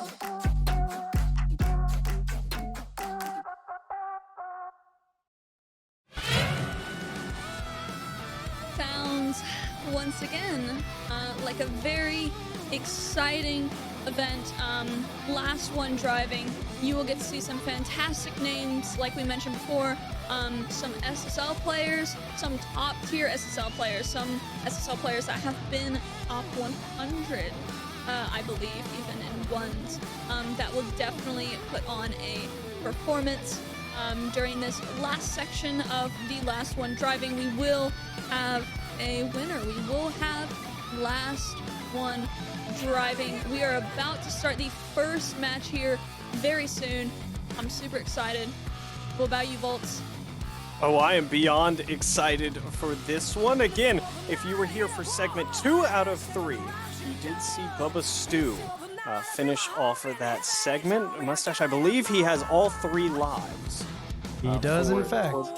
So, again, basically a fresh start, which is really good. Again, this is very Royal Rumble-esque. You want to be on the back half of this event. It gives you the best chance to be our last one driving, and Bubba Stew in the driver's seat, we'll say for now. Yeah, this will be interesting. I was trying to see who was going to be the first one to go up against Bubba Stew. But nevertheless, yeah, him coming in with 3 lives, that's definitely how you want to do this. But remember, guys, this is it. This is the last kind of go-around for last one driving. So if you want to be a part of it, if you want to see an eliminated player part of it, again, if you want to see anything else, if you want to see more lives for a specific player, make sure you hit !donate, and you can see what you can do and how much you can donate to do that specific task. It's going to be Bubba Stew versus Semi. This one should be a good one, Volts, but Bubba Stew, he's coming out clutch with those 3 lives. Yep, and this is a rematch of how Bubba Stew got into the URLC. He won his contract way back when while beating Semi-Auto, and, well, this is very reminiscent of his win. He's got it set with a 1-goal lead, or I guess in this case, 1 life gone off Semi-Auto. All right, so can Bubba Stew knock down Semi-Auto yet again? We'll have to see and wait as Semi-Auto is going to pick up that midfield boost. Kind of hold back and waiting, and Bubba Stew has all the time in the world to make the play. Semi didn't have enough power on that one, so that was going to give him an awkward situation. But Bubba Stew might be able to cut on this one, try to get this one around. No, Semi able to take this one away. Bubba Stew's got to take this all the way back. Cuts it in the midfield. Bubba Stew not able to put this in front of the net, though. This one just making its way in front. Simi just got barely enough. That's all he really needed to keep it away. He's on low boost here, and Bubba Stew really doing a good job of dominating the possession and the boost game. Starves of mid, starves him of corner, and this is setting up to be a very well-played matchup here. He just wants to take the 50s. I mean, he doesn't have the boost, though, Mustache, and that's where, again, you see the boost funds really hurting some of these players there. That was an open net that he just couldn't quite get to. Stew's just holding down, seeing if he can't get this out of harm's reach. He's got about 80 in the tank as he fell from the wall and gets that by Semi. So now he's got 2 lives down. Bubba with all the lives. So Bubba looking pretty promising right now, Volts. Looking very, very promising here is, again, this slow, kind of more methodical pace seems to be benefiting him very, very well as Stu now with a big kickoff win here, looking to keep his clean sheet alive. Baited him out, tried to dump it around him, but just enough of it. Did semi-auto, and Bubba Stu a little bit awkward here, bumped into this one. It'll head up his wall, and quite frankly, that's a friendly roll for Bubba Stu as he was awkward off the bump. So Semi's trying to regain himself. He doesn't want to be in an awkward position himself as Bubba Stu's got this stuck in the corner. We all know how dangerous the corners can be, but Bubba Stu able to take down Semi and take all of his lives. GG's there as Bubba Stu, another clean escape. So he's got 3 lives to play with. Again, that will be the end of semi-auto here. So while we get ready to get this reset set up, you know, I'm a big fan of the clean sheets, and again, very well played by Bubba Stu. It took a little bit longer than some of the other contestants, Mustache, but still a clean look for him. Yes, he's got 3 lives, so he's been able to take down 2. Remember, if you guys are just tuning in, Mittens actually was able to take down 5, including myself, but taking down me isn't really a tall order. But he was able to take down 5. So can Bubba Stu take down 5 or more and do it with all of his lives? It's going to be the big question. Just Homie Burt is the next player up. She's a Scarab main, Mustache here. So we've seen a couple interesting looking cars, and you never really know what you're going to get here. I know all of us in the booth, I think, stick to the pretty standard 3 set of cars. But as we head back down to the pitch, it's time to see if the Scarab with a cowboy, I guess that's an inflatable cowboy hat, has any menace to it. It's the big foam inflatable. Oh, it does. Hey, look at that. Coming out clutch. She is going to be able to come out and get the first goal against Bubba, taking a life away from him. So a good showing to start us out between these two. Yeah, Mustache, I'm going to give it to the foam hat there. The #1 champ propels her to goal #1, and that's a great start for her. Bubba Stu, again, has faced 2 competitors, hadn't even lost a life, and then immediately just lost one, though. Won that midfield battle here. Trying to get a good pop, and there it is. The flick just high off, just has to go tap this one in, and there we go. Now Burt without a life. Or I'm sorry, with losing 1 life. She's still got 2 more. Bubba as well having 2 lives. So they're all tied up. But who will come out on top? Remember, Bubba Stu, probably the heavy favorite in this particular matchup. But right now, she's been able to keep this series close, and Bubba Stu's got control, and he's got a full tank of boost. Bubba Stu trying to get a good pop, and he will. That'll send Burt down to her last life. And I mean, this is so impressive from Bubba Stu. I'll be honest, out of all the list of competitors we've had, Mustache, and again, this isn't necessarily a knock to Bubba, I wouldn't have expected him to be running through as many players as he is here. No, definitely. I mean, he's coming in as not the heavy favorite of the entire event, but he's definitely a solid player, and we've obviously seen him here on different URLC events as well. But yeah, for him to come in and hold down as many lives as he had, and he has lost 1 here to Burt, but still able to kind of hold down the proverbial fort, if you will. Trying to get this one around Burt, tries to bait her out. Not able to quite get that one across. He's going to probably take this one all the way back to at least midfield to see if he can't regain the control. He still has that control. He just doesn't have the boost funds, but the flick does come through. That's a fantastic shot from him. I mean, look at this thing. It stays attached to his car as he does a whole 360 and then a big flick into the left corner. So that will be it for Burt. GG's to her. And Top Gun, early analysis here of Bubba Stu in the 3rd segment of Last One Driving. He seems to be doing quite well. However, I do know that he's going up against, if he can make it through, he's going up against some very, very tough opponents very soon. I do believe we have another member of the broadcast team up next.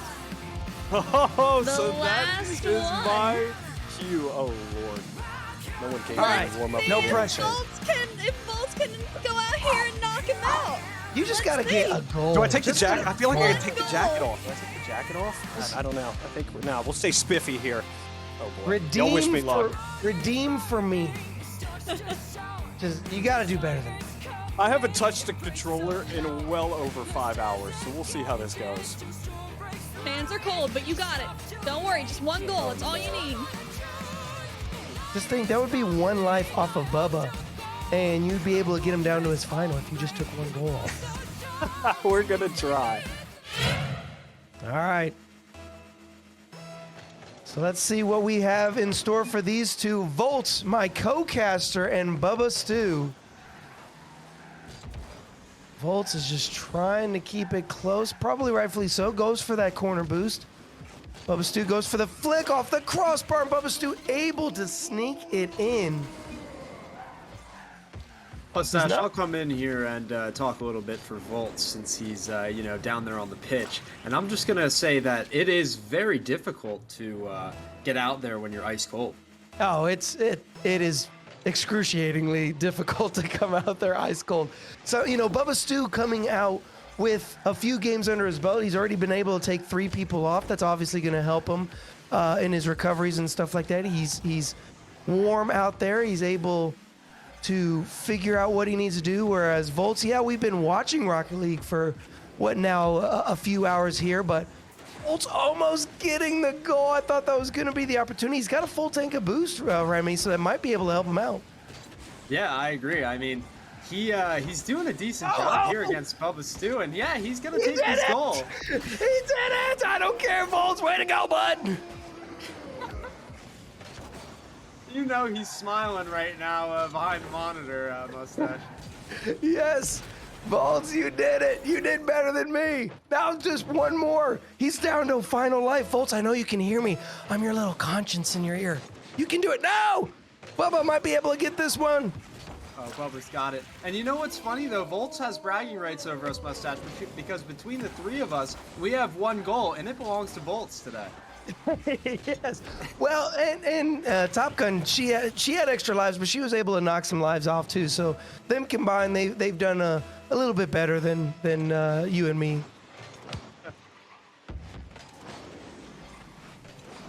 But see, they're each down to their final life. Volts and Bubba Stew. Volts can live. Oh, dude, you got this. Oh, you can do it. Oh, no! Come on, Volts. I'm gonna stop casting. This is just me as a fan watching this game. And what's funny is you all in chat, you guys are getting the little bit of a delay, but Volts, he's hearing me as it happens. And so that's just gotta be excruciating enough. Oh, good breakaway. 30 in the tank. Oh, he gets bumped. What I an see unbelievable Top Gun play. here in the feed saying that we're biased, and I just want to make it clear that I am a huge Bubba Stew fan. And Bubba does finally knock off Volts. Bubba Volts, you did it. You did it so much better than anybody was probably expecting, and you were able to get the 1 goal off. Oh, that was, guys, I am sitting here shaking. That was so nerve-wracking. Dude, I had the open net and I was so unconfident. I did I'm not over here realize like, how yes, much go Volts! Oh man, that was a blast. That was so much fun. But I appreciate y'all cheering me on. GG's to Bubba Stew. At least I got 1 off him there. Yeah, Bubba you got is- 1 off. That's Dude, all his we wanted 50s to are see. brutal. You're all biased. I'm just saying. You can't do it. Listen. You had to cheer in Volts, or cheer on Volts rather. Yeah. Jeez, man, no love for Bubba Stew. The underdog. What's going on here? You gotta vote for the underdog. He took away 1 life. All right. That's all you needed to do to beat Mustache. That's it. It's exactly. So congrats on that. You did take away 1 life, more than both Remy and Mustache. So. And Mustache even had an opportunity and he botched it, so that's what's even worse. If you guys all missed that, you guys need to watch the VOD later back. You will see, if you want to see a travesty in Rocket League, that's watch me when I joined in this menage out here. Man, Bubba Stu, I'll be honest, I didn't think he was as fast as he was until I got down to the pitch, Mustache here. So this is my warning to Nikki, as Nikki Justine is the next competitor here. He's faster than he looks. He is on top of you, he's very fast, and the bump plays are very prevalent.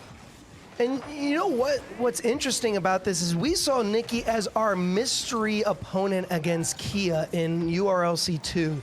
And she is a sleeper when it comes to ones. I haven't been able to follow as much of her gameplay as I probably should, but the fact that she came in, she is a definite solid ones player. So Nick, she has got the control here, maybe going for the bump, tries to bait out Bubba, not going to be able to do so, but still, she could definitely take down the final life that Bubba has.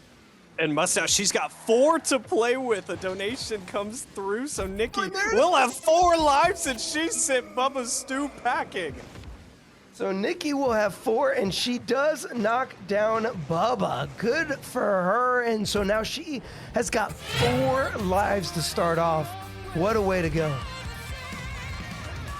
Yeah, so Knowing great who start. she's up against next, I think she's gonna need all 4 lives and then some. We have a fantastic ones player coming up next. We have a lot of fantastic ones players coming up next. I think a lot of these people are going to need more than 3 lives to get through these really insane players that we have coming up in this last stretch of the last one driving. All right, so it looks like we have Ravina coming in to go up against Nikki. And she has 4 lives compared to the 3 that Ravina will have. But like you said, I'm starting to see some new names join in. I know you guys can't see it in chat, but you're right, it is going to be a tall order. And I do want to say there was a person by the name of Daniel who donated 250. And if I'm thinking that is the correct Daniel, that might be an interesting feat to see as one of the last matchups. Yeah, again, we're still working on the back end to figure out if that is the exact Daniel that I think all of you are on the same page with us as thinking potentially, but another, I know again, Mustache said you guys can't see it, another Juggernaut just joined the lobby here, and so the winner of this is in for a treat as well. Nikki 4 lives, Ravina with 3, and Ravina about to make it that default 3-3 breakaway goal, and there's a big start to this one. Yeah, you know, that's whoever donated the extra life to Nikki, hey, good for you, because you give Nikki that kind of insurance so she's able to breathe now. Okay, I still got 3 lives. We're all tied up. It's basically just like a fresh start. So she's able to come in and see what they can do. But Ravina's coming in with a lot of control right here out of the corner. Gets the flip off the backboard. Tries to go for the play. Does not get the connection she wanted as it goes into the corner. Or I'm sorry, rather the post. And Nikki's going to try and put this one in. This one goes to the corner as well. So few missed opportunities from both parties. But definitely a little bit of a breakaway here as another potential goal going in for Ravina. And talk about an intimidation factor. Joins the lobby with that pink SSL tournament winner title. That is not an easy feat to come by there. So again, an ever impressive contestant. Nikki has lost 2. Again, it normally would be down to her last life, but still has the 2 left over. We've had some preemptive donations as well, Mustache. We had Ninja Fingers gave Bassie an extra life here. He hasn't even stepped on the pitch yet, but he'll be another one to jump on with the default 4 as Nikki with a big save there. And I just want to say thank you all for who have been donating. I mean, remember, yeah, this is all fun. We're having a good time out here playing Rocket League, but this is for a good cause. This is for Ukraine, humanitarian relief. So again, yes, it's so nice to hear that these players are getting those extra lives, but at the same time, you're giving to such a good community that could definitely use some help. And Ravina putting yet another one in the back of the net, knocking yet another life off of Nikki. That's a beautiful, beautiful shot there. And now Nikki really down to her last life as this is going to be an awkward kickoff situation here. Ooh, chain dash on the sidewall there, overshot the ball just a little bit. Nikki with a big clearance will have an opportunity to tap this one in, and that's the worst bounce you could ask for. Unfortunate. She had all 4 lives, and unfortunately they are all 4 extinguished. Not reading that bounce exactly like she wanted to. And Ravina is going to be able to put that one in the back of the net for the 4th and final life of Nikki. So Ravina still sitting with 3 lives. Yeah, I am with Nikki on that one. That's one of the ones where you're kind of screaming at the game, how does that roll and not bounce straight up? But tough break there, and Top Gun, tough break for Ravina here for next contestant.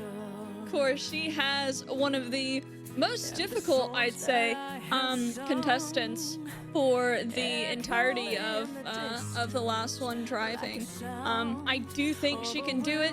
I do think it's gonna be rough. But they're both starting off with all their lives, yeah?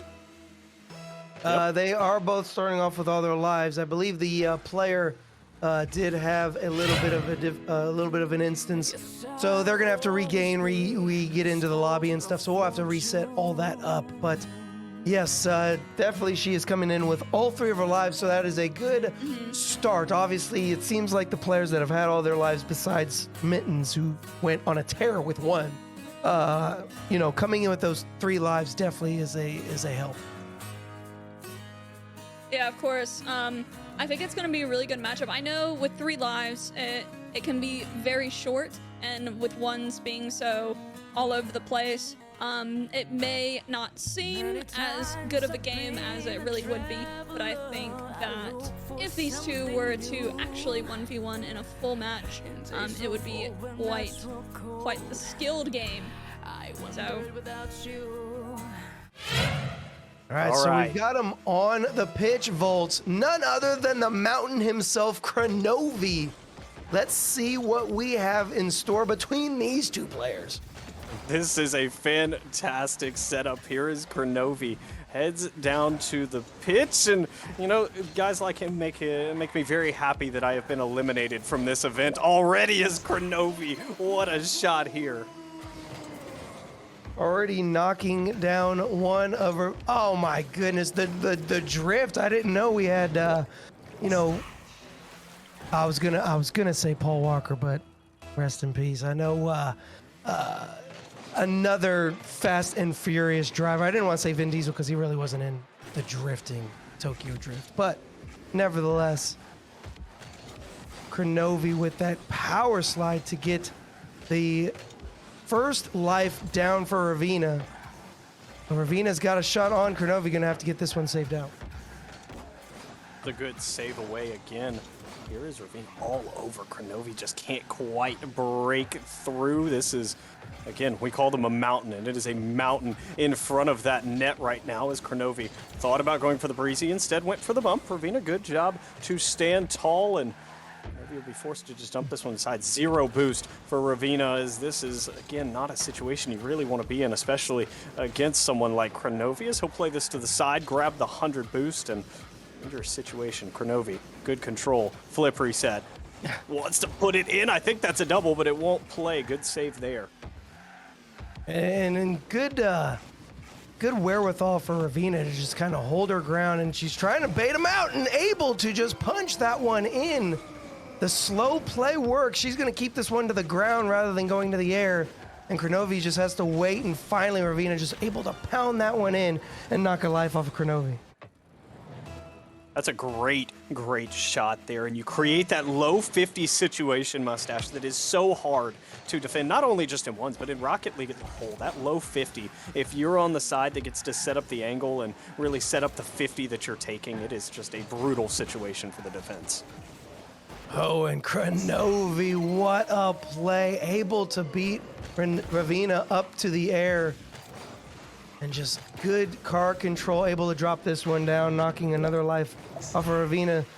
Down to their final life. Kronovi having 2 to his name. We'll have to see how this further plays out. Kronovi gonna go for that midfield. Ravina gonna go for that corner boost. And able to get it past Kronovi. He's got the breakaway. Might be able to knock the life off. I believe so. And Kronovi down to his final. Wow, what a matchup this has been. Both these players down to their last lives, and what a situation we find ourselves in here, Mustache, as we do end up near the end of this situation. And we have quite a situation developing here that we'll cover right after this last goal here. Kronovi trying to be the one to put it away. It won't quite go through, and a little awkward. Kronovi facing the wrong way. Ravina tried to get the flick, but it doesn't quite come through. Gonna have to track back one more time, and Kronovi's in a good spot. Kronovi's in a really good spot. The double. Oh, it's just ball. Unbelievable. I thought he had that. He almost got the flip reset to just bounce that in. He still has the control, though. Picking up that corner boost. He's got 50 in the tank. He's going to keep it close. Oh, but this might be the breakaway needed. That is going to be it. Kronovi will move on. Ravina. GG's to her. Kronovi able to get that breakaway volts. Yes, and that would have been the last life, but the donations have come through, and 2 extra lives for Ravina here. So we're going to get a reset here in just a second, but that's huge. So 2 extra lives for Ravina here. Kronovi is still down to his last 2, and also developing on the side. Basili has been donated. What are we at? Is he at 6 lives right now? I've seen quite a few for him.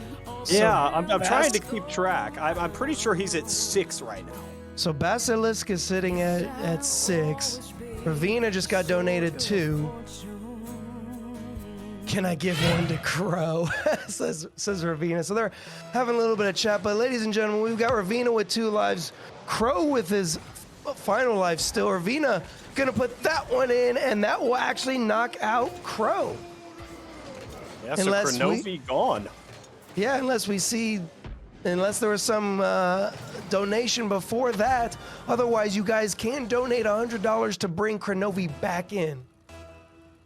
Yeah, so that will be it. I know Ravina, again, wants to be very kind to Kronovi, but the donations did come through for her, so they will stay with her. She has 2 lives now, moving into her next opponent. And again, chat, we thank y'all so much for donating. Again, this is all for charity. These creators are here donating their time for this cause, and I'll be honest here, I think everyone is having a great time with this event.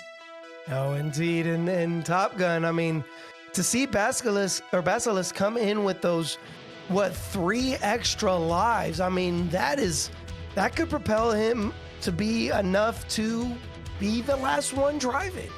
Yeah, for sure. I don't think there are too many people left.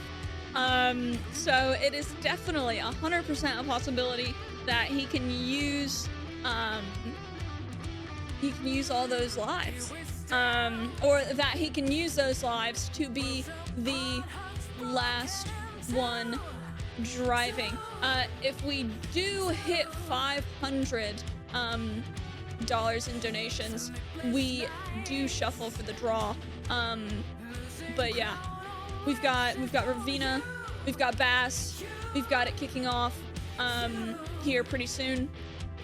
But yeah, it's gonna be a fantastic matchup between the last few contestants.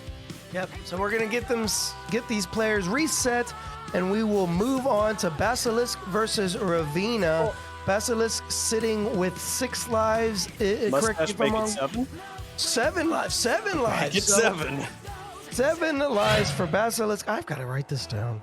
Oh my goodness. And Ravina with 2. Yeah, this is a uphill fight for Ravina, and it's like when you're building a snowman as a kid and you just keep stacking snowballs on top. That's what's happening to Bass right now, is that will put Ravina down to the last life. And I mean, Bass, he's almost worth 3 competitors at this point. Well, yeah, he's knocked off one of Ravina's lives. She got one more. Basilisk still sitting with the 7. Unbelievable. The fans are coming out for Basilisk, I'll tell you that. Love to see it here, and he is poised to finish off and win this last one. Driving again, we're down to the last little bit of competitors. This is the final segment of last one driving, wow. and Ravina will at least make it a little bit easier on the back end as that one will go in. So down to 6. I mean, not a very big drop, let's be honest, but still less than 7. Yeah, I mean, talk about a sigh of relief to come in with 7 lives. You lose one, you're like, okay, I still have 6 lives compared to Ravina sitting with 1, but we saw what Mittens was able to do with 1. So you could definitely see what this could turn into. Ravina could easily take down the 6 lives that Bass still has. I mean, obviously, we all know how 1s can play out. And Ravina just being a bully, taking Bass off the target, but that will be the final life for Ravina as Basilisk. Not quite. Oh no, Not someone quite. donated before, so Ravina lives. No, we've gotten 2 for it, actually. Ravina got 1 from D Jiffy and then 1 from our very own host, Top Gun 7. So she will have 2 left here again. So 6-2 is where we find ourselves. We're running at an infinite match here. Ravina just can't go quietly into the night. The fans won't allow it, but down to her last life for the 3rd time in a match, if that's possible. Yeah, so she... You know, this is when Bass is going to just be like, look, I'm just going to keep putting shots on. It's going to turn into something where, you know, yeah, this is all fun. And then someone's like, all right, you need to go. So then they do start, you know, getting a little aggressive out there. But hey, it's all for Ukraine, so it doesn't matter. Keep donating those lives. I'd love to see these two keep duking it out. I wish I was better so I could make a case. My family is watching this event, and if I was better, I would 100% have them revive me at this point. But do not throw me to the wolves like this. As Ravina musty incoming, turned aside there, and oh, this has been such an impressive matchup. Oh, but Bass might have the opportunity. Shot on. Ravina should be able to get the save, and a great recovery. Gets the catch.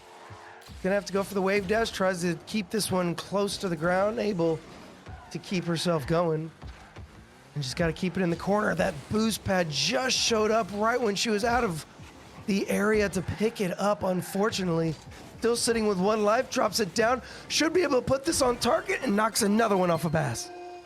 That's a big goal there, and Ravina, great read, great shot. Definitely had a follow-up touch in case they wanted it to go back in, and Ravina has been given yet another life by our very own host, Top Gun 7 again. So Ravina back to 2 lives and Mustache, the never-ending, what is it now, 5-2 situation that we have? It is 5-2, and I do want to say, someone in chat already called it out. Top Gun was yelling at me for caster bias towards U-Volt. I believe this is a little host biased from our dear host Top Gun, as Bass is going to put this one in. I feel like Top Gun's just going to keep donating more and more lives until it matches what Bass has. Oh my goodness. Okay, so this, I think this is going to be Ravina's last life here. 5-1 is the situation that we find ourselves in, and this will be a collision at mid one more time. Bass, he had a decent kickoff here, but Ravina, beautiful read, and played this one all the way back out to mid. But oh, the demo just helps out Ravina. That was going to be close as Bass had control of it. She's going to wait for the boost. Bass didn't want to creep up. You can see from the different point of view that quickly you could see a player's, you know, view of the opponent get eclipsed by the ball. So you've got to watch that, especially in 1s. But Ravina doing this perfectly, able to get it past Bass and knock another life off of him. I think at this point, both players have gotten the same amount of lives by the time we've been done with this one. But 4-1 Mustache is where we find ourselves? So technically, if we tally up total lives for Ravina and Bass would have only had 7 that he started with. Ravina has had a total of 8 lives throughout the entirety of her being out on the pitch. Wow. Ravina, flip reset, wanted the double, Bass made the save, and Ravina still on ball here, got nothing behind that, but will get the corner boost, and fantastic matchup continues. Ravina trying to fake. Ravina did get the fake, but the shot is just off. Top of right wouldn't go, but the boost starvation not going anywhere. Oh. Bass goes flying past, and Ravina will put it away. 3 lives to 1. Bass currently in the lead. Ravina still sitting on her last life unless somebody donates. There's so many, like, I'm looking at all my screens to make sure I'm not missing a donation, and I still feel I will miss a donation. You did, and it wasn't for Ravina, it was for Bass there. I apologize if I'm mispronouncing that name, but just gave a life to Bass, so he'll move back to 4, and well, the next opponent just joined the lobby, and I think he's gonna benefit from that extra life as he's almost finally sent Ravina packing. There it is. What a matchup that was. Now, is she truly gone? I don't want to say, hey, unfortunately, we have to say goodbye, but I do believe so. Ravina, thank you so much for playing. You had a plethora of lives, especially from our dear host, Top Gun, but it's going to be best to move on with the now 4 lives he currently has. Top Gun, how you feeling right about now? Hey, I tried my best. That's all. I almost did it again. I was this close, and I was like, man, I really should just let her go. I feel like you're like breaking piggy banks now. You're like, all right, we're gonna find some money. Like, let's do this. Yeah, of course, bringing out the coins. I've got a little piggy bank up there, breaking it open, trying to find the dono money over here, man. But yeah, it was fun. It was funny. Man, they just kept counteracting me with all the donos. I couldn't, not much I can do. No, definitely. And hey, I mean, again, thank you to all of you out there in Twitch. I mean, the fact that you guys are donating and giving, to this humanitarian effort, that just is a big GG's to all of you guys. It obviously means a lot to what this charity is for. And of course, we get some good Rocket League out of it. So, I just want to say a special thanks from all of us here at URLC to all of you out there donating on behalf of your favorite content creator or pro, because it definitely means the world out there. We're just waiting for the next opponent here for Bass as we digress, folks. Yep, Bass will have the 4 lives here, and well, he's going to need them because the next man that steps on the pitch, it's none other than King Ranny, and always great to see him. So as we get this lobby set up, these gents will be ready to go at it. 1 life advantage might basically be the difference maker here, as Ranny just excited to play some ones here. He's probably the most excited participant that we've had to get in this lobby. I was gonna say, like, how many players have we gotten in? Me, you, Top Gun included. We're not ones players, but Randy's like, yes, this is my wheelhouse. Like, this is where I thrive. And so let's see what King Randy can do as he's gonna put that one in the top left shelf. What a beautiful shot, and we're all equalized here. 3 lives to 3 lives. Wow. Yeah, I mean, you can't put that any better, Mustache. That's top right corner. Yeah. And rightfully so. We know how methodical Randy is with his ones gameplay, but Bass, maybe the extra lives will help him out. He's going to have to wait for the touch over here in the corner. We all know how dangerous the corners can be, but Randy coming out clutch. He's going to be able to take the possession off the sidewall. Does he have the play here? Goes for the flip reset. Not able to really get much out of it, but gets the flick over Bass. Those Fennec flicks, always dangerous. Great flick there. I believe had the reset as well. Just couldn't do much with it, but that will put him over the top as far as lives go. Bass, lowest life count he's ever been, Mustache, in this event. He's down to just 2. So let's see what he can do with those final 2 lives, whereas Ranny coming in with the 3. Bass just trying to hold on to possession. Randy with the nice drift, the nice power slide. Gets the flick over Bass. Does he have control? He does, and is able to take a life off of Randy. So there we go. 2-2 is where we've headed, and that's a beautiful flick. Both of these guys have such good flicks. I mean, that's got to be close to impossible to defend. Oh, definitely. I mean, it is a tall order for sure to block any type of flick, especially one that's going to come out from Randy, and Bass is going to be over here in the corner, pick up the corner boost to see if he can't try to get past this powerhouse, this one's main that is just known for methodical gameplay. Randy's got all the time in the world from midfield. Bass just going to wait, shot on, and the accuracy is just so deadly.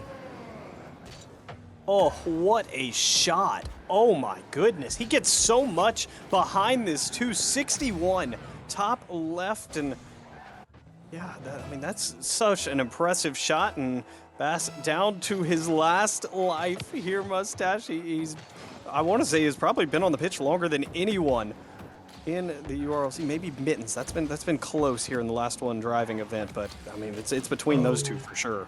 And what a demo. That is definitely going to be a way to give yourself an opportunity of taking a life. Randy down to his final. And what was, maybe I've lost count, is Bass down to 2 or is he down to 1?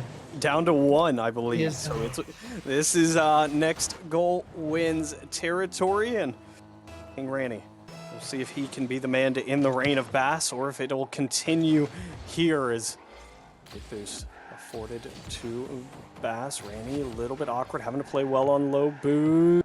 Oh boy, neither player could decide if they wanted to go or not. This is an awkward situation for Randy. Randy can't reach it, and Bass will hang on. Here he sent Randy home, and that is a massive pickup for him. As Mustache, again, we're getting low on creators here.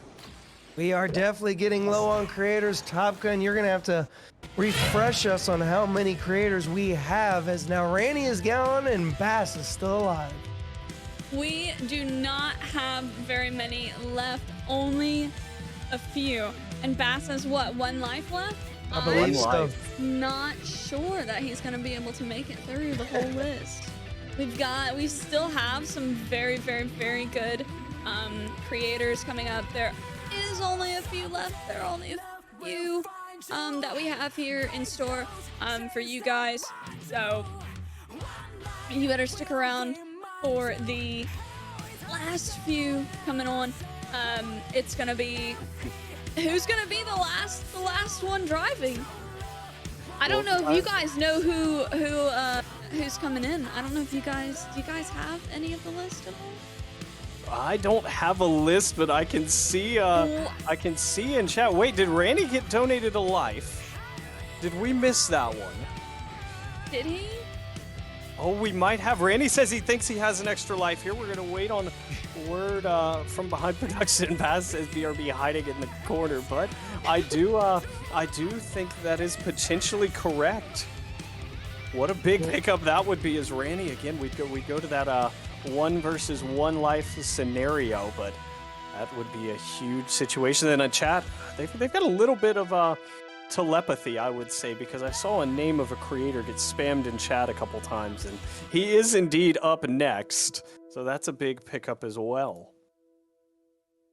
Yeah, so we're waiting to see the official tally on the lives that Randy might have. The life may have came in before Randy was officially knocked out. If it did, then obviously Randy still has 1 life left to live. If it didn't, then you have to donate to see an exterminated player to come back into the game.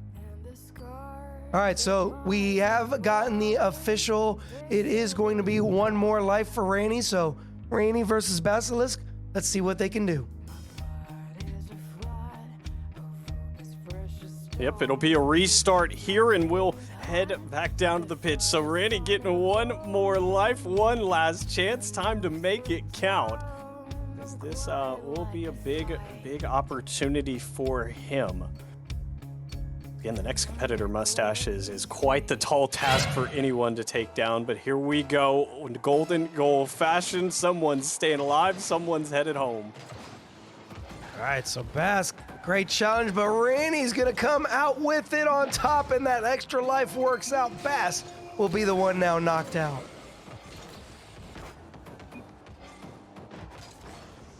What a shot there. Again, a beautiful 50, and Randy comes out on the receiving end. And okay, I don't want to jinx it here, Mustache, but now I think that will be official. You never know at this point. Yeah, we have been having more donations in this last set of players, which really makes sense because these players are absolutely phenomenal. You know, Ranny, one of the best ones players around. Bravina, a great ones player. Pronovi, one of the best to ever play the game. You know, all of these fantastic players. All of them. They're so good. I do want to say, for you guys that are donating these extra lives, make sure there should be a comment section. You comment on who you want that life to go through. We're looking back through some of them, and there's not a name, so we don't know who to add that extra life to. So if you can make sure you put on who you want that extra life to go to, that'll help us in making sure that life gets applied to the right content creator. So here we go. Back down to the pitch is where we'll find ourselves, and it's Prism, who has a fresh 3 lives and the confidence of a win earlier tonight over Tenacity 2-1 versus Randy, who's playing on an extra donated life. He's got an uphill fight here, and Randy trying to really make it on his uphill, and there we go. Beautiful 50 on the goal line. What a stop to come out, but Randy just coming out on top. I mean, Prism just getting bounced off of the ball. There's not much he can do with that. Randy able to put that one in and knock a life off of Prism.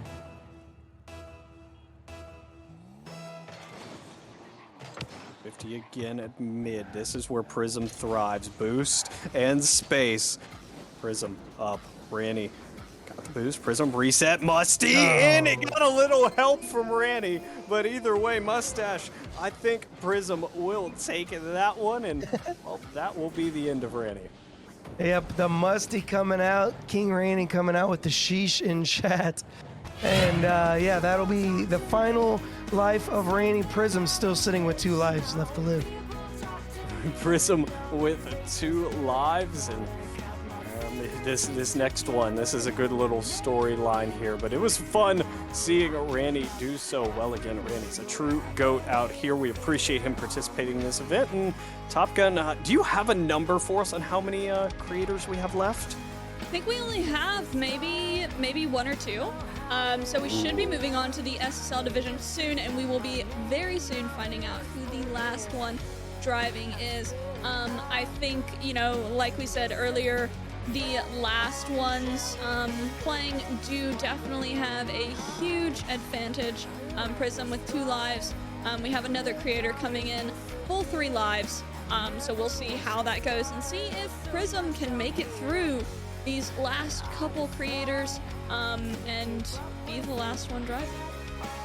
Also, I don't know if my voice can take any more of this. Goodness, we have been going at this for quite some time, and we definitely want to see how this is going to play out. And it's now going to be Tryon versus Prism. And this should be an interesting take, Volts, as these two have played each other in URLC. Yes, they have, and Tryon picked up the win over Prism, a massive win at that. And so as we had a little technical difficulty, not on our end for once. We had a controller DC. We don't control those. So we'll reset here and get it ready. But Prism only has 2 lives and needs really to avenge himself here as he takes on Tryon down in the last one driving. Contest, the very tail end is where we find ourselves, and Prism's going to look to avenge an earlier URLC loss to Tryon. Just like that, Tryon trying to put a shot on. Prism off the backboard. Anybody going to be there? Prism trying to get there. Tryon beats him to it, though, and now he's got the boost. gets around, and that's going to be a wide open net. Prism's not going to be able to get their try on with a great recovery off that sidewall. Yeah, that's a fantastic recovery. Does a great job. Oh, just slides right past. Hit the brakes on him, and Prism goes flying past. No demo, no bump, and that's the gamble, Mustache, when you play such a physical style of Rocket League, is sometimes it works, sometimes it doesn't. It's going to work here for Prism as he's going to pick up that midfield boost. Tries to get this one around, beats Tryon out. That one's just going to fall right into net. Prism doesn't have to do much with that. And what a great shot, and that's going to be another life off of Tryon. Yeah, that's a great shot there, and wow, a huge, huge goal there. And Prism, again, playing on his last life. He's still playing very, very aggressive for someone on their last life, but again, seems to be the name of this game as he'll flick this one around Tryon, and now both players down to their last life. Last life, there was only one. Prism just getting a great recovery off that kickoff, and then just able to get that past Tryon, wide open net, easy to do so. So here we go. Someone's headed home here, and Prism trying to find the touch, but he can't quite do it. Tryon will win the corner boost and the possession. Tryon trying to put it away. Prism, though, with a good cutoff. Tryon went for a boost, and okay, it'll turn out to be the correct answer. Questionable choice there, Mustache. I was very scared for Tryon, as I thought maybe he miscalculated, but there's a reason he's doing so well on the pitch, and I'm up here, as that was a 180 flick attempt. Prism going for the flick. He's got around Tryon. He got the bump, and Prism is able to knock down Tryon. Wow. What a shot here from Prism. The bump is huge, massive, and just removes Tryon from contention there. And so that will see Tryon be done. Prism wins the redemption arc story, and well, he's got one life left. And is that it? It is it. Prism coming out being the last one driving. He did come in quite late in the list. He did take down, he played Tryon? He played Tryon. He played Ranny. And then Ranny as well. All right, those are two very, very, very good ones players. There is, I mean, you know, we did have the person that went through the most people, aka Mittens, but he ended up getting all his lives taken. Bass with a ton of lives gets taken out as well towards the end, and Prism taking the dub for the final stretch of the last one driving. Congratulations to Prism, and really congratulations to everybody who played. It was thrilling no matter who you played, no matter how it went for you. Except for me, it was terrible for me. But no, it was thank you so much for everybody who participated. Obviously, everybody donated their time. All of you in Twitch chat, thank you so much for your donations. This obviously means a lot. Yeah, again, this was a fantastic event. I mean, what a day for Prism. I mean, you pick a big win over Tenacity, your esports org, you're signed to, wins the gift card. You win last one driving. I mean, you can't ask for much more. Yeah, he did fantastic. He's taken a lot of dubs tonight for him, and his org has taken dubs tonight as well for esports, getting that $50 Amazon gift card. We do have one final event for you guys for the night. We have Tristn versus Sharif for the SSL division, and it is the final event for tonight. How are we feeling?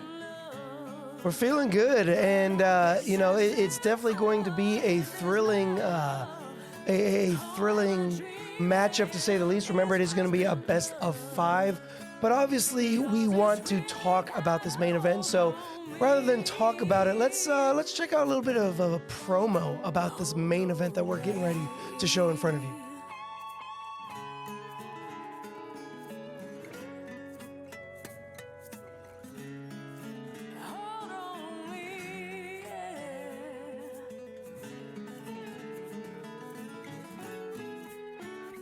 maybe we don't.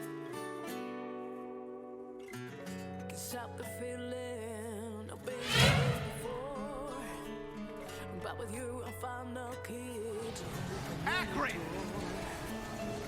a clean 15-0 in the East. The beasts of the East slay the West. They are your CRL national champions. Is Tristn just the key to all of this renaissance? Like, He's definitely a huge part. After we added him, we knew we were going to be pretty unstoppable. I have never seen him compete in a 1v1, but I've seen him compete in every other game mode, basically. And he was nothing short of great. Good luck. I'm probably gonna flip reset on you. He does not stand a chance. That man is a threes player at heart. I'm gonna make you wish you never agreed to the event.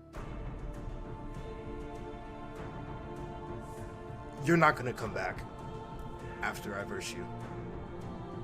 Having the ability to solo play out of nothing, being able to play as fast as can, with confidence and sometimes arrogance. It took a lot of time being able to have that confidence and play. He just has no business challenging me to a ones match. Like, this is my arena. It doesn't make any sense, yo. But hey, you know, I guess we gotta put him in his place. Probably gonna troll him and bump and demo, steal his boost, try to be a menace.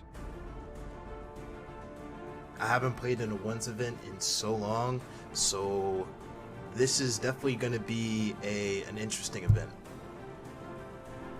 Even if I did have a game plan, why would I tell y'all? Like, Tristn could literally be lurking in chat and he could be writing down the as I'm talking. Like, come on now. He'll know it before the match and then I'm screwed, you know? First game for me is probably gonna be more of a settle in type, and get rid of the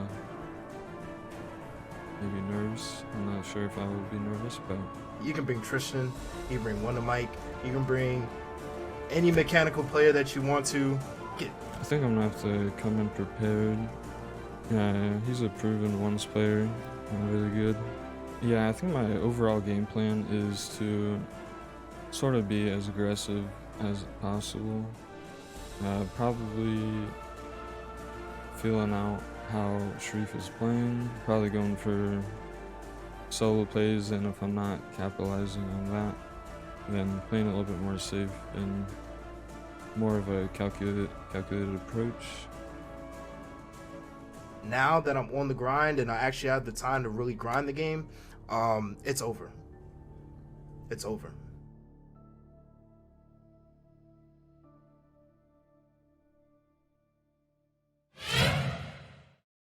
All right, you guys, we have Tristn versus Sharif for the final event of the night, the SSL division, the best of 5. Once again, remember that if you predict the winner, then you have a chance to get a $50 Amazon gift card. Sharif was definitely talking the talk. You guys think he can walk the walk?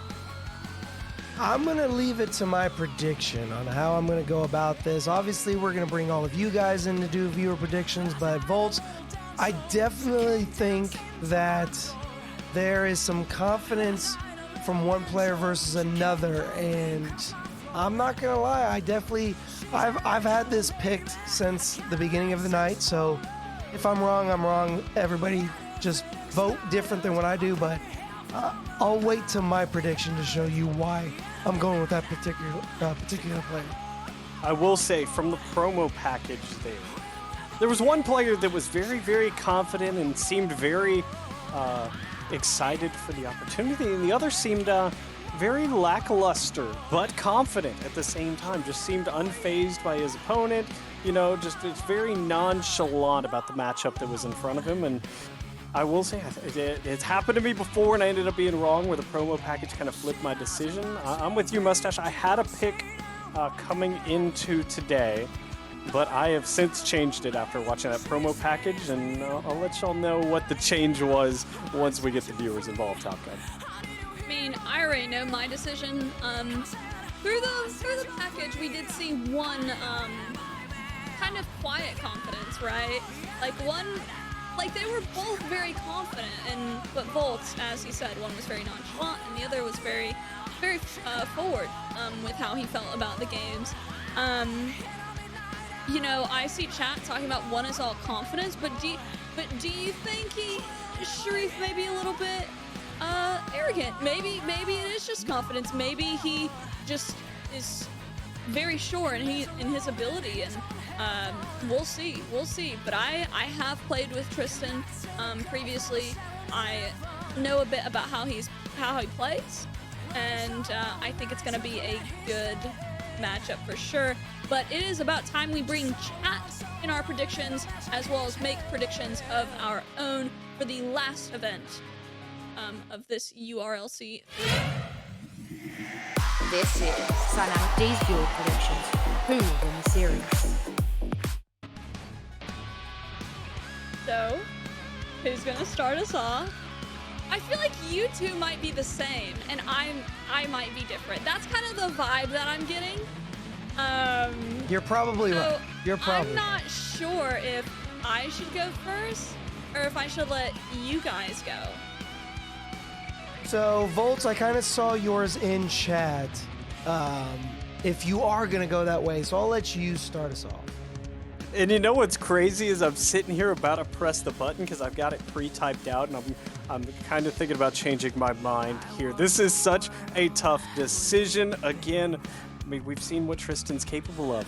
And Sharif, in what I would call some of his blind confidence, did have some points. Tristn is a threes mate. He doesn't play too much ones. Sharif plays a lot of ones, and you know, it's tough. I feel like I'm choosing the dog that's barking louder here, but Sharif, if you're watching, I'm putting my faith in you. I'm locking it in. Please pick up this dub.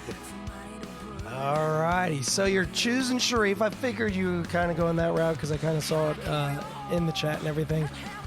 I'm also going with Sharif, and this is why. Not only because of the confidence that he has, and yes, overconfidence can play a factor, but looking over, you know, Tristan's history and everything, yes, he played on E United. He's no longer on E United.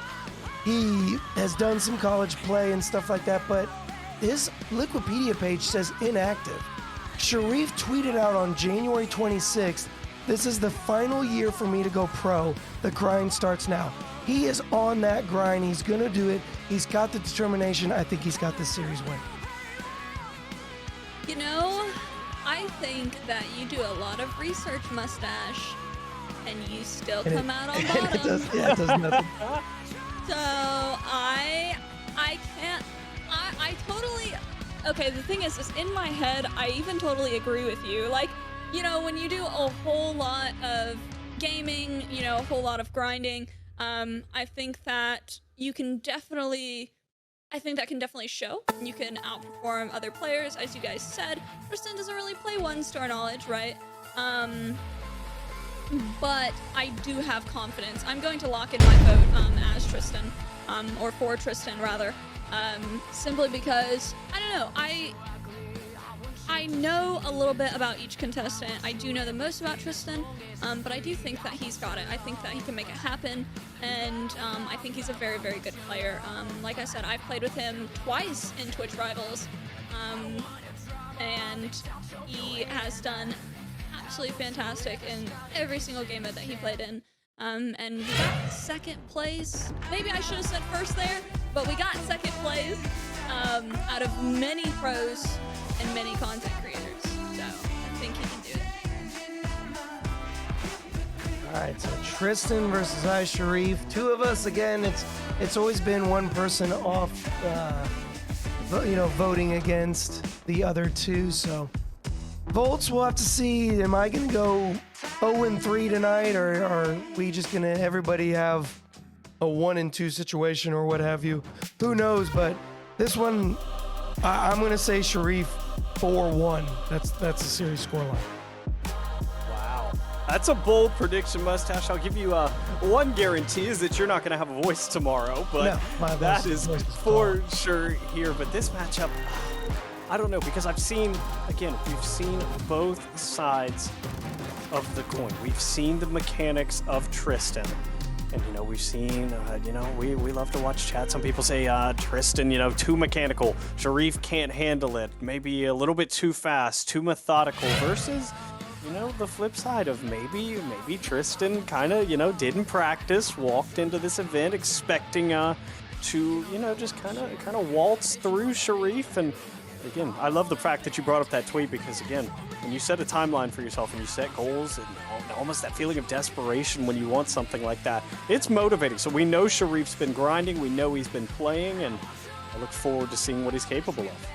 No doubt. I mean, when you have that type of determination, you're right. You're up against the wall. This is it. He's not going to devote any more time after this year to try to hit that pro threshold. Tristn, yes, he has been a pro, but now no longer there. And not to take it away from him, but he's not at that upper echelon. And again, I don't want to degrade his skill level or what he has achieved, but you know, that can be demoralizing for players. We know how mental Rocket League can be. And so when you have somebody so determined versus somebody who has been there and maybe saying, I've got to focus on other stuff, that can be the determining factor right there. Yes, Tristn has the mechanics. Yes, he has the wherewithal. Does Sharif not? I just can't agree with chat out there. Yeah, we are going to find out. Again, this is a best-of-5 series. This, in the SSL division, will always be the best-of-5 setups here, and you know, we'll see what they have in store for us here. Is I believe Sharif's having a little bit of game issues on the back end, so we'll hit it with the old Rocket League restart, see if that's fixing the problem here, but it'll give us one more chance here to really kind of nail home the point. Mustache here is, I think Sharif has to come out and understand, yes, you know, we talked a lot, yes, he's confident, but you have to respect who's on the other side. No doubt. I mean, you cannot go into this game thinking this is an easy win. It's not going to be for either player. I mean, Tristn could easily come out and win this thing, but neither of them can say, oh, Sharif is easy, this will just be a 3-0 sweep, or vice versa. I mean, yeah, you can have that confidence to be a morale booster, but nowhere can you actually think that this is going to be an easy sweep. This will be a battle of juggernauts. Indeed it will be. So, both players finally back in the party. I think everyone's game is good and set to go. So again, Neo Tokyo has been the site of all of the action for tonight, and that will not change moving into our final series of the night. It has been a long event here, but we've had a blast, and this is the moment that you've really all been waiting for as far as URLCs go. This is the URLC 3 main event of tonight. SSL Division, best of 5, Sharif versus Tristn. Here we go. Best of 5 series main event. That's what URLC was made for. And Tristn off of that side. Well, let's see these mechanics that everybody has been touting about him. And Sharif is going to be able to come off that back wall, get a play. But now he's got to try and get this past the defense and goes for the bump. Not going to be able to connect. Tristn has the breakaway out of the corner, picks up mid, picks up the corner. Sharif able to pick up the block. If Sharif had found that first bump goal there, I think that would have put his confidence through the roof. How about this for confidence as it's the flip reset into the back of the net. The shot is beautiful. Great control, gets a perfect flip reset, almost going for the second, but doesn't need to. Tristn was just waiting to see how it was all going to play out, and perfect placement to come out from Sharif. First goal on the board, only 30 seconds in. We've got a lot of Rocket League to go in this best of 5. Big pop here. Reset again. Thinking of the bump, and he almost, actually, I believe he caught a piece of Tristn there, but not enough to knock him off of this one. Tristn now trying to hit back. Good dribble. 45 flick turned aside by Sharif, and the defense stands tall as it's called into action for the first time in this contest as This is an awkward situation, and Tristn will take advantage. Sharif just didn't quite recover the way he wanted to. No, and didn't quite really get the clear he wanted to. If that had been off his nose, he probably would have been able to put it in the corner. Unfortunately, it goes off of his roof and just really sets up for Tristn. Tristn easily putting that one in, getting us all tied up.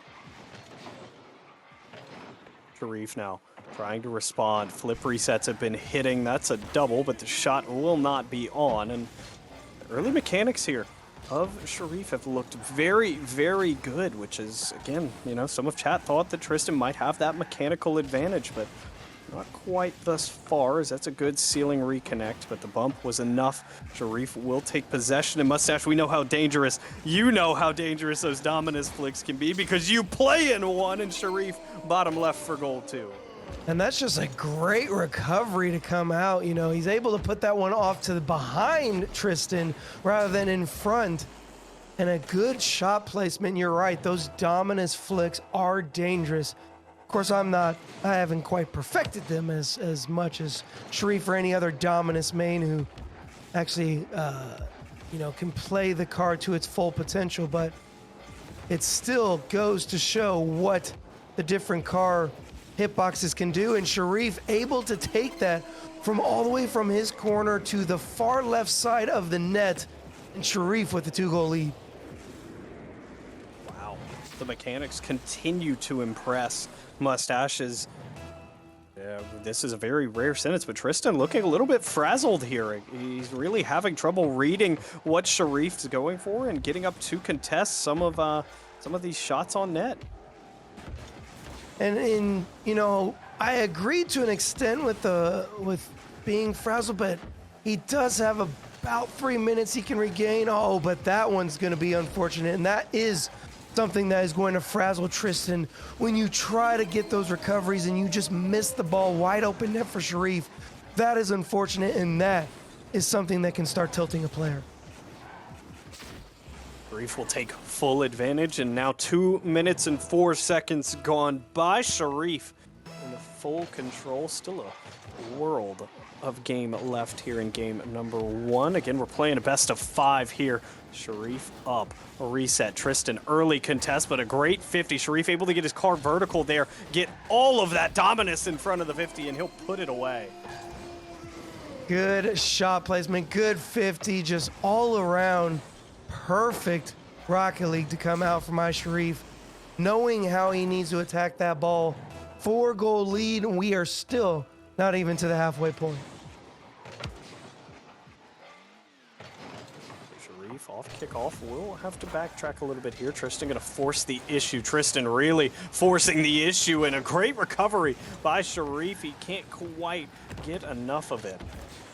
It's looked ever so impressive here as Sharif going to try to dump it back. This is a big opportunity for him to add number 6 as we've crossed under the halfway point, but Tristn will be in front of this one. Tristn just being ultra aggressive right now as he's trying to switch up play styles here. That's a mistake from Sharif, and Tristn will take advantage. He's got goal number 2. That's definitely going to be a momentum booster for himself. He's going to need more of those, and good catch from Tristn. Put that one down. 2 minutes and 2 minutes and 8 seconds left on the clock. Plenty of time for Tristn to turn this one around. But an even better kickoff to come out for my Sharif. This is a good opportunity for Sharif to really have some space, but that's a big pop, and he's going to have to work on settling it first. The shot turned aside by Tristn. Sharif, 12 boost and a redirect, but Tristn will be able to climb back and grab this one. Sharif still deadly in front, and another good 50 from Tristn. His 50 is really starting to come to life, but the question is, will it be too little too late?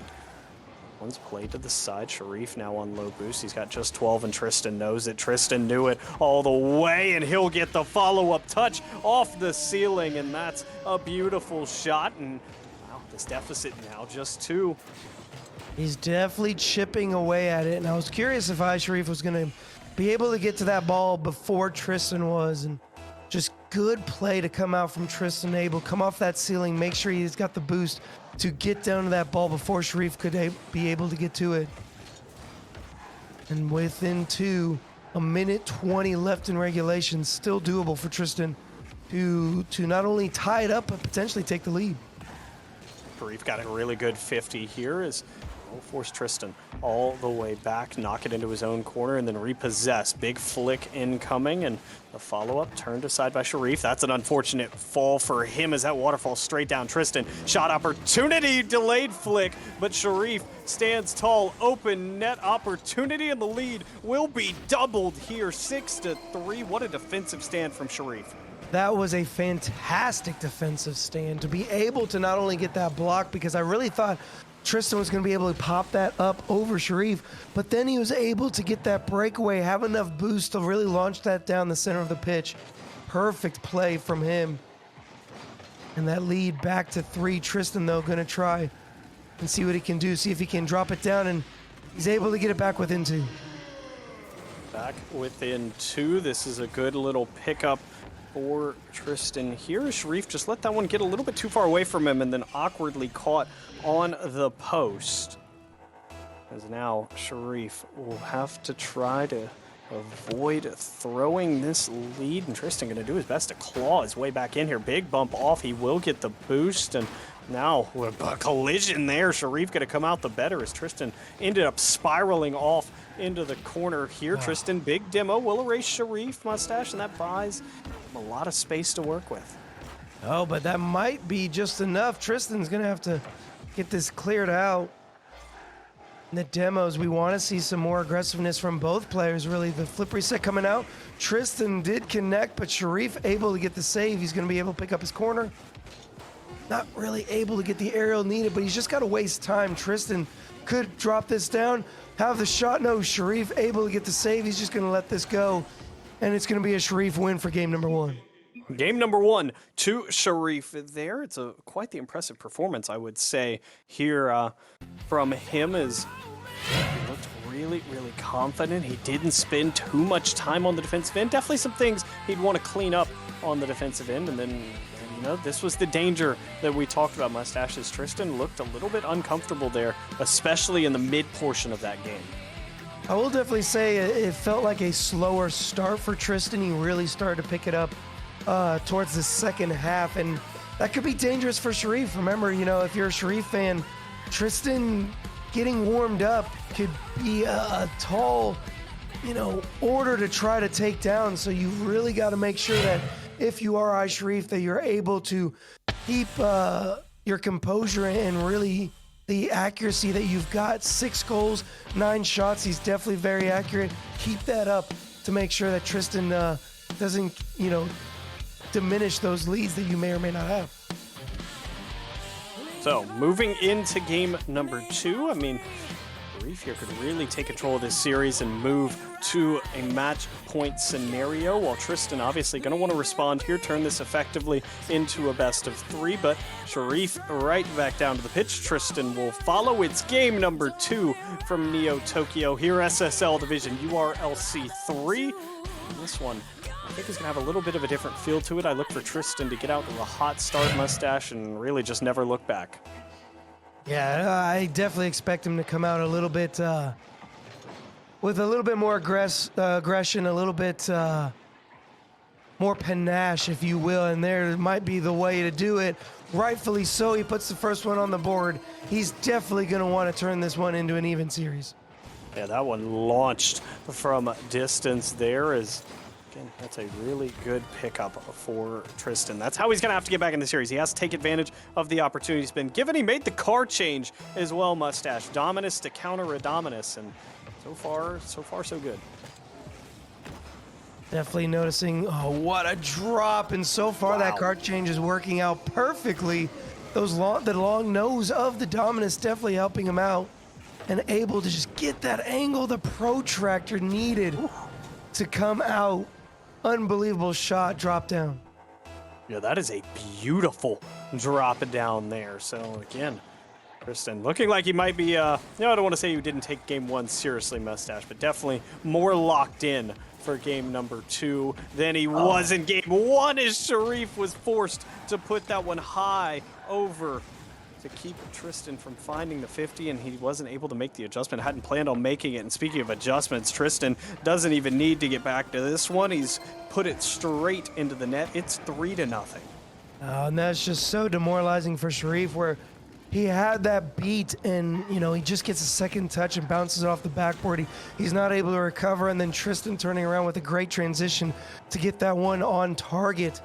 3-goal lead in favor of Tristn. He's definitely turning this one around. Sharif will have possession off the kickoff, though, as he's going to look to really get back in this series. Big pop, big bump incoming, but Sharif able to make, or excuse me, Tristn able to make the save. Sharif slow on the recovery. Tristn will elect to go for boost instead of taking that 50 near the corner. Now it's Tristn with time and space. Sharif off ceiling, doesn't find the touch, and Tristn, simple air correction for the ground pinch, and wow, Mustache 4 goals in almost under a minute. Yeah, the mechanics are definitely coming out. Tristn holding that touch perfectly to make sure that Sharif doesn't have a challenge, and then he's able to get that ground pinch. So with now a little bit less than 4 minutes left in the game, I mean, that's a goal a minute for Sharif to even this up, and there's a potential goal right there. Tristn able to get the save, though. But it's opportunities like that that Sharif are going to have to connect with if he's going to want to try to put this game back in his favor.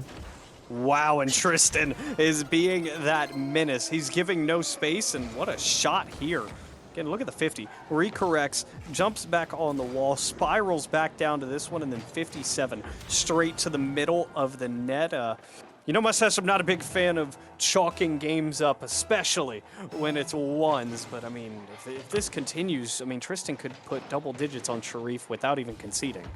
Yeah, and that's definitely not what you want if you're a Sharif fan, especially in a long series that's like this. Like I said, Tristn warming up is a dangerous factor to deal with.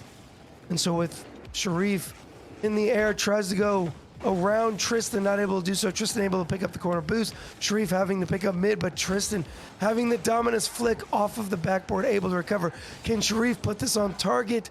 I think that will be enough, and that could be the momentum boost that Sharif might need. What a shot there from Sharif as he gets just enough of it. I mean, look at Tristn. He's right next to it. He just can't quite build the speed he needed to get there.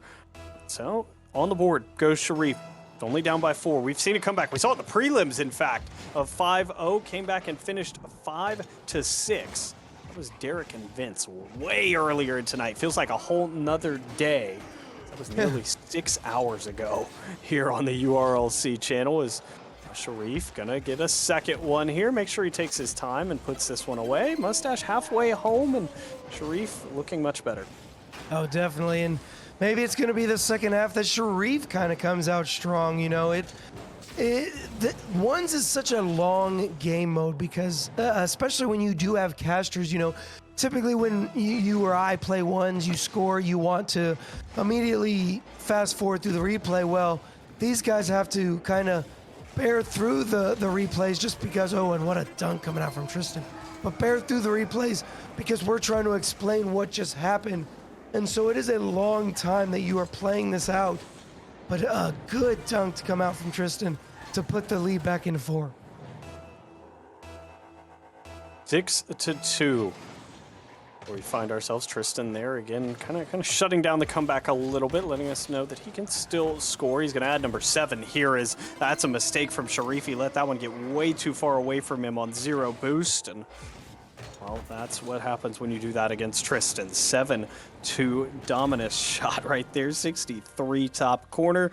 And still not even halfway home in game number 2, and well, you know, again, it looks like we're headed to a tied series. Plenty can happen here, but okay, Sharif gonna add goal number 3 and still trails by 4. I mean, you've got to have a game. 4 goals, it's definitely doable. I mean, we saw 5 goals in the first minute and a half coming out from Tristn, so anything is possible, but you're gonna have to beat Tristn at his own game, really, with the mechanics because he's been so good, and that's one way to do it. Try to start boost starving him to the point where he cannot counter you. Tristn let this one get a little bit far away. He gets faked out of this one, and wow, the recoveries. Tristn just too fast. Sharif doesn't get the corner boost, and so he'll be forced to pop this one all the way back to his own end. He missed his own corner, and so Tristn will look to make him pay for that. Maybe not, as Sharif will make it play. And you know, you said he missed his own corner, but he had almost over 70 or 80 boost when he went to that corner, so he really didn't need to pick it up. Yeah, it would have been nice to steal it from Tristn, but rightfully so, he's able to regain control and get that flick over Tristn. Now within 3, definitely looking promising.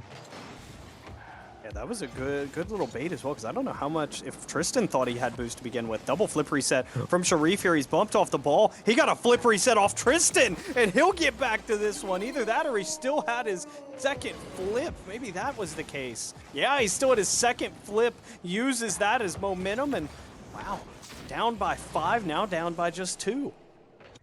And still a minute 44 left. That's how quickly the tide can turn in ones, and we all definitely know, and if you are new to Rocket League or the game mode that is ones, nothing is guaranteed until you hit those final seconds. So now Sharif, trying to get the dribble, goes from ground to air. He doesn't need to. Tristn able to come out with the squishy save. I thought Sharif was going to be able to get the bump. Yeah, does the squishy to avoid the bump there. Sharif trying to get it in front, has to dodge a bump on the back end. It would have been a little back check action there from Sharif, coming from behind, wanted to just knock him into his own net instead of the ball. Oh my goodness, the power on this Musty. 76 miles an hour. That is unbelievable. He holds that flip, and that's why he is able to get that power coming off the ceiling. And maybe he connected with the flip reset. I'd almost have to go back and check again on that goal, but nevertheless, great shot, great accuracy to come out from Tristn. 76 feels very low for that. I was expecting about 90, maybe up near the mid 80s on that. That's probably one of the most impressive musties we've seen here, and might just be enough to seal the deal, as Tristn trying to get it on his hood. Big flick, and well, if it wasn't sealed off the musty, it's sealed off of that. Tristn adds goal number 9, and we're headed to a level series, effectively to a best of 3. Yeah, 45 seconds to get 4 goals. He'll be able to close down the lead, but I can't see him taking it. So you're right. I do feel this one's going to go to Tristn, and Sharif will just have to look at game number 3 and see how he can regain from it. Obviously, in best of 5s, game 2 are definitely the important ones to win. So Tristn building off some momentum that he can propel into game 3. Flip reset musty again.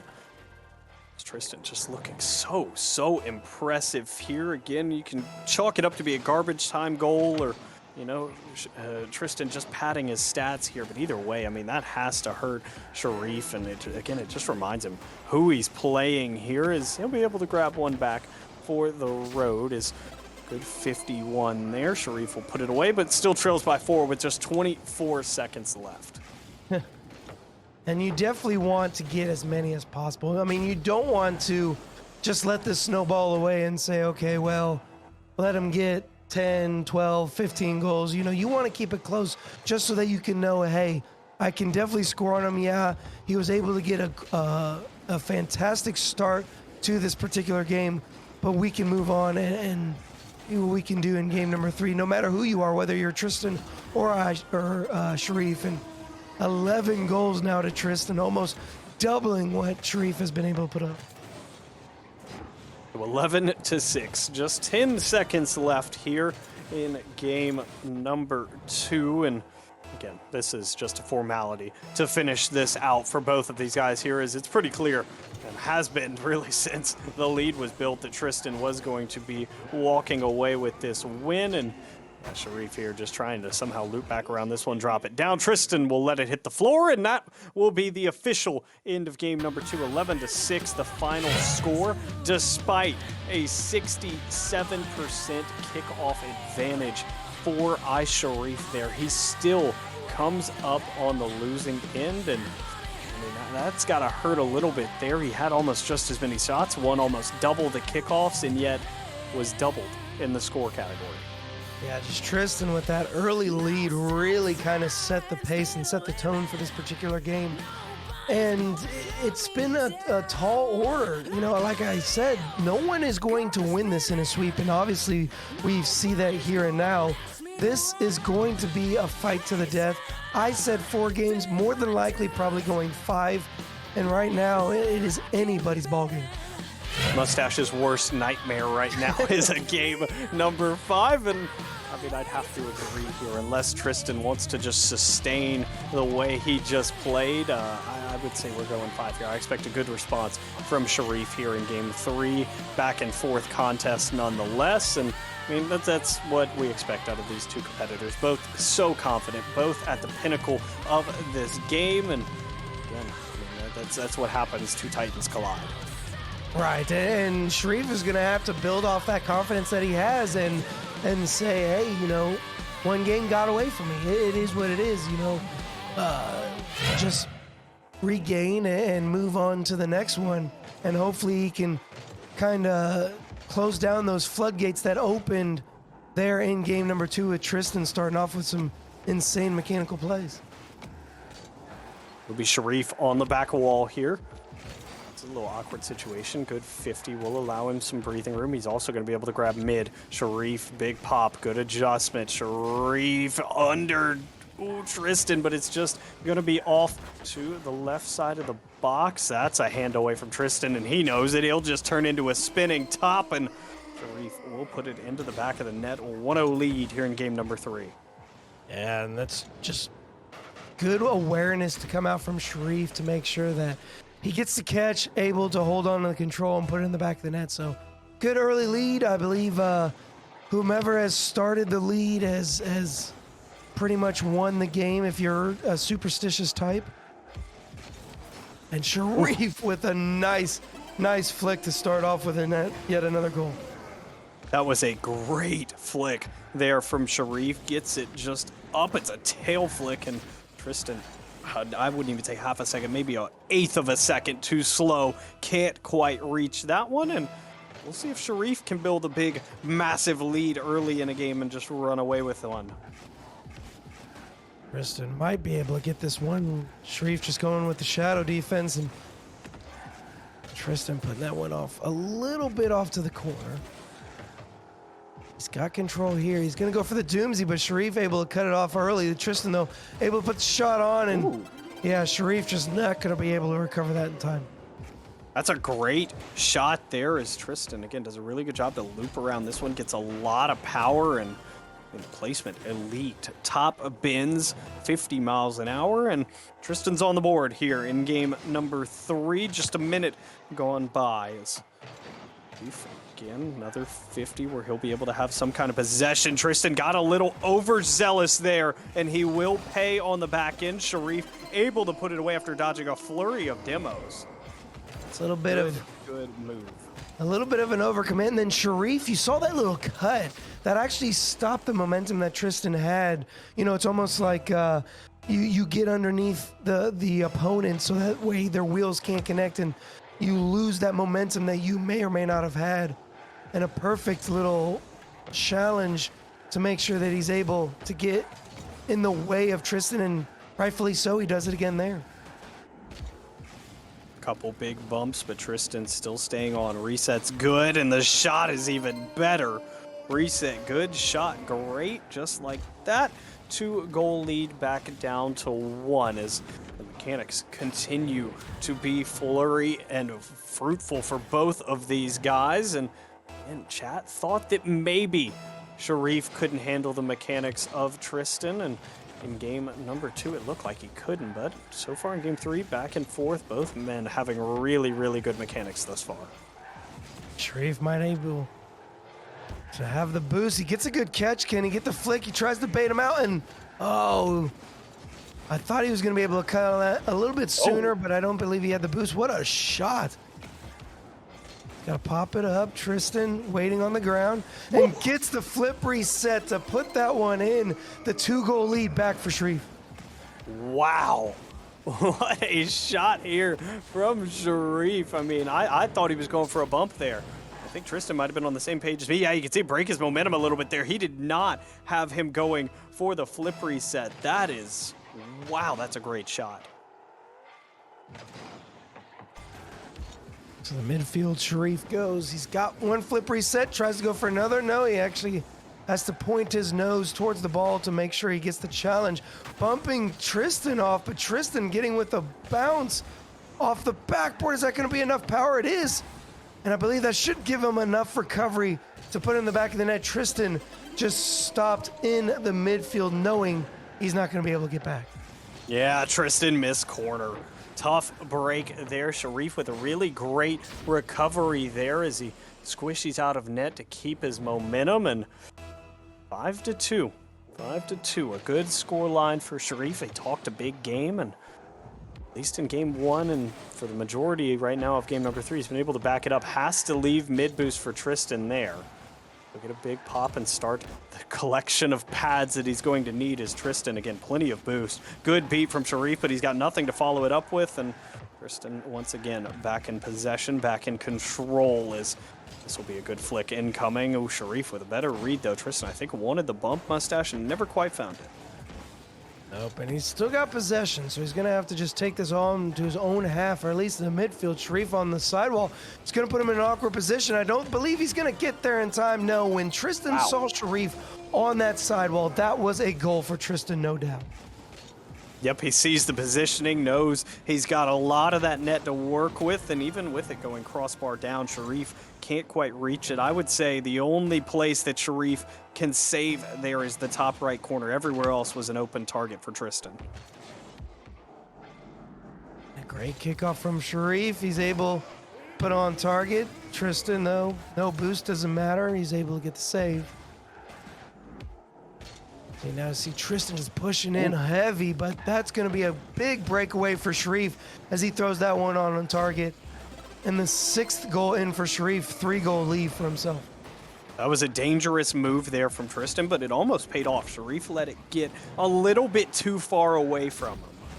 Instead, Sharif able to capitalize on the opportunity. That's the risk reward that you play when you're in a game of ones, and Tristn mixing up the kickoff. Won this one big time, but he's bumped from behind by Sharif, and that will buy Sharif some breathing room. 24 to play with, won the 50 as well, and has Tristn driving backwards here. Time and the scoreline in favor of Sharif as he's, I don't know what he was looking for there, maybe a 180 flick mustache that got too far away from him. I thought he was going to be able to like recover and almost pogo if I'm not mistaken. I mean, the way he was coming down underneath the ball, I thought he was going to try and pop it up with some part of the car. Not quite sure which one. But Tristn's going to get this transition, and that's going to be a goal for himself. 4-6, still in favor of Sharif. And not quite sure what Sharif was looking for there. I mean, he had a beautiful air dribble setup. He got the reset, but the position he got it in left him with really nowhere to go with said reset. And so it yields no results. Tristn instead taking advantage of the open net, and he's got a little bit of hope here left in him as 1 minute remaining flashes up, which means this is the business end of game number 3. Sharif, big bump, didn't find the demo. Tristn hanging around, just waiting to see what Sharif's going to do with it, and then he'll track back out to mid. Oh, that's a big miss from Sharif, and now Tristn just gets to kind of watch this one float into the back of the net. He'll usher it along for time's sake, but we're back within 1. Yeah, I was kind of curious on Sharif going up towards that sidewall. He boosted up towards the sidewall, maybe thinking that he was going to be able to beat Tristn in that ball, but that ball was pretty close, and it's, you know, easy for us to look from the outside in and say, you know, why would you do that? But when you get that depth perception of trying, never. As I say depth perception, it was Sharif, who's going to try and get that one in. This could be the tying goal if. Oh, and that, what a clear to come out from Tristn. Sharif, though. Ooh, that was dangerous. I almost like don't want to caster curse the potential final goal that might be for Tristn if he's able to get it in. Oh, he's giving it his best shot, and he didn't get the reset. He's awkward, but so is Sharif. This was a little bit of mind games, and Sharif came out on the winning end, and all he's got to do is get it on the ground. This is, wow, Tristn trying to keep it up. Yeah, won't be able to there. He had to somehow keep that on the wall while getting mid-boost, and just didn't quite make the logistics of that work out. So Sharif will hang on to a game number 3 win, and it's been the tale of two stories there, Mustache. That didn't look anything like game number 2 for Tristn. No, and then that was a very close matchup between the two of them. I mean, you see 6 goals, 11 shots come out from Sharif, 5 and 8. Again, the accuracy both there for both opponents. Kickoff advantages pretty close, neck and neck over the series stats. Sharif does come out with a little bit better on the kickoff advantage, but still, game 3 was definitely a more controlled pace to come out from Sharif. Yeah, definitely a little bit more control there within himself. Not as, I wouldn't say as flashy with the mechanics. I mean, he had a couple brilliant goals there, but again, stayed within himself, really did a good job of making sure he played to his strengths, but also limiting a lot of what Tristn could do there. And as we move now to game number 4, match point for Sharif here. It's, at least in the script, it's time for a big response from Tristn. Oh, definitely. And you know, I could see it happen. Obviously, yes, I wanted a 4-game series, but this is going to go back and forth. I mean, you know, Tristn's going to try some new tactic that maybe we haven't seen because he knows Sharif has figured out whatever worked in game number 2. And some of them have been able to get lucky breaks, lucky, touches. Sharif switching cars, another great change right there. And Sharif coming in with a great 50, put the first one on the board. Wow. So has the series lead, just won a game and still switched cars. And again, this isn't the placebo effect. I mean, this is a whole hitbox change. Now back to the Octane hitbox. Again, generally you see players Mustache switch when they're losing, but not too often when they're winning and having success. I'll stop questioning it. Maybe that's, instead of seeing Tristn do something different, it's Sharif doing something different. Maybe he wanted to see, he notices that since Tristn is in a dominance, I'm going to switch back to an Octane because the turning radius is so much faster with the Octane. Who knows, but either way, it is working here. We're just 20 seconds in, and Sharif will be up 3-0 here. Wow, 100% kickoff advantage, and he's made it play. And we're only not even 30 seconds into the game. We've almost averaged 1 goal every 10 seconds to come out from Sharif, and Tristn definitely gonna need to turn this one around, but that's one way to do so. He gets the first one on the board for himself. Fantastic goal number 1 there from Tristn as he cuts into Sharif's lead. Well, we'll see what Tristn has in store. We know he's not going to go quietly into the night, and with well over half of this game left to play. I mean, mathematically, I think we're still have 9/10 of this game left to play, Mustache. I mean, we are just getting started here in game number 4. Oh, indeed, and good pickup from Sharif there to hold on to the control, hold on to the possession. What can he do with it here?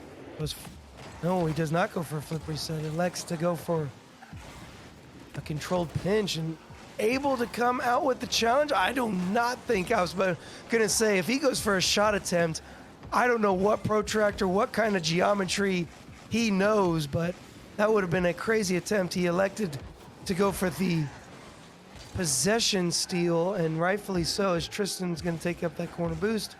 Not really able to hold on, but Sharif now going to have to go for a shadow. Ooh. Bold catch there as he elected not even make the save. Tristn on 0 boost was able to use his momentum to find the demo, and 2 unanswered will have him back in this contest early, just trailing by 1 now. 3:35 left in regulation. Plenty of time for either of these two parties to really try to solidify the win in their favor. Right now, Sharif currently leading the game and leading the series. Is he going to be able to end it here after game number 4? Or do we see a game 5 from these two powerhouses? Tristn with a great challenge, almost great recovery. Sharif should be able to get this save out. Oh, and might be a breakaway for Sharif. Just short there. I thought he really had the opportunity. Now Tristn was staring an opportunity in the eyes. The physicality coming out. That's a big demo there, and shot will not yield results. Sharif able to recover, get back in front, but Tristn dominating this portion of the game as he's up, feeling confident. Tristn 50, better 50 from Sharif. Good recovery. Tristn scrambling back. I don't think he's actually found any boost on the way back. He'll now grab that 100, which is huge for him. Now Tristn, again, Sharif just all over him, trying to give him no space. We'll back off now, and this is where the danger begins. 67 to work with over Sharif. Double incoming, but Tristn can't find the angle, and I know, Mustache, I know that's a tough shot, but for a player like Tristn, I mean, you'd have to think that he's capable of making that 9 out of 10 times. Oh, definitely, and it was a close call for sure. But he's able to, Sharif coming out with the great defense and gets the breakaway, but not able to regain the control. He's going to try and come off of the ceiling, goes for the dunk and solidifies it. The 2-goal lead back for Sharif. Wow, what a look here from Sharif. Ceiling back down and uses that flip. Poor Tristn has nowhere to play that ball. If he lets it go, it's in his net. If he 50s it, it's still in his net. And now, with just 2 minutes left, Sharif getting poised to close the door, but again, we know Tristn will not go quietly into the night.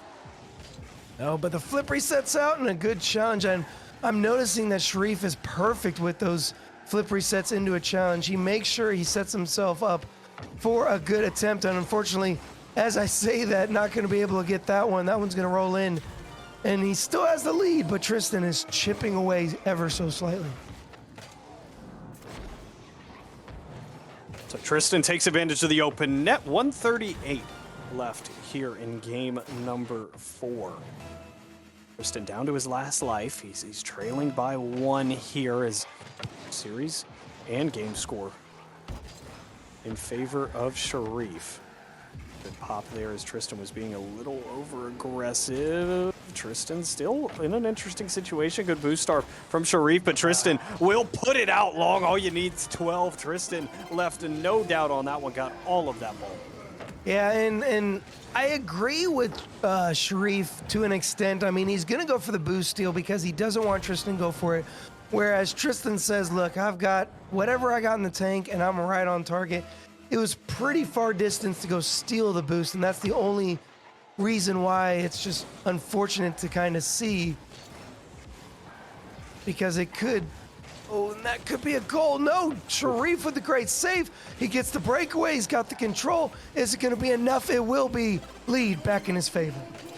That is a huge goal there for Sharif. As again, Tristn found one pad on the way back, and it wasn't quick enough to get the momentum rolling. So Sharif back in front here is always lead erased. We had a brand new game, and then just like that, he takes the lead right back. Just above the 1 minute mark. Sharif got mid. Tristn gonna have to go for corner, and that will be the downfall of goal number 6 because Sharif was ready for him to not be there. Great recovery on that sidewall. He comes down, and Tristn, he has to go for that boost, and you just cannot cut fast enough, especially when you have your opponent coming off of that sidewall before the corner hits. Unfortunate for Tristn. I mean, he had to go for the boost. There's not much more he could do, but Sharif just read it perfectly, and a good bump right there from Sharif to make sure Tristn gets knocked off the play. Sharif up. This is a dangerous situation for Tristn, but he's got a good read and a good angle to challenge from. So now, in what was probably a must-save situation, he completed that task. Now needs to score within, I would say, the next 15, 20 seconds to really give himself some time to work with, for as he needs 2 here. He almost only needed 1. Sharif dodges the bump again, and he's doing just enough, Mustache. He's burning just enough time to where he might be able to hang on to this 2-goal lead. Tristan's gonna put this one on target. Sharif with the save. Tristan another attempt. Oh. And I thought Tristan was, you know, on that perfect goal line, but apparently a little bit too far back. 1 goal lead, 13 seconds left. Tristn put that dangerously close to Sharif there. The placement wasn't perfect, but again, hard enough to get past Sharif. 13 seconds left. Tristn has a chance here, and Sharif just not going to give him any space. Sharif just going to put his lead back to 2, and that might just be it. Down 2 with 7 seconds left. Again, Tristn going to need an immediate kickoff goal and then a friendly bounce for the next one. Tristan just not getting that flick is really what sealed the deal there, and it's unfortunate for him because had he gotten it, it would have just been perfect to set it up, but now it's just a little bit out of reach, especially now. This was going to be an iSharif win in 4 games, like I said. Ladies and gentlemen, I finally got one right.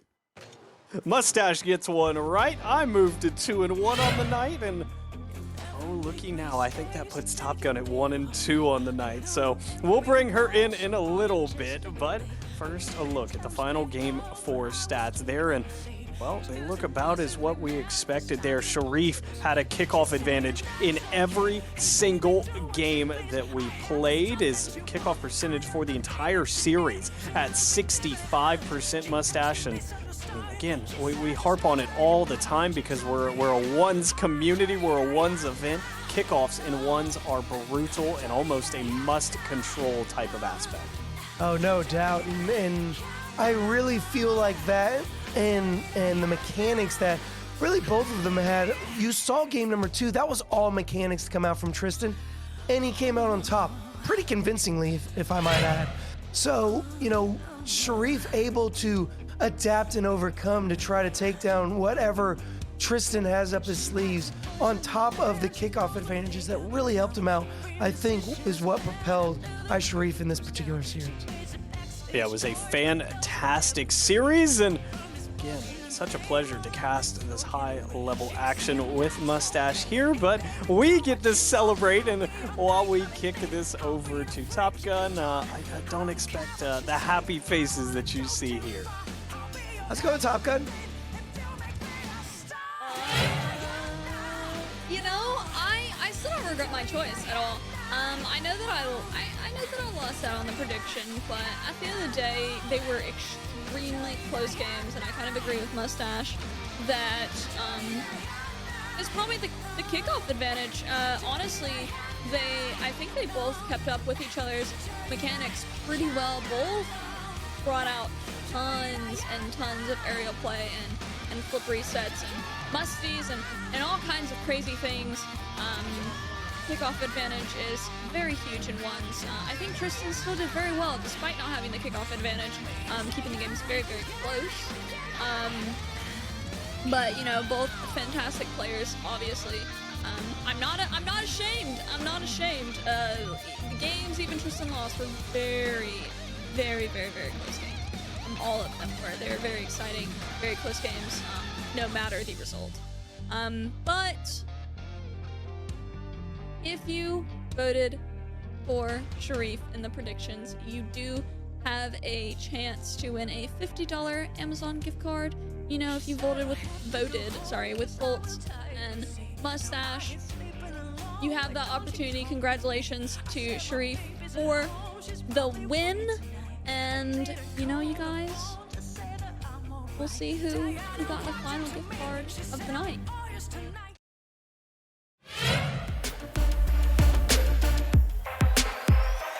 Here is Dynamic D's prize winner. We'll take it.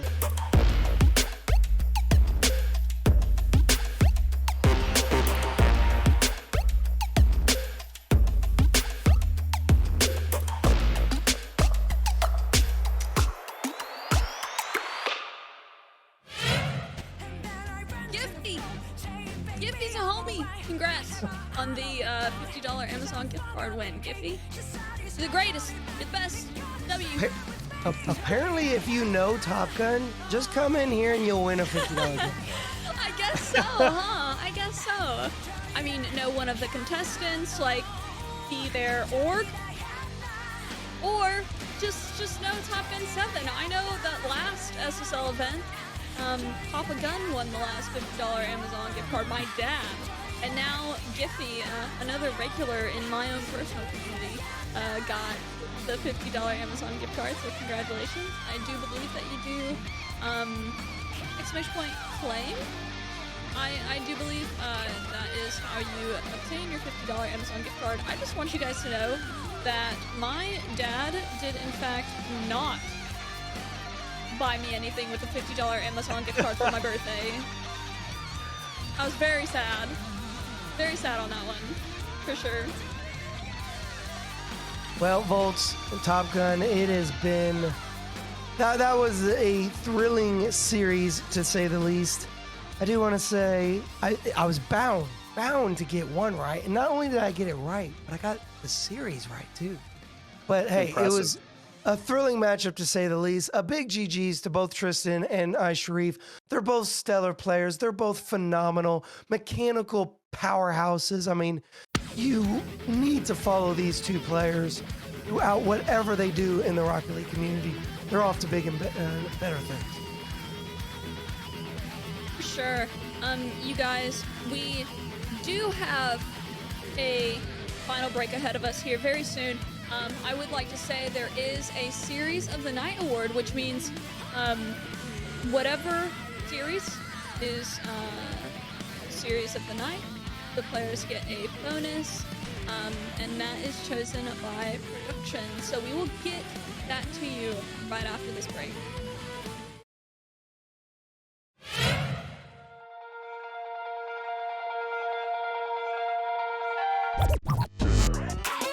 Tristn.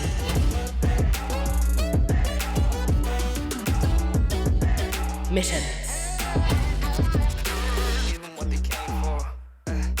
Kia.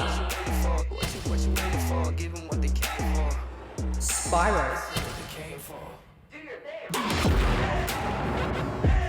Remmy. Derek. Blue Screen.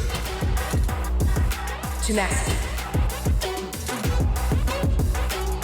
As Pure.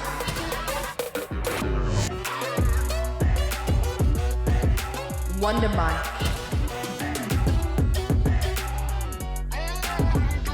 This is the URLC.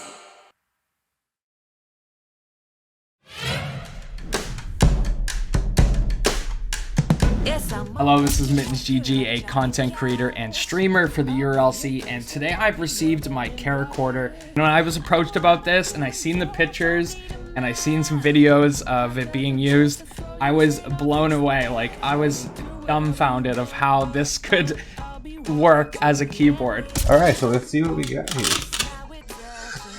Okay. This is the camcorder map. By default, mapped to these keys that you see here, right? Here we go. Oh my goodness, look at it. Oh my goodness. So many joysticks. Sheesh. So yeah, 2 big ones and 16 smaller ones. From what I can see, every single piece is a joystick, which is very interesting. And then also these right here and everything, it at first seems a little intimidating because there's a lot and it can go in 4 directions, I believe. There's 2 cables connected in here and then a bar.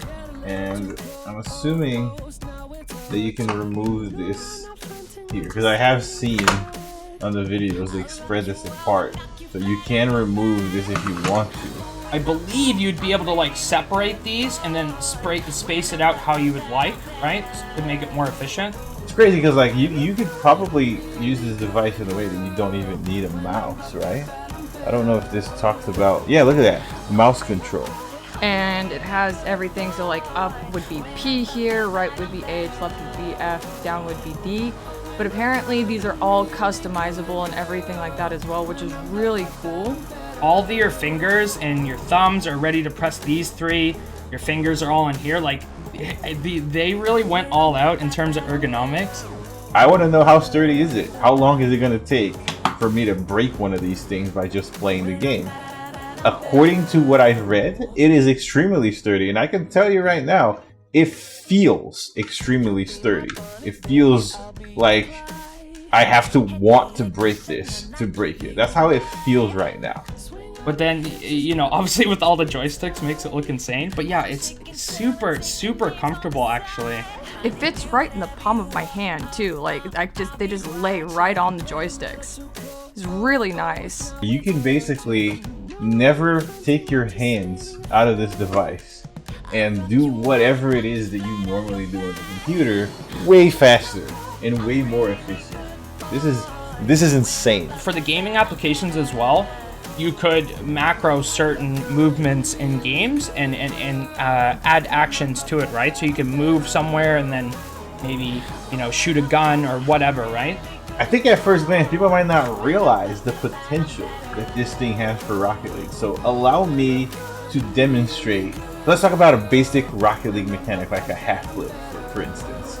Basically, you have to hold down on your analog stick, and then you double tap your jump button, so you could do a backwards dodge. And then you have to cancel the flip. I think the way that I'll start off trying to learn it is basically just, you know, trying to pick up, you know, some words or some phrases, right? Just like very simple typing stuff. Because you have to move your joystick up and down without accidentally moving it not ever so slightly to the left or to the right. You know, so how much control do you really have with your thumb? Well, obviously the pros have a ton of control. What if we bind this left stick here to, instead of going in all four directions, what if we were to bind this to just go left and right? The potential with this is that you can type words at one time, or phrases, or multiple letters at one time, right? And then maybe you use your index finger to go up and down. Of course, at first, anything's hard to learn, and I'm really excited to try this out. Obviously, once you get the muscle memory down to do this, it's a lot easier than having to like move this around, making sure that you don't accidentally move it left and right. Yeah, wow. That is insane. Look at that. Look at this thing and think about it. Just think about this in Rocket League, right? You can bind every single one of these in 4 different ways. Think about that. Think about what that means for Rocket League. So the potential is really, really high with this, and I'm really excited to start using it. Yeah, I can't wait to get started. If you are interested in going through this experience with us, you actually can get this for a 10% discount by just making sure that you enter promo code URLC at checkout in the Camcorder store. Don't forget that. We would love to see the videos that you guys post. Please tag us if you guys do. If anybody buys a Camcorder and you're putting out content out there, please tag us so we can see what you're doing with this thing. Thank you to Camcorder for sending this out for me, and yeah, looking forward to using it. Thank you very much.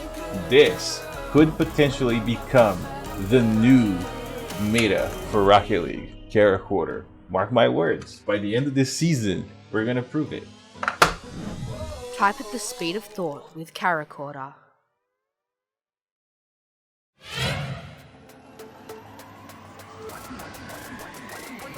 And now, Dynamic D's Game Changer. Congratulations to Sharif on beating Tristn. I personally know how hard it is to defeat Tristn. I played him multiple times in CRL, and he's an incredible player. What I view that won the game is this sequence right here where Sharif goes for the boost steal, and he actually throws a goal against Tristn, giving him a wide open net.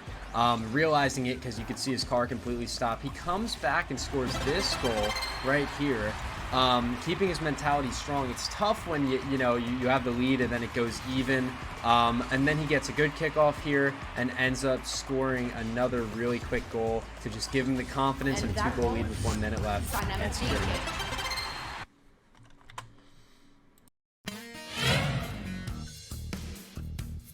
Well, you guys, it's been a very, very, very long night. We do have a couple things to go over with you. Not too much, just a little bit left. A few mentions as well as saying our goodbyes. I did mention right before our break that we do have a Series of the Night award, in which the two competitors get a bonus, and the Series of the Night award goes to, you know, whatever, to Prism and Tenacity, whatever it is, you know. You couldn't do brrr, like you couldn't do something. Whatever it is. I need a clip of Like that. Something I like need a that. clip of that. Guys, we've been at this for 6 hours. We're all slap happy. It is Prism and Tenacity, which was the GC division. So congratulations to Bachelor Party Man and Prism for getting the Series of the Night award. We do also have to do a quick paracorder mention. As you just saw during the break, you know, it's a very cool little device. Make sure that if you are interested in it, use promo code URLC for a 10% discount on your purchase, as well as a quick mention that Prism got the Series of the Night award, as well as was the last one driving. So congratulations to him on both those things, and his org getting a $50 Amazon gift card. Well, hey, maybe we can update to see if they gave it to him, you know, as a little bit of a bonus. I think they said it in chat. Did they really? Oh, I think they did. Well, maybe he'll get that. Maybe he'll get that. We'll ask him about it later. We'll see. That's his salary for the month. Yeah. I'm just kidding. I'm sure Torin is taking care of him perfectly. We'll give you updates on that. We'll ask him next time we see him if his org gave him that $50 Amazon gift card. You know, we do also have to thank all of the participants that participated in last one driving. There were so many amazing pros and content creators coming out for a good cause, as well as those of you that donated. Thank you guys so much for all your contributions, whether it was monetarily, whether it was your time, the raids, participating in the event, participating in the main events that are typically done in URLC here. I, as well as everyone else, really appreciates everything you guys put into it.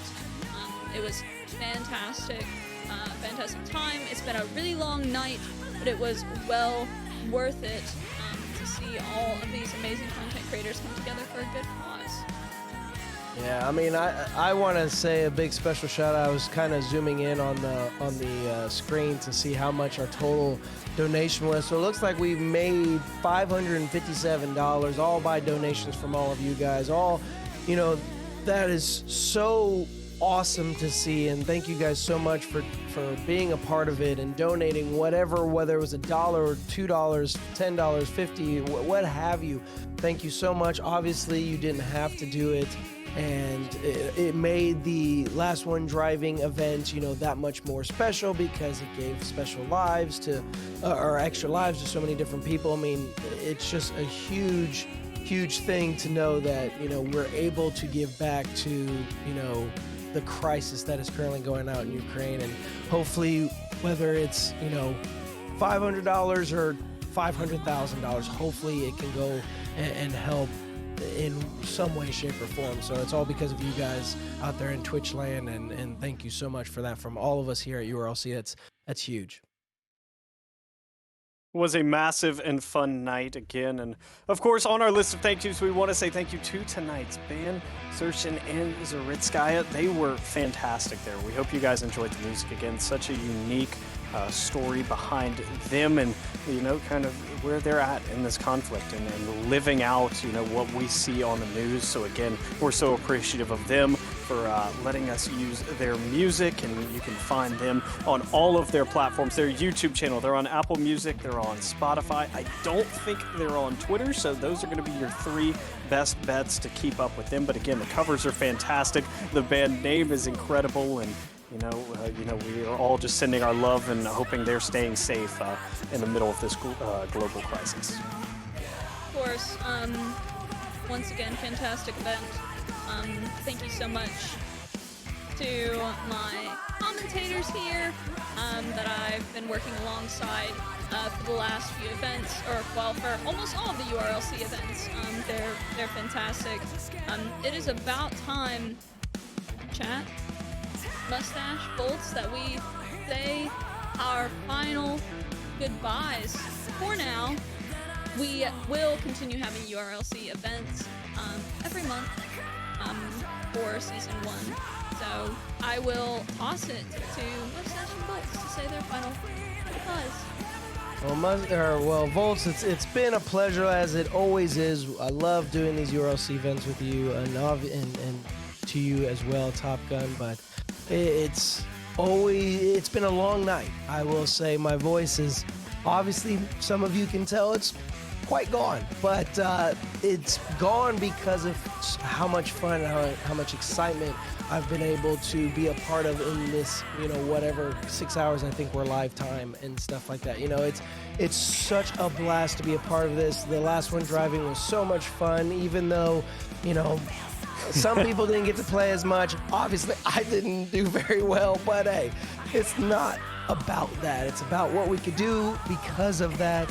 And, big congrats to Prism, big congrats to all of our winners through all of the different events that we had.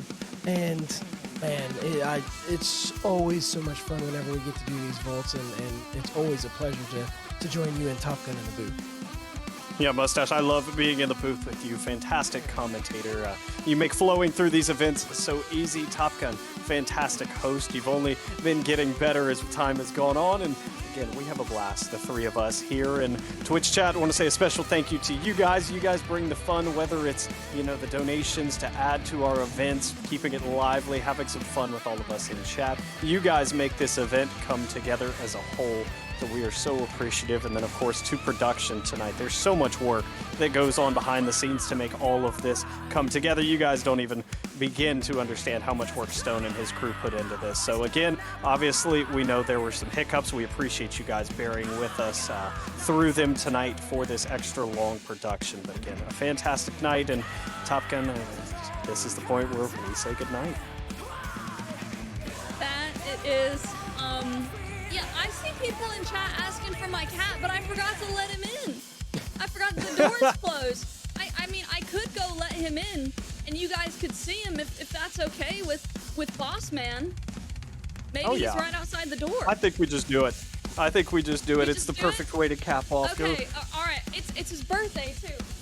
Oh, that's right. I did see. I was watching her stream yesterday when she was part of the Rad Juke thing, and she was talking about how it's his birthday. Like, she was like counting down to the minutes and everything, and I was like, oh, that's really cool, And we talk about the chat interaction. They have been asking for this cat for about an hour at this point. So I think it is well deserved. As again, chat, we appreciate you guys so much for being lively, for continuing to facilitate some of our improv here, and keeping us on our toes here. Oh, she's back, and there he Here is. he is. This is Randy. Look at him. He's such a big boy. How much does he weigh? Gigantic. He's handsome. I don't think she could hear us. His name is Randy. He's a little cutie. Oh, okay. How much does he weigh? He definitely weighs at least like 10 pounds. That's a pretty big minimum, Oh, yeah. oh, And fur. he's only a year old, but he weighs at least like 10 pounds.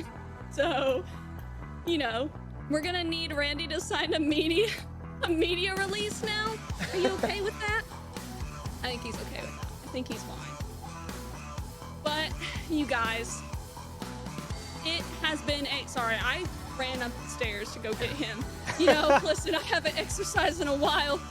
I'm a little long-winded over here. But no, you guys. Hey, Top Gun, you're looking a little small. Okay, listen, relax, calm down. Yo, look at, did I point the right way? I did. Look at Vault. I'm covering up the whole screen. All right, look at him. He's like halfway. I'm looking bigger than Vault. That's all that matters. All that matters here. But you guys, we have to say our final goodbyes. for the night, only for this URLC 3 event. All right. One last thank you to everyone that tuned in, everyone that donated, all of the pros and content creators that sat around here and participated in this event. Congratulations again to Prism for being the last one driving, Prism and Tenacity for the Series of the Night award. And thank you to Mustache and Bolts for being fantastic people to work alongside. Thank you to Remmy for doing the game changers. He does a fantastic job. You guys, thank you to everybody. Thank you to those that did the music, to the band, fantastic, Caracorder for being our partners. You guys, there's still plenty more URLC to come, and next month we will be back with URLC 4. Thank you guys so much for hanging out. We appreciate you, and I hope you have a wonderful night.